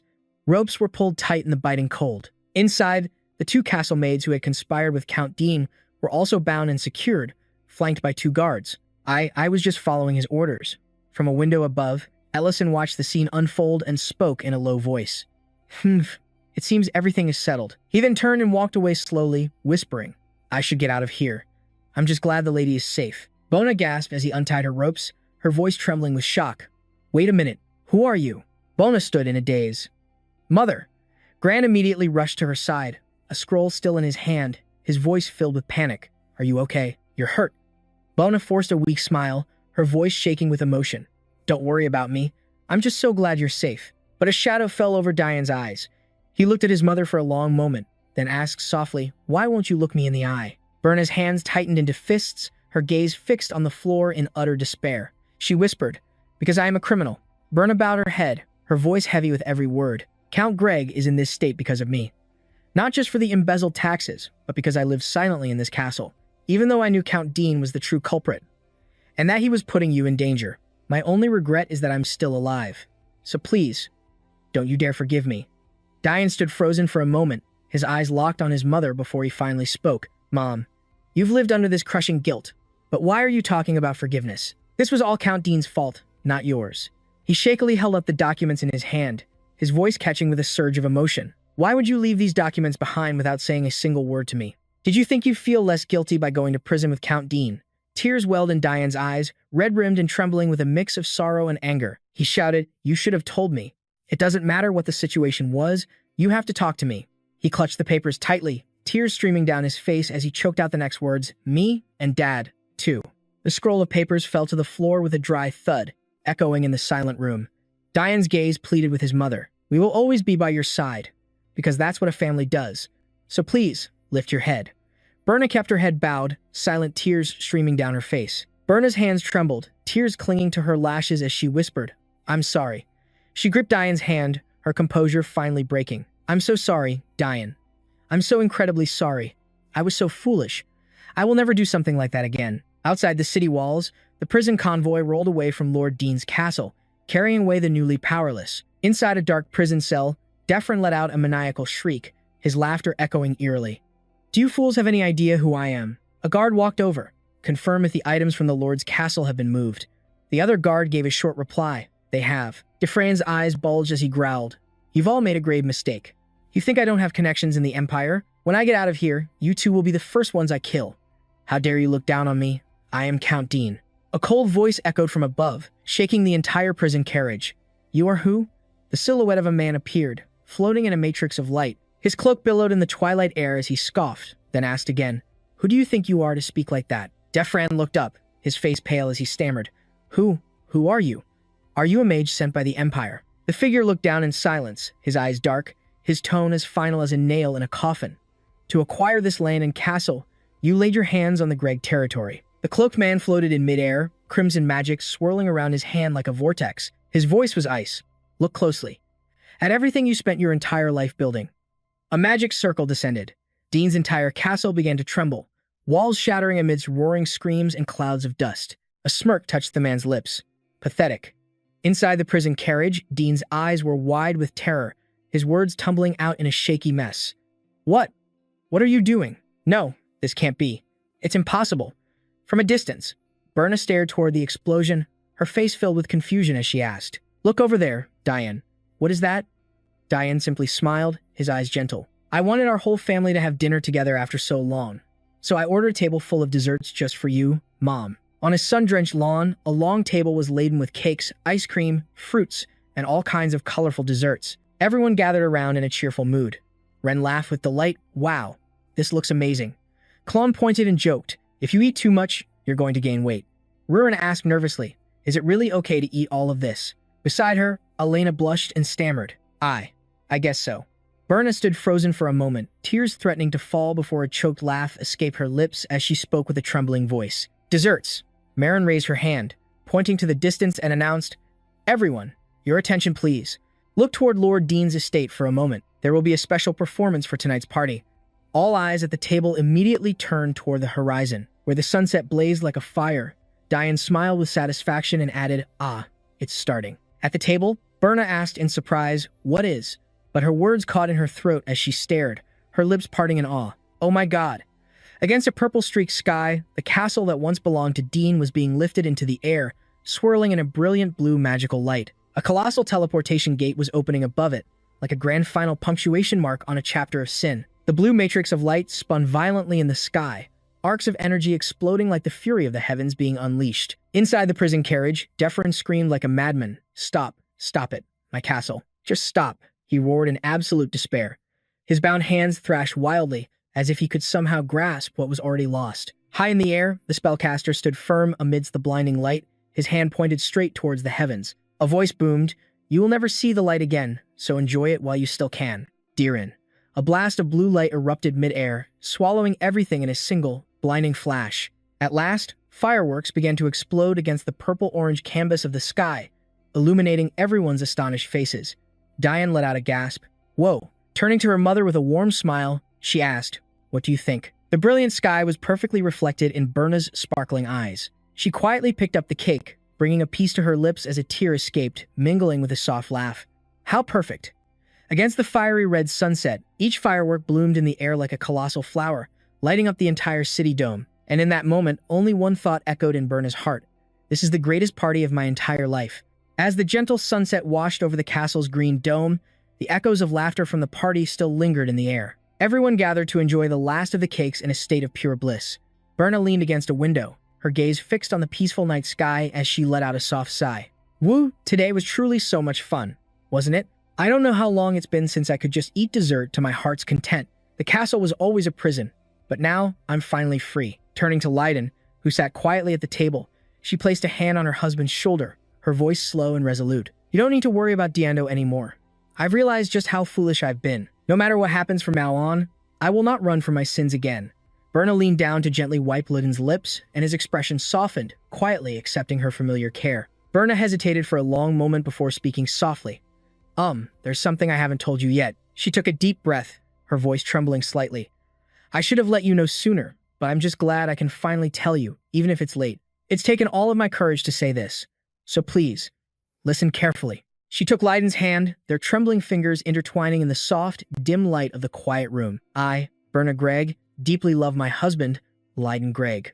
Leiden sat in silence, his gentle gaze fixed upon his wife. Under the moonlight, Dian stood on the other side of the door, his eyes half closed as he whispered to himself, "And you always will." Meanwhile, at the prison camp, a group of guards led a new captive. One said coldly, "This is what you deserve, you worthless piece of trash." Diren, bound tightly, screamed like a madman, "My castle? This can't be happening. I won't accept this." Deep in the forest, two knights were speaking. Darien warned, "We've captured a lot of spies, but we can't let our guard down. You should also be careful from now on." Isan nodded. "Good work, Darien." Darien stepped forward, scratching his head with a slight smile. "But did Marin do all of it? To be kidnapped in the middle of the night like that?" Ellison scratched his neck, embarrassed. "Sorry, it was all so rushed." "Ha ha. So, what about Duke Temarin? Did he have anything to say?" Darien stood with his arms crossed in the dead of night, his eyes looking straight ahead. He was surprised at first, but he fell completely silent when he heard it was your plan, sir. The view shifts down into a massive, dark chasm in the earth, the surrounding cliffs shattered. He would probably want to come here himself if he saw what was at the bottom of that. Squinting his eyes, Darien thought, no matter how you look at it, he's incredibly strong. He's always been this powerful, but he never shows it off. Ison stood in a nearby clearing, pointing up at the starry sky with a triumphant grin. "That was a grand performance I created." The city of Greg rested peacefully under the gentle glow of the blue moon. A voice echoed over the rooftops, quiet but full of hope. The city of Greek is about to enter its golden age. The very next day, the skies above Greek turned black. Clouds swirled together as thunder and lightning crashed down amid a torrential downpour. Two people stood under an awning, staring out. Ellison sighed, "Oh yes, a golden and joyous age." Rurin panicked, "I just hung out the laundry." By the fence, men yelled against the wind, "Minton, grab that part of the fence, quickly." Minton hurriedly replied, "Right." She rushed to grab a board that was coming loose but was suddenly hit by a gust of wind that knocked her over. The old man cried out in alarm, "Minton." The scene cuts to a pair of soaked shoes stepping into a puddle-filled yard. A low voice spoke, "I told you not to go out to the farm in this kind of weather." Ellison stood in the middle of the dining hall holding a white towel. "And so, I'm forbidding anyone from working outside for the rest of the day." He turned to the three soaked figures. "Do you understand?" Minton and men stood side by side and protested, but the fence.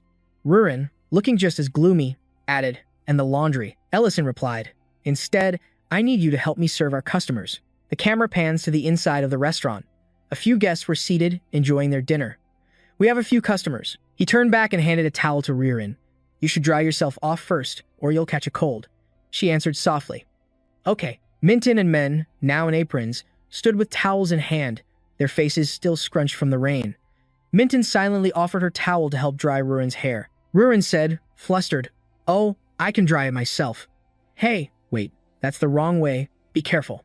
Ellison scolded lightly. "Just stand still, would you?" Standing in the back, Minton smiled at the truly peaceful scene. A man stepped inside, and as he removed his cloak, someone called out, "Ah, Mr. Benin.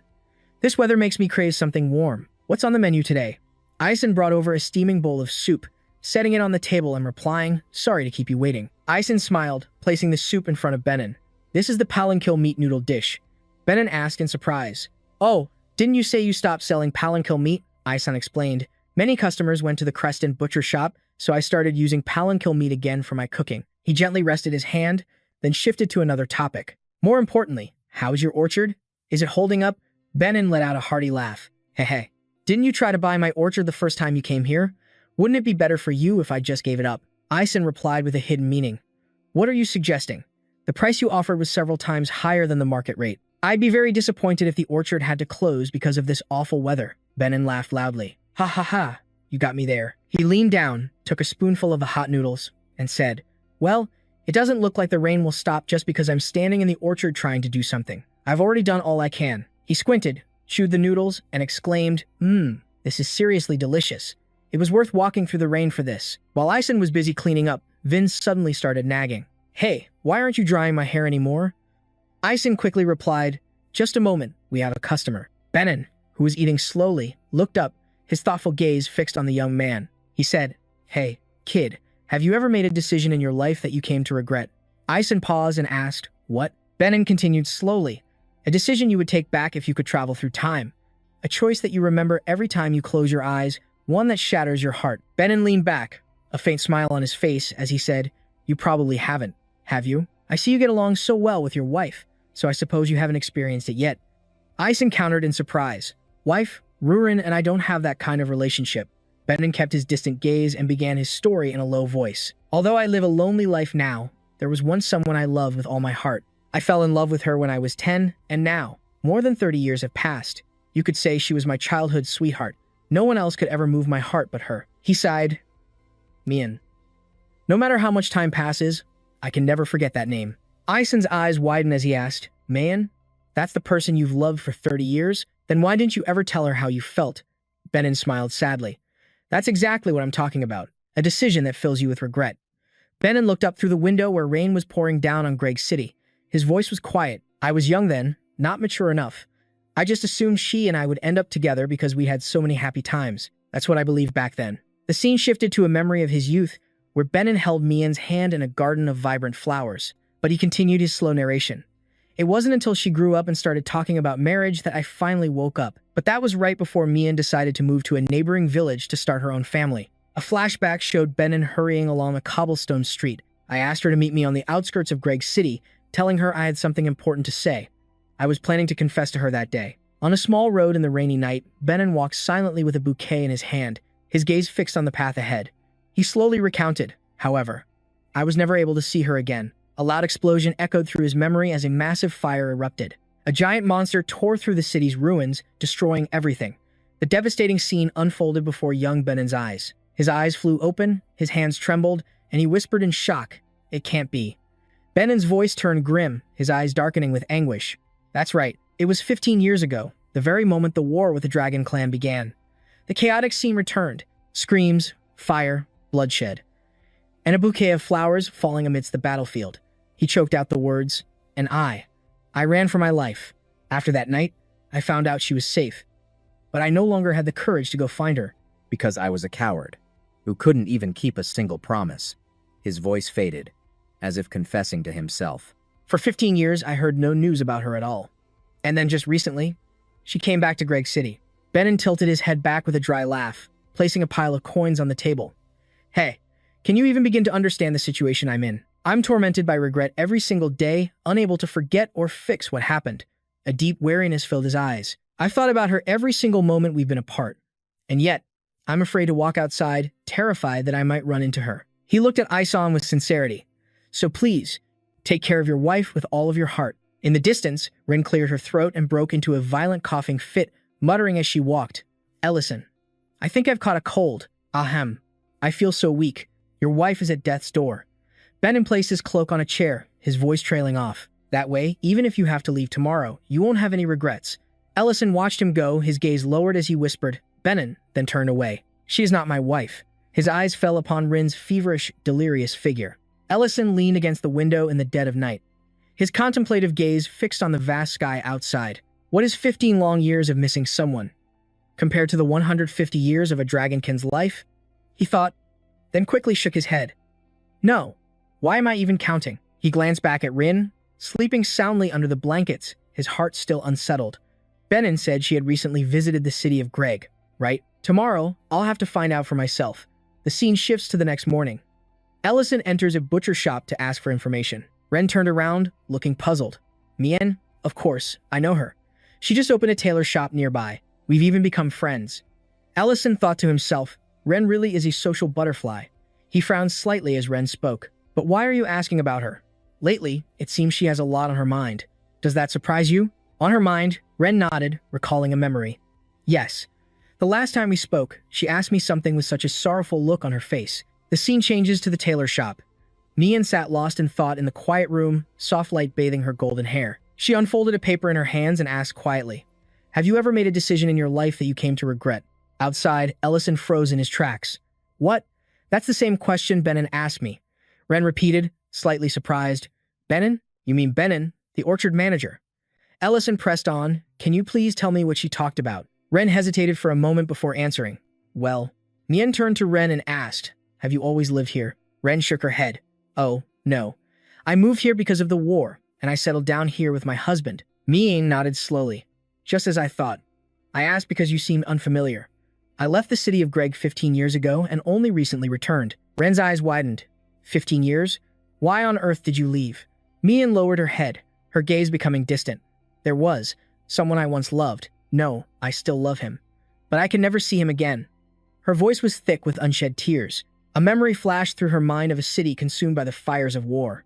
15 years ago, he wanted to see me one last time, but I couldn't make it. I ran away from that place, she whispered. But he bought flowers and went to our meeting spot. Min recalled what others had told her. While the city burned in chaos, someone saw him carrying a bouquet of flowers, heading towards their rendezvous point. Mian's voice was filled with self-loathing. I fled from that place like a coward. Ellison paused thoughtfully, then said to Ren, "The person Mian is talking about is Benin." Ren's eyes shot open in disbelief. "What?" She took a moment to process, then mumbled, "Wait a minute. So she also regrets what happened with Benin." Ellison realized. Both of them went to the meeting place, but they both fled from the Dragonkins' attack. Each of them believes they were the one who ran, who abandoned the other, and they have lived with that regret for 15 agonizing years. Ren clenched her fists, overcome with emotion, tears welling in her eyes as she said, "That's just so cruel." Mian told me she's lived alone ever since, even refusing all the marriage proposals her father forced on her. To think she chose a life of solitude, all because of a tragic misunderstanding. Ellison gave her a gentle, reassuring smile. "Don't worry, Ren. Could you please tell Mian something for me?" The scene changes to an orchard. Ellison holds out a round box to Benin. "Benin." Benin turned at the sound of his name. He asked in surprise, "What's this?" Ellison gently offered the box. "It's a gift. A pair of reading glasses." Ellison explained, "Mian mentioned that her eyesight has been getting worse lately. If she feels any strain while using them, just bring them to my shop and I'll adjust them." Benin stared at the gift box and asked, "A gift? For Mian?" Ellison nodded. "Mian will be waiting for you tonight on the outskirts of Greg. You can give this to her then." Benin was stunned into silence, completely dumbfounded. "Ellison, what are you saying?" I can't possibly meet her." Ellison replied, "But didn't you say it was a decision you regretted? I believe everyone makes mistakes. No one wants to make them, and nobody can predict what the future holds." Benin clutched the case in his hand, thinking quietly. But agonizing over the same problem only creates new ones. You know what you have to do. Night had fallen. He walked slowly through the silent darkness, his footsteps as heavy as lead. He wondered, will she be angry with me? If she calls me a coward, I think I'll just run away again. It's been 15 years. What if she doesn't come? I miss her. I miss her so much. But Benin continued onward, step by heavy step, toward the lone tree in the empty field, where the moonlight illuminated Mian's solitary figure, waiting. Mian stood with her back to him, a silent figure in the peaceful moonlight. Her hair danced gently on the breeze. Benin clenched his fists, letting out a soft, resigned sigh. So this is all pointless, he thought, his head bowed. Startled, Mian whipped around, her eyes wide with disbelief. Benin looked up at her. After 15 long years apart, they finally met again. He stood there trembling, just looking at Mian. The words caught in his throat. "Is it really you, Mian?" His hand gripped the box tightly as he cursed himself. "You fool. You almost ran away again. That's not what you're supposed to do." Mian took a few steps forward, her hand placed over her heart, her gaze full of sincerity. "Benin, there's something I need to tell you about that day." Benin's eyes widened in shock, his hands still clutching his glasses as he stared at Mian. Benin looked at Mian and smiled softly. "Me too. And it doesn't matter if you yell or blame me for it. The biggest regret of my life is that I never got to apologize for what happened." He bowed his head and clenched his fists, tears streaming down his cheeks. "I'm so sorry I never showed up to our meeting 15 years ago." At the exact same moment, Mian burst into tears, crying out with him. They stood in silence under the moonlight, surrounded by fields of grass swaying in the wind. Benin tilted his head in confusion, letting out a soft, "Ha." Mian stared at him, whispering, "What? You mean? We both." They stood frozen for a few seconds, then suddenly burst out laughing. Mian was the first to break. A small chuckle escaped her lips before it turned into a full-blown laugh. Benin laughed right along with her. The two of them roared with laughter under the night sky in the quiet garden. Ellison let out a sigh of relief. Ren smiled and said, "Well, it looks like the misunderstanding has finally been cleared up." Then she gently scolded him. "Still, why didn't you just tell them the truth sooner?" Ellison sat beside her, looking into the distance as he replied, "That was a problem they had to solve for themselves. We couldn't just tell them."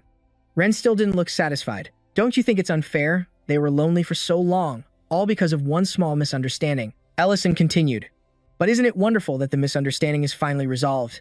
It's something that tormented them for 15 years, and now they found each other again."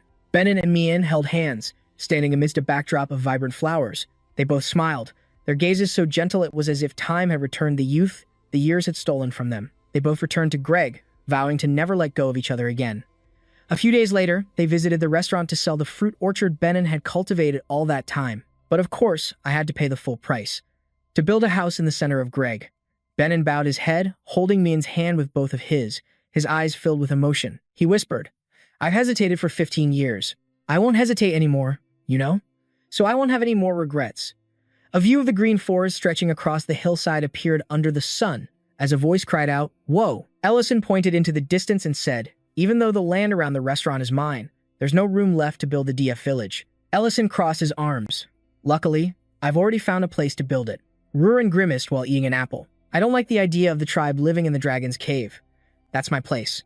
Rurin turned away.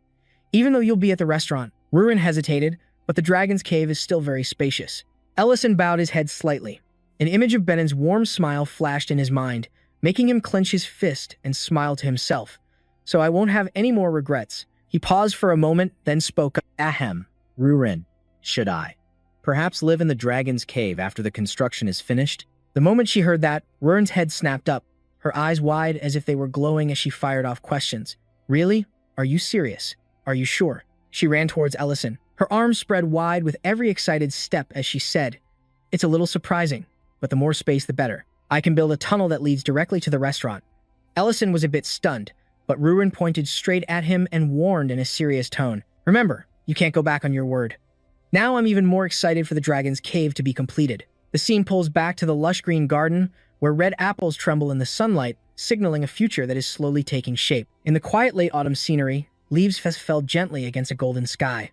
The delicious aroma of grilled meat wafted from the restaurant's kitchen. Guntiza chatted with Rurin as he ate.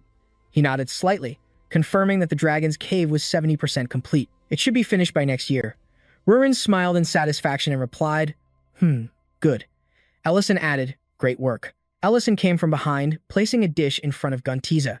We still haven't paid off our debt, yet you gave us land to build a village. Nearby, Mian was eating with Minton, remarking as she chewed, the number of Baroneric has increased a bit. It might be because there are more males. Ellison turned his head excitedly. Really? Well, it looks like we'll have to upgrade the farm. After the winter, but your leg is still hurting, senior. I'm perfectly fine. You're so rude. Someone asked quietly, should we hire another farm manager?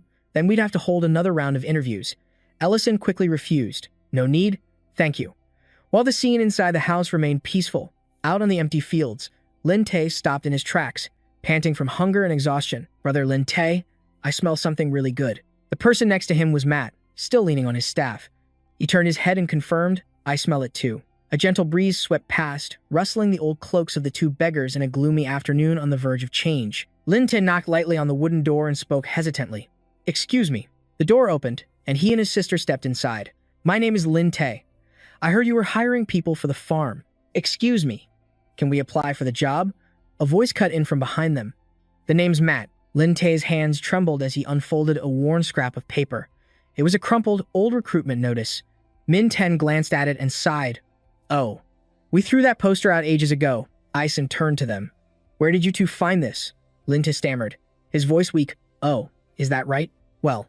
Lin Tae and Matt stepped into the restaurant, their eyes nervously darting around the room. Ellison stood before them, offering a gentle smile. But we were just about to make a new ad to hire more help. He gestured inside. First, eat something. We can talk after. He placed a cut of guka meat into the pan, searing it with a knob of butter. The meat slowly browned, releasing a rich, savory aroma. They must be freezing. I'll make them something warm. In another pan, he sautéed onions, minced garlic, and mushrooms, stirring skillfully until they began to caramelize. Once the vegetables were tender, he added tomato sauce, a blend of spices, and poured a generous amount of beer over the meat, letting it all simmer together. Steam billowed up from the pan. He leaned in, inhaling the fragrant vapor and closing his eyes. That smells incredible. A small smile formed on his lips. You don't even need flavor enhancers.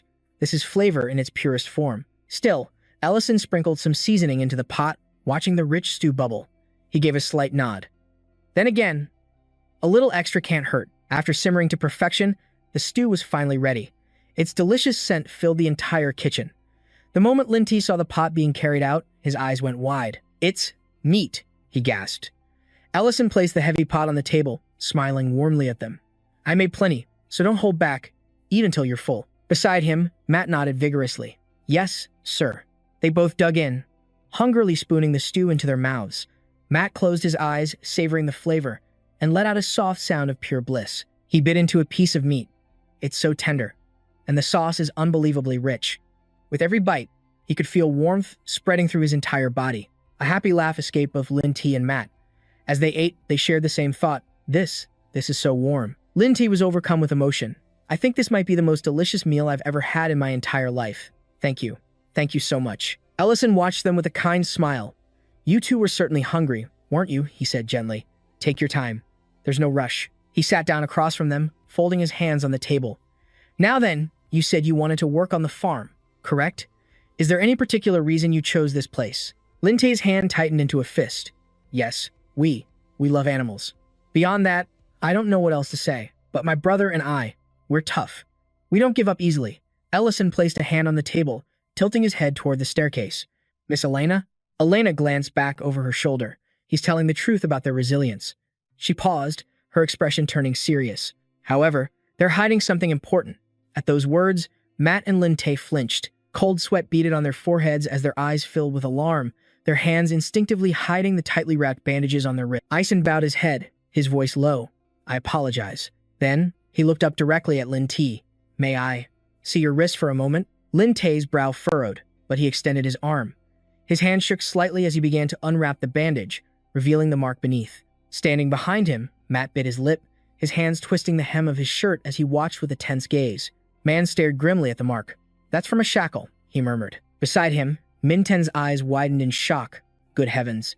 He stared directly at the brothers. Are you two criminals? Panicked, Matt stumbled backward, his hands held up defensively.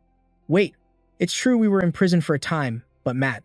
Lin Tae shouted, cutting him off sharply. He bowed his head, hands clenched at his sides.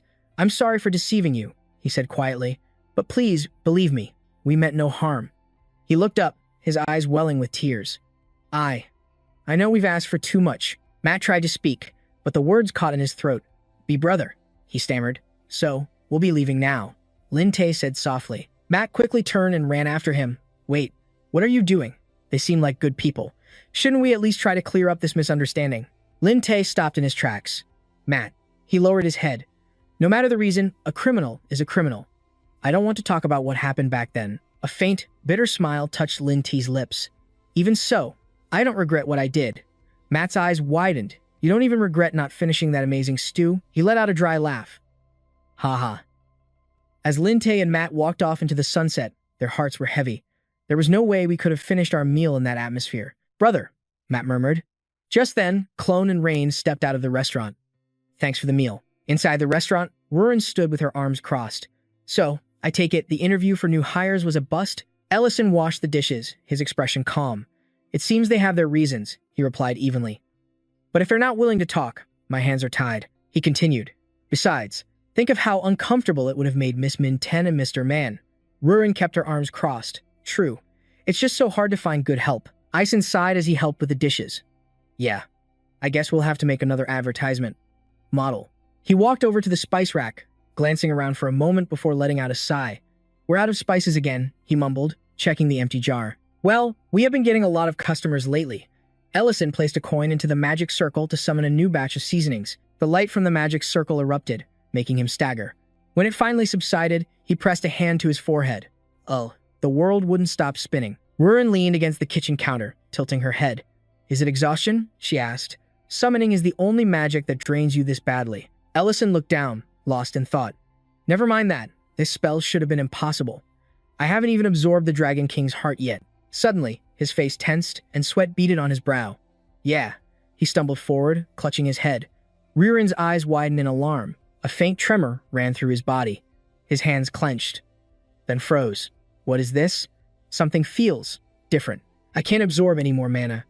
Rurin cried out in a panic. Hey, what's wrong? Ellison suddenly crashed to the floor. As his body collapsed, Rurin screamed in terror. Ellison. She rushed to his side, her eyes filled with panic.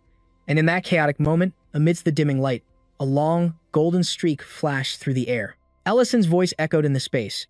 If I had known this would happen, I would have listened to you back then. A brilliant red crystal fragment began to materialize, pulsing with the light of a living flame. Ellison's eyes widened in shock at the sight before him, completely stunned into silence. Rurin frantically called his name. Hey, wake up. She shook him, her hands trembling and her eyes wide with fear. Ellison's eyes fluttered open. He called out weakly, Rurin, are you okay? He let out a breath. I'm fine. Don't worry. I'm just out of mana. Rurin stared at him, astonished. Out of mana? But you're a level 9 mage. Ellison managed a faint smile. I'll be fine after some rest, so please, calm down. He sighed, his breath shaky. Rurin's voice was soft but firm. Is there anything I can do to help? She leaned closer, her gaze resolute. Just tell me. I'll take care of you today. Ellison seemed a bit flustered by her offer. Ah. After a moment of silence, he looked up and spoke softly. Then, could you do one thing for me? Rurin froze, a bead of sweat tracing down her temple. She thought to herself, huh? I mean, I did say he could ask for my help, but why is he asking me to cook? When you ask for something homemade by me, what exactly are you expecting? On the counter, cooking ingredients were already laid out. Sunlight streamed in, filling the room with warmth. Rurin stood in the middle of the kitchen, looking utterly lost. Meanwhile, night began to fall. The evening chills seeped through the cracks in the walls. Matt and Lin Tae huddled together in a courtyard corner. Matt shivered. It's cold. The nights are freezing. He lowered his head, his voice choked with emotion. Even if we try to find work, no one in this city will hire us. Not with our criminal records. That's why we had to go to that restaurant on the outskirts.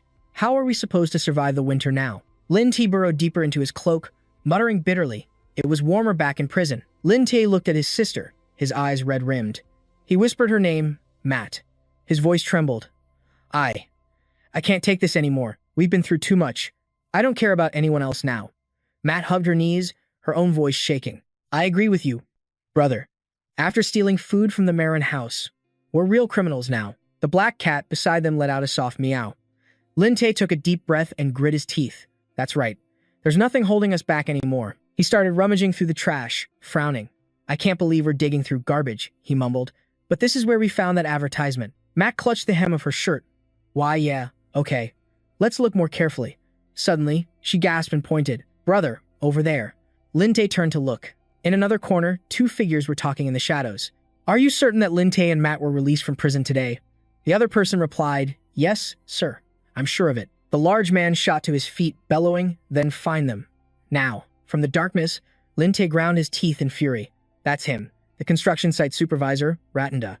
I can't believe he's still looking for us. Lin Tae's fists clenched, his eyes burning with rage. He never once admitted he was wrong. Matt grabbed his arm, whispering urgently, Brother, we have to be patient. This time, it won't be just 2 years. 2 years ago, a young woman held out her hands in terror. She begged desperately, Please, don't do this. Ratanda flashed a greasy smile, his lips curling into a sneer. Oh, my dear girl, telling me to leave while my sight is active? Don't you think that's a bit unreasonable? He then burst out laughing, pleased with himself. This man was the supervisor of the Greg construction site, Ratanda. He wiped away the woman's tears, leaning in close to mock her. Think about your husband, working himself to the bone without pay. It must be so difficult for him. The woman trembled, trying to pull her hand away, but his grip was too strong. Ratanda continued his taunts. I'm more of a man than you think. You have nothing to worry about. In the distance, a man stumbled forward, supporting another. He yelled out, Sir Ratanda. Lin Tae and Matt held onto each other. He struggled to report, his voice filled with desperation. The scaffolding in Sector 3 collapsed. Many are injured. We need medical attention. The moment she heard Sector 3, the woman screamed in horror. Sector 3? No. And she took off running. Ratanda stood in the middle of the hall, roaring at his men. Hey, you incompetent fools. Not only are you useless, you're causing even more chaos. Lin Tae bit his lip as he tried to explain. We followed the plan exactly. But the scaffolding, it suddenly collapsed. Ratanda smirked, his eyes narrowing as he judged them. It must have been because of shoddy materials. He fell silent, watching the tension in the air thicken. Ratanda stormed forward, his voice a low growl. What the hell are you talking about? Without warning, he slammed a heavy fist into Lin Tae, sending him staggering to the ground. Are you saying I embezzled funds from this construction site? He roared, continuing his assault, snarling with every single blow. I even taken orphans and give them jobs. You're all fired, and the damages from this accident will be taken from your pay and turned into debt. Matt rushed to Lin Tae's side, his eyes welling with tears as he pleaded softly. I'm so sorry, Sir Ratanda. Please, forgive him. A twisted grin spread across Ratanda's face as he grabbed Matt's chin, his voice dripping with venom. It seems you have other ways to earn money. A lot of nobles have. Peculiar tastes. What do you say? Matt turned his face away in horror. Lin Tae struggled against the guards, holding him back. For a split second, both Ratanda and Matt were too stunned to react. In that instant, Lin Tae let out a primal scream and threw a punch straight into Ratanda's face, sending the man crashing to the floor in a spray of blood. Ratanda could only let out a shriek of pain. Lin Ti relentlessly pummeled his face, reducing his cries to pathetic groans. The man's large, fat body was no match for such pure fury. Two sight guards rushed in to pull Lin Ti away, shouting, "Stop! How is this bastard so strong?" But even they couldn't contain his explosive rage. Matt cried out in horror from behind them. "That's enough." Ratanda, unable to escape, could only whimper, "Help me." In the darkness, Matt bowed his head and clutched Lin Ti's hand, thinking to himself, "Ever since then, even in prison, you kept getting into fights with other inmates, always getting hurt. I don't want to see you like that ever again." Lin Ti looked at his younger brother, his fiery gaze softening, but he said nothing. Matt gripped his brother's hand, his voice trembling. "You were too reckless." He quickly began pulling Lin Ti away from the scene, whispering, "We have to run before they capture us." At the same time, from behind a wall, Ratanda's furious roar echoed through the night. "Those bastards. You think 2 years in prison is the end of this? Bring them to me now. Beat down anyone you have to, but find those scum and drag them here." One of the soldiers cautiously reminded him, "Sir Ratanda, you know, you've already been transferred to the capital. Making a scene here wouldn't be good for you."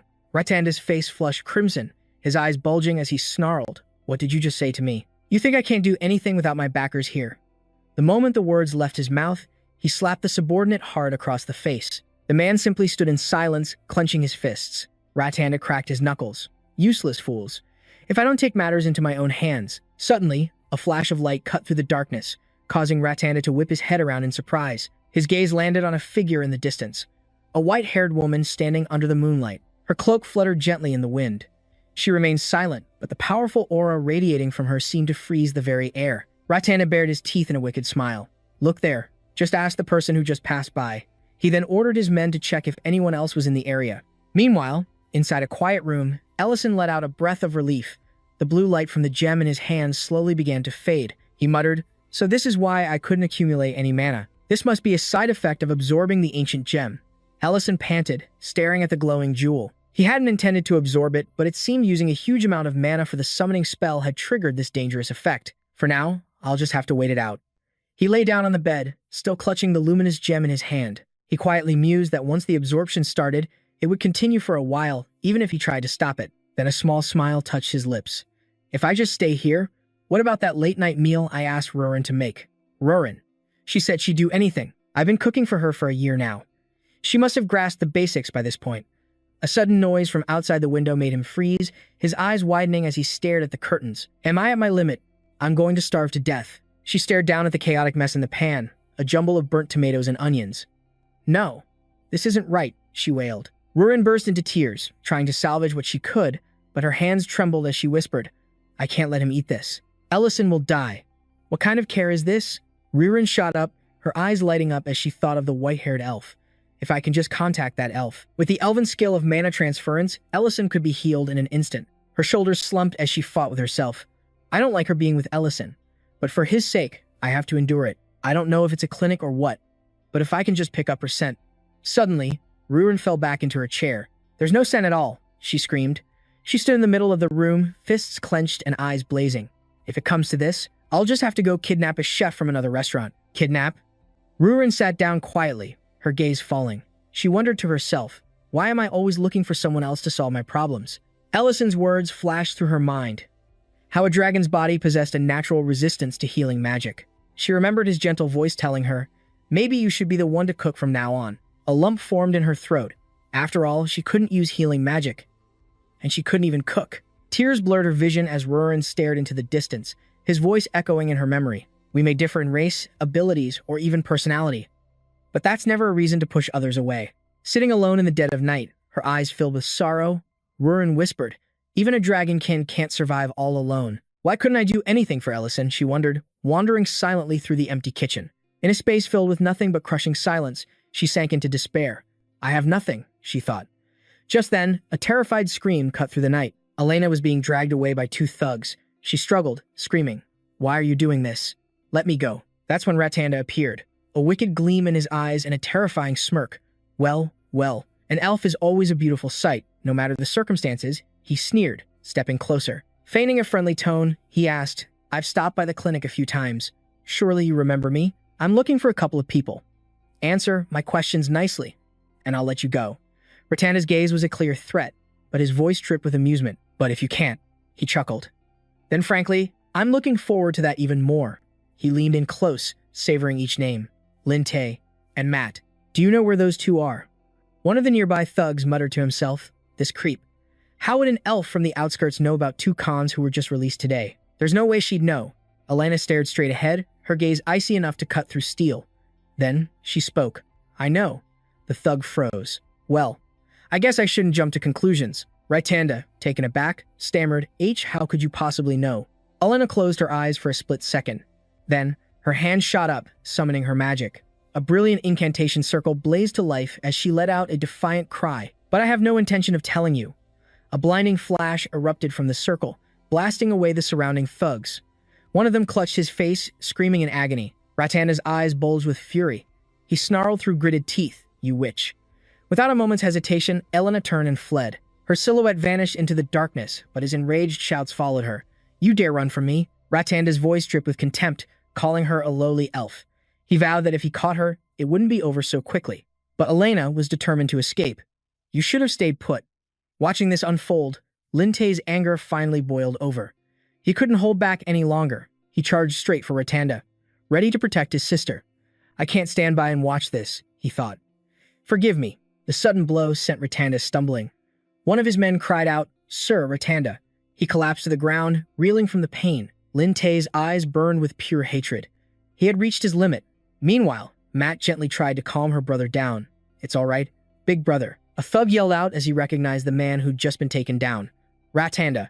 He hit the dirt with a grunt. Kneeling on a nearby slope, Elena turned back to look. Why are you two here? Matt gripped her staff tightly and answered, You need to get out of here. We're the ones he's after. Lin-Tae glared down at the fallen Ratanda, his voice dangerously low. This piece of filth. Did he really go after an innocent person just to get to us? He leaned down, grabbing Ratanda by the collar. Let me remind you what happened 2 years ago. Matt and Lin-Tae stood back to back, staffs at the ready. But suddenly, a new voice boomed through the air. Ratanda looked up, a twisted grin spreading across his face. Hey, memories from 2 years ago, you say? His voice was a venomous hiss. Did you really think I'd come for you unprepared? You're all about to die, a voice roared. Lin-Tae's grip on his staff tightened. His face was taut with tension as he hissed. Damn it. Matt eyed the man walking towards them. Who is this guy? She thought. 3 figures appeared on a nearby hill. One of them smirked. Well, looks like our client is having a bit of trouble. The man in the lead, wrapped in a fur cloak, was the infamous gang leader from Grey, Rome and her. Are these the ones you wanted us to take care of? Meanwhile, Rurin was desperately running through the night, finally reaching Ren's house and pounding on the door. Inside a warm room, a sleepy Ren rubbed her eyes and turned to the man beside her. Honey, I think someone's at the door. Klon Lindam mumbled. Who could that be? Still rubbing her eyes, Ren opened the door in her nightgown. Yawn. Who is it? Her eyes widened in surprise when she saw who was there. Rurin looked up, panting heavily. I can smell it from here. This is the closest place. She then asked, Can you please tell me where the clinic is? The scene cuts back to Lin-Tae taking a heavy punch straight to the face. You bastard, he yelled. Lin-Tae charged forward, swinging a punch of his own. But the gang leader, Rome and her, countered with a brutal blow to the gut, making him cough up blood. Lin-Tae wiped his mouth with a smirk. Matt snarled, How dare you? Roman effortlessly snatched the staff from Matt's grasp. This isn't a game, little girl. He grabbed Matt by the collar, and she cried out in panic. In the dim moonlight, another thug grabbed Matt, holding her fast. At Roman's command, Lin-Tae roared, Matt. Ratanda just cackled with glee. Hey, you shouldn't mistake Roman for some ordinary thug. He's a battle-hardened mercenary with years of experience. Roman shot them a bored look and asked, Should we have a little more fun with them? But Ratanda stopped him. Leave him be. He's still useful to us. And do not lose sight of that elf. Hearing this, a chill went down Roman's spine. So this was his twisted little game. Lin-Tae collapsed, gritting his teeth through the agony as he begged, Just let the others go. Roman's jaw tightened, his eyes burning with pure malice as sweat beaded on his brow. He clenched his fist, roaring in rage, You bastard. Then he slammed a brutal punch into Lin-Tae's stomach, making him double over and spit blood. Matt lunged forward, screaming in panic. Brother, no. But he was instantly restrained. Roman sneered. Looks like I'll have to snap your wrist next. Elena stepped between them, pleading desperately, Please, at least let them get treatment. But the soldier shot her a cold glance. You'd be wise to stay silent. Lin-Tae fell to the ground, shielding his head as the beatdown continued. Sprawled in the dirt, his face caked with blood and grime, Lin Tae's eyes stared blankly. He thought, was I wrong to do this? He struggled to lift his head, thoughts swirling in a chaotic storm. Should I have just walked by, pretended I saw nothing, covered my ears and looked away? Maybe I should have just run to another village, like nothing ever happened. Lin Tae bit his lip, shaking his head in despair. No. I've put up with him for 2 whole years. Gritting his teeth, Lin Tae clenched his fists, his face pressed against the earth. Just then, across the clearing, Elena and a blonde-haired man appeared. One of Roman's soldiers spun around, shouting, "There they are." The entire group snapped their heads in that direction, their eyes filled with alarm. Rurin dashed through the dense forest, panting to herself. Not using teleportation magic deep in the woods was definitely the right call. Who would have thought I'd be looking for you? As he spoke, a thug pressed a knife to Elena's throat. Rurin, however, remained completely unfazed. Hey, Miss Elena, we need your abilities. The soldier's gaze fell helplessly on Lin Tae's crumpled form. Rurin just kept muttering to herself, based on the current situation. Across the way, Rurin's eyes locked onto Roman, a flicker of confusion on her face as she sized up the scene. A cold sweat trickled down Roman's back as he felt the overwhelming aura radiating from Rurin. His instincts screamed at him, this woman is dangerous. He knew in that moment, the only way to survive was to submit. Meanwhile, Rurin tilted her head slightly, her hair drifting in the breeze as her ice-cold gaze pierced the air. She muttered under her breath, "Should I just take care of this trash?" Roman's voice cracked as he barked, "That girl. Let her go. Now." His subordinate instantly released his grip. "Yes, sir." Matt scrambled forward, yelling, "Brother." Watching from a distance, Ratanda spun around in disbelief. He began screaming, "What in the hell are you all doing? Why are you just standing there?" He bellowed. "Drag that wench over here." Humph. He scanned the area. Where did the others go? When no one answered, he roared with fury. "Fine. I'll catch you myself and sell you off." He reached out to grab Rurin. The girl simply whispered one word, "Gravity." Suddenly, Ratanda's entire body froze in place. Rurin stared him down, her expression like ice. "Why is a piece of trash like you trying to speak like a human?" Ratanda let out a blood-curdling scream that turned into a howl of agony. His 2 henchmen watched in terror, yelling, "My arm, my arm." Bathed in moonlight, Rurin stood with her arms crossed and turned to Elena. "Hey, are you done yet? I've handled things here. Let's go, there's something urgent." The scene shifts to a warm room, where Elena's glowing hands are pressed against Ellison's back. He let out a soft breath. "That's enough." Rurin rushed to his side. "Hey, you okay?" Sitting on the bed, Ellison offered a faint smile. "Thank you. I'm in your debt once again." Elena sighed in relief. "Thankfully, you won't have any trouble with daily activities." She thought to herself, "I used up all my mana. Just how powerful is he?" Rurin sat up and, after a moment of silence, asked for her name. "It's Elena, right?" Elena nodded. "That's correct." Rurin looked down at her intertwined hands, speaking softly. With a blush, Rurin lowered her head and mumbled, "Thanks." Ellison was stunned, whispering to himself, "Did Rurin just say thank you?" Elena also tilted her head in surprise. "Ha!" Rurin suddenly shouted. "What's with those expressions on your faces?" She quickly turned away, yelling, "Just forget it. I was being considerate, you know." Ellison let out a small chuckle. "I was just a little surprised." Elena nodded. "Yes, I was surprised, too." Outside, Matt was leaning against the wall. Ellison noticed him and asked, "Oh, when did you 2 get here?" Hearing his voice, Matt flinched. Lin Tae bowed his head with a heavy sigh. Matt asked, "You already knew?" They both stepped inside. "I just wanted to thank her for saving us." Ellison glanced over. "What do you mean? Weren't you 2 the ones who saved Miss Elena?" "That site supervisor. It was Ratanda, wasn't it? It was him, right?" A hint of sadness touched Matt's face. "No. Ratanda was after us from the very beginning. We ended up dragging innocent people into our mess." Ellison sat up straight, speaking softly. "That wasn't your fault. Don't think you did anything wrong. That site supervisor is infamous for being a scumbag."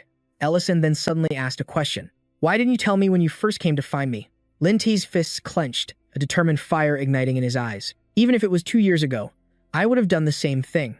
I won't lie about my own sins." Ellison remained seated on the bed, listening. "Do you 2 have a place to sleep tonight?" After a quiet moment, he held out a single coin. "If not, take this. It should last you a couple of months." Lin Tae's eyes widened in disbelief. "Why? Why would you give this to us?" Ellison tilted his head, a faint smile on his lips. "What's the matter?" "It's because starting tomorrow, you'll both be working here on the farm." Their jaws dropped, and Lin Tae stood there, completely stunned. "But we're criminals," he stammered. Ruin crossed her arms, her expression icy. So, new subordinates. Ellison, however, remained perfectly calm. We pay our workers, and we know who is responsible for them. I don't see an issue. Instantly, the two men fell to their knees, overcome with emotion. I will dedicate my entire life to serving you. I, too, pledge to follow you forever. As moonlight cast long shadows over the familiar farmhouse, Ellison spoke. Just think of me as the manager. Let me repeat, starting today. You two, Lin and Map, will be helping with the work here. Standing before the wooden fence, they both bowed deeply. We look forward to working with you, our seniors. Hearing this, Min Ten scratched his head awkwardly. Senior? Ahem. That's right. I guess I'm a senior now. Huh. Well, I'm looking forward to working with you too. Lin Tay sheepishly rubbed the back of his neck while Men watched them, his expression completely unreadable. As he walked away, he spoke over his shoulder. It was Manager Ellison's decision, so I won't object.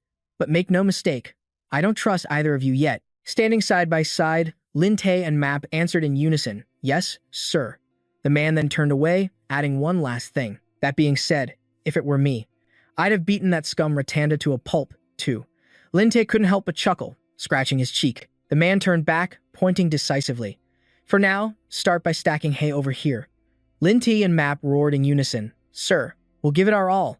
Meanwhile, in a hidden location, a sphere of light began to pulse, activating a powerful surge of energy. Ellison gazed at the glowing mana orb in his palm, realizing his power was almost fully restored. He figured using his magic now likely wouldn't cause any backlash. He tilted his head as a thought struck him. Ah, that's right. There are only a few days left. He wondered, I hope my order has arrived. Rurin, about that matter. Rurin's gaze silently drifted toward the window. Ellison stepped outside, his tone sharp. What are you doing? Her reply was curt, observing. Surprised, Ellison scanned the area around them. Customers, I see many unfamiliar faces. Ellison glanced at her, a thought crossing his mind. So, Rurin is taking an interest in other people. Wait, what's going on with her? The other day, she even thanked Miss Elena. Did something happen? Their gazes fell upon two women laughing together at a nearby table. One of them was adorned with sparkling earrings and a radiant golden necklace. Rurin asked in a low voice, Human females adorn themselves with many glittering objects. Why? Ellison seemed flustered. Well, I suppose it's because they're beautiful. Ah, it seems Mr. Bennett is hosting another event. Ellison added calmly. It's not so different from Dragonkin filling their lairs with treasure. But Rurin's eyes remained fixed on the two women. I would know. My mother's lair was not like that. Ellison turned to her, his voice softening. Have you ever wanted or received something like that? Across the table, Bennett smiled warmly as he presented a small box. Inside rested a shimmering necklace. Mia's eyes went wide with wonder. As she reached for the gift, her gaze met Bennon's, full of heartfelt joy and disbelief. Rurin watched the joyous scene, her own expression faltering. Her gaze clouded over as she lowered her head. I don't know, she whispered. Just then, a figure appeared in the doorway. As Diane entered, Rurin's attention instantly snapped toward him. Oh, another visitor, Ellison noted. Diane burst in, his face beaming as he waved a document in the air. Master, I have wonderful news. This morning, we apprehended Ratanda at the hospital. A flashback shows a battered and bruised Ratanda tightly bound and flanked by guards. Diane listed off the crimes: tax evasion, harassment, assault. He was arrested on a mountain of charges. He won't be seeing the light of day for the rest of his miserable life. He's even more vile than I imagined, Ellison commented. Diane nodded. Indeed, his own men turned on him and gave us everything we needed. It turns out Ratanda's backer was none other than Count Dizran. Even after the Count's arrest, that fool kept acting recklessly, completely oblivious to his lost protection. Diane let out a heavy sigh. What's truly troubling is that not all of the Count's allies were located in his castle. It feels like for every one we catch, two more pop up in their place. But you're handling it well, Ellison replied reassuringly. He then looked at Diane intently. Say, are you free 3 nights from now? Diane looked up, a bright smile crossing his face. For an invitation from you, Master? I will certainly make myself available. Ellison leaned in, whispering something in Diane's ear. Diane's eyes lit up with excitement. Incredible. Of course I'll be there. A knowing smile played on Ellison's lips. Heh, you have a lot to look forward to. Elsewhere, a golden halo of light pulsed around a mysterious, dark orb. Glimmering motes of light danced in the silent darkness. 3 days later, inside a quiet, shadowed room, Gunty sat with his arms crossed. He nodded slightly as a figure entered the chamber. Ellison, you're punctual. The robed man stepped forward, his deep voice echoing in the stillness. Let's see the items first. Gunty gave a slight nod, holding out his hand. They're all finished. Ellison's lips curled into a smirk. Hey, excellent. Tossing over a glowing pouch, he declared, "I've gathered everything, not a single piece missing." Then called out, "Everyone, come and get it." A pile of sizzling sausages was laid out, along with some refreshing drinks. Gunty, sitting close by, frowned. "Did you really have to be so dramatic?" Ellison just shrugged. "I just felt like trying it." Ellison stood by with a gleeful smile, murmuring, "It'll be amazing if everyone joins in." Gunty glanced towards the scaffolding on the upper floor. "But the project is in its final stages. I can understand why he's busy." The entire town was bathed in cool, blue moonlight. Klon walked beside Ren,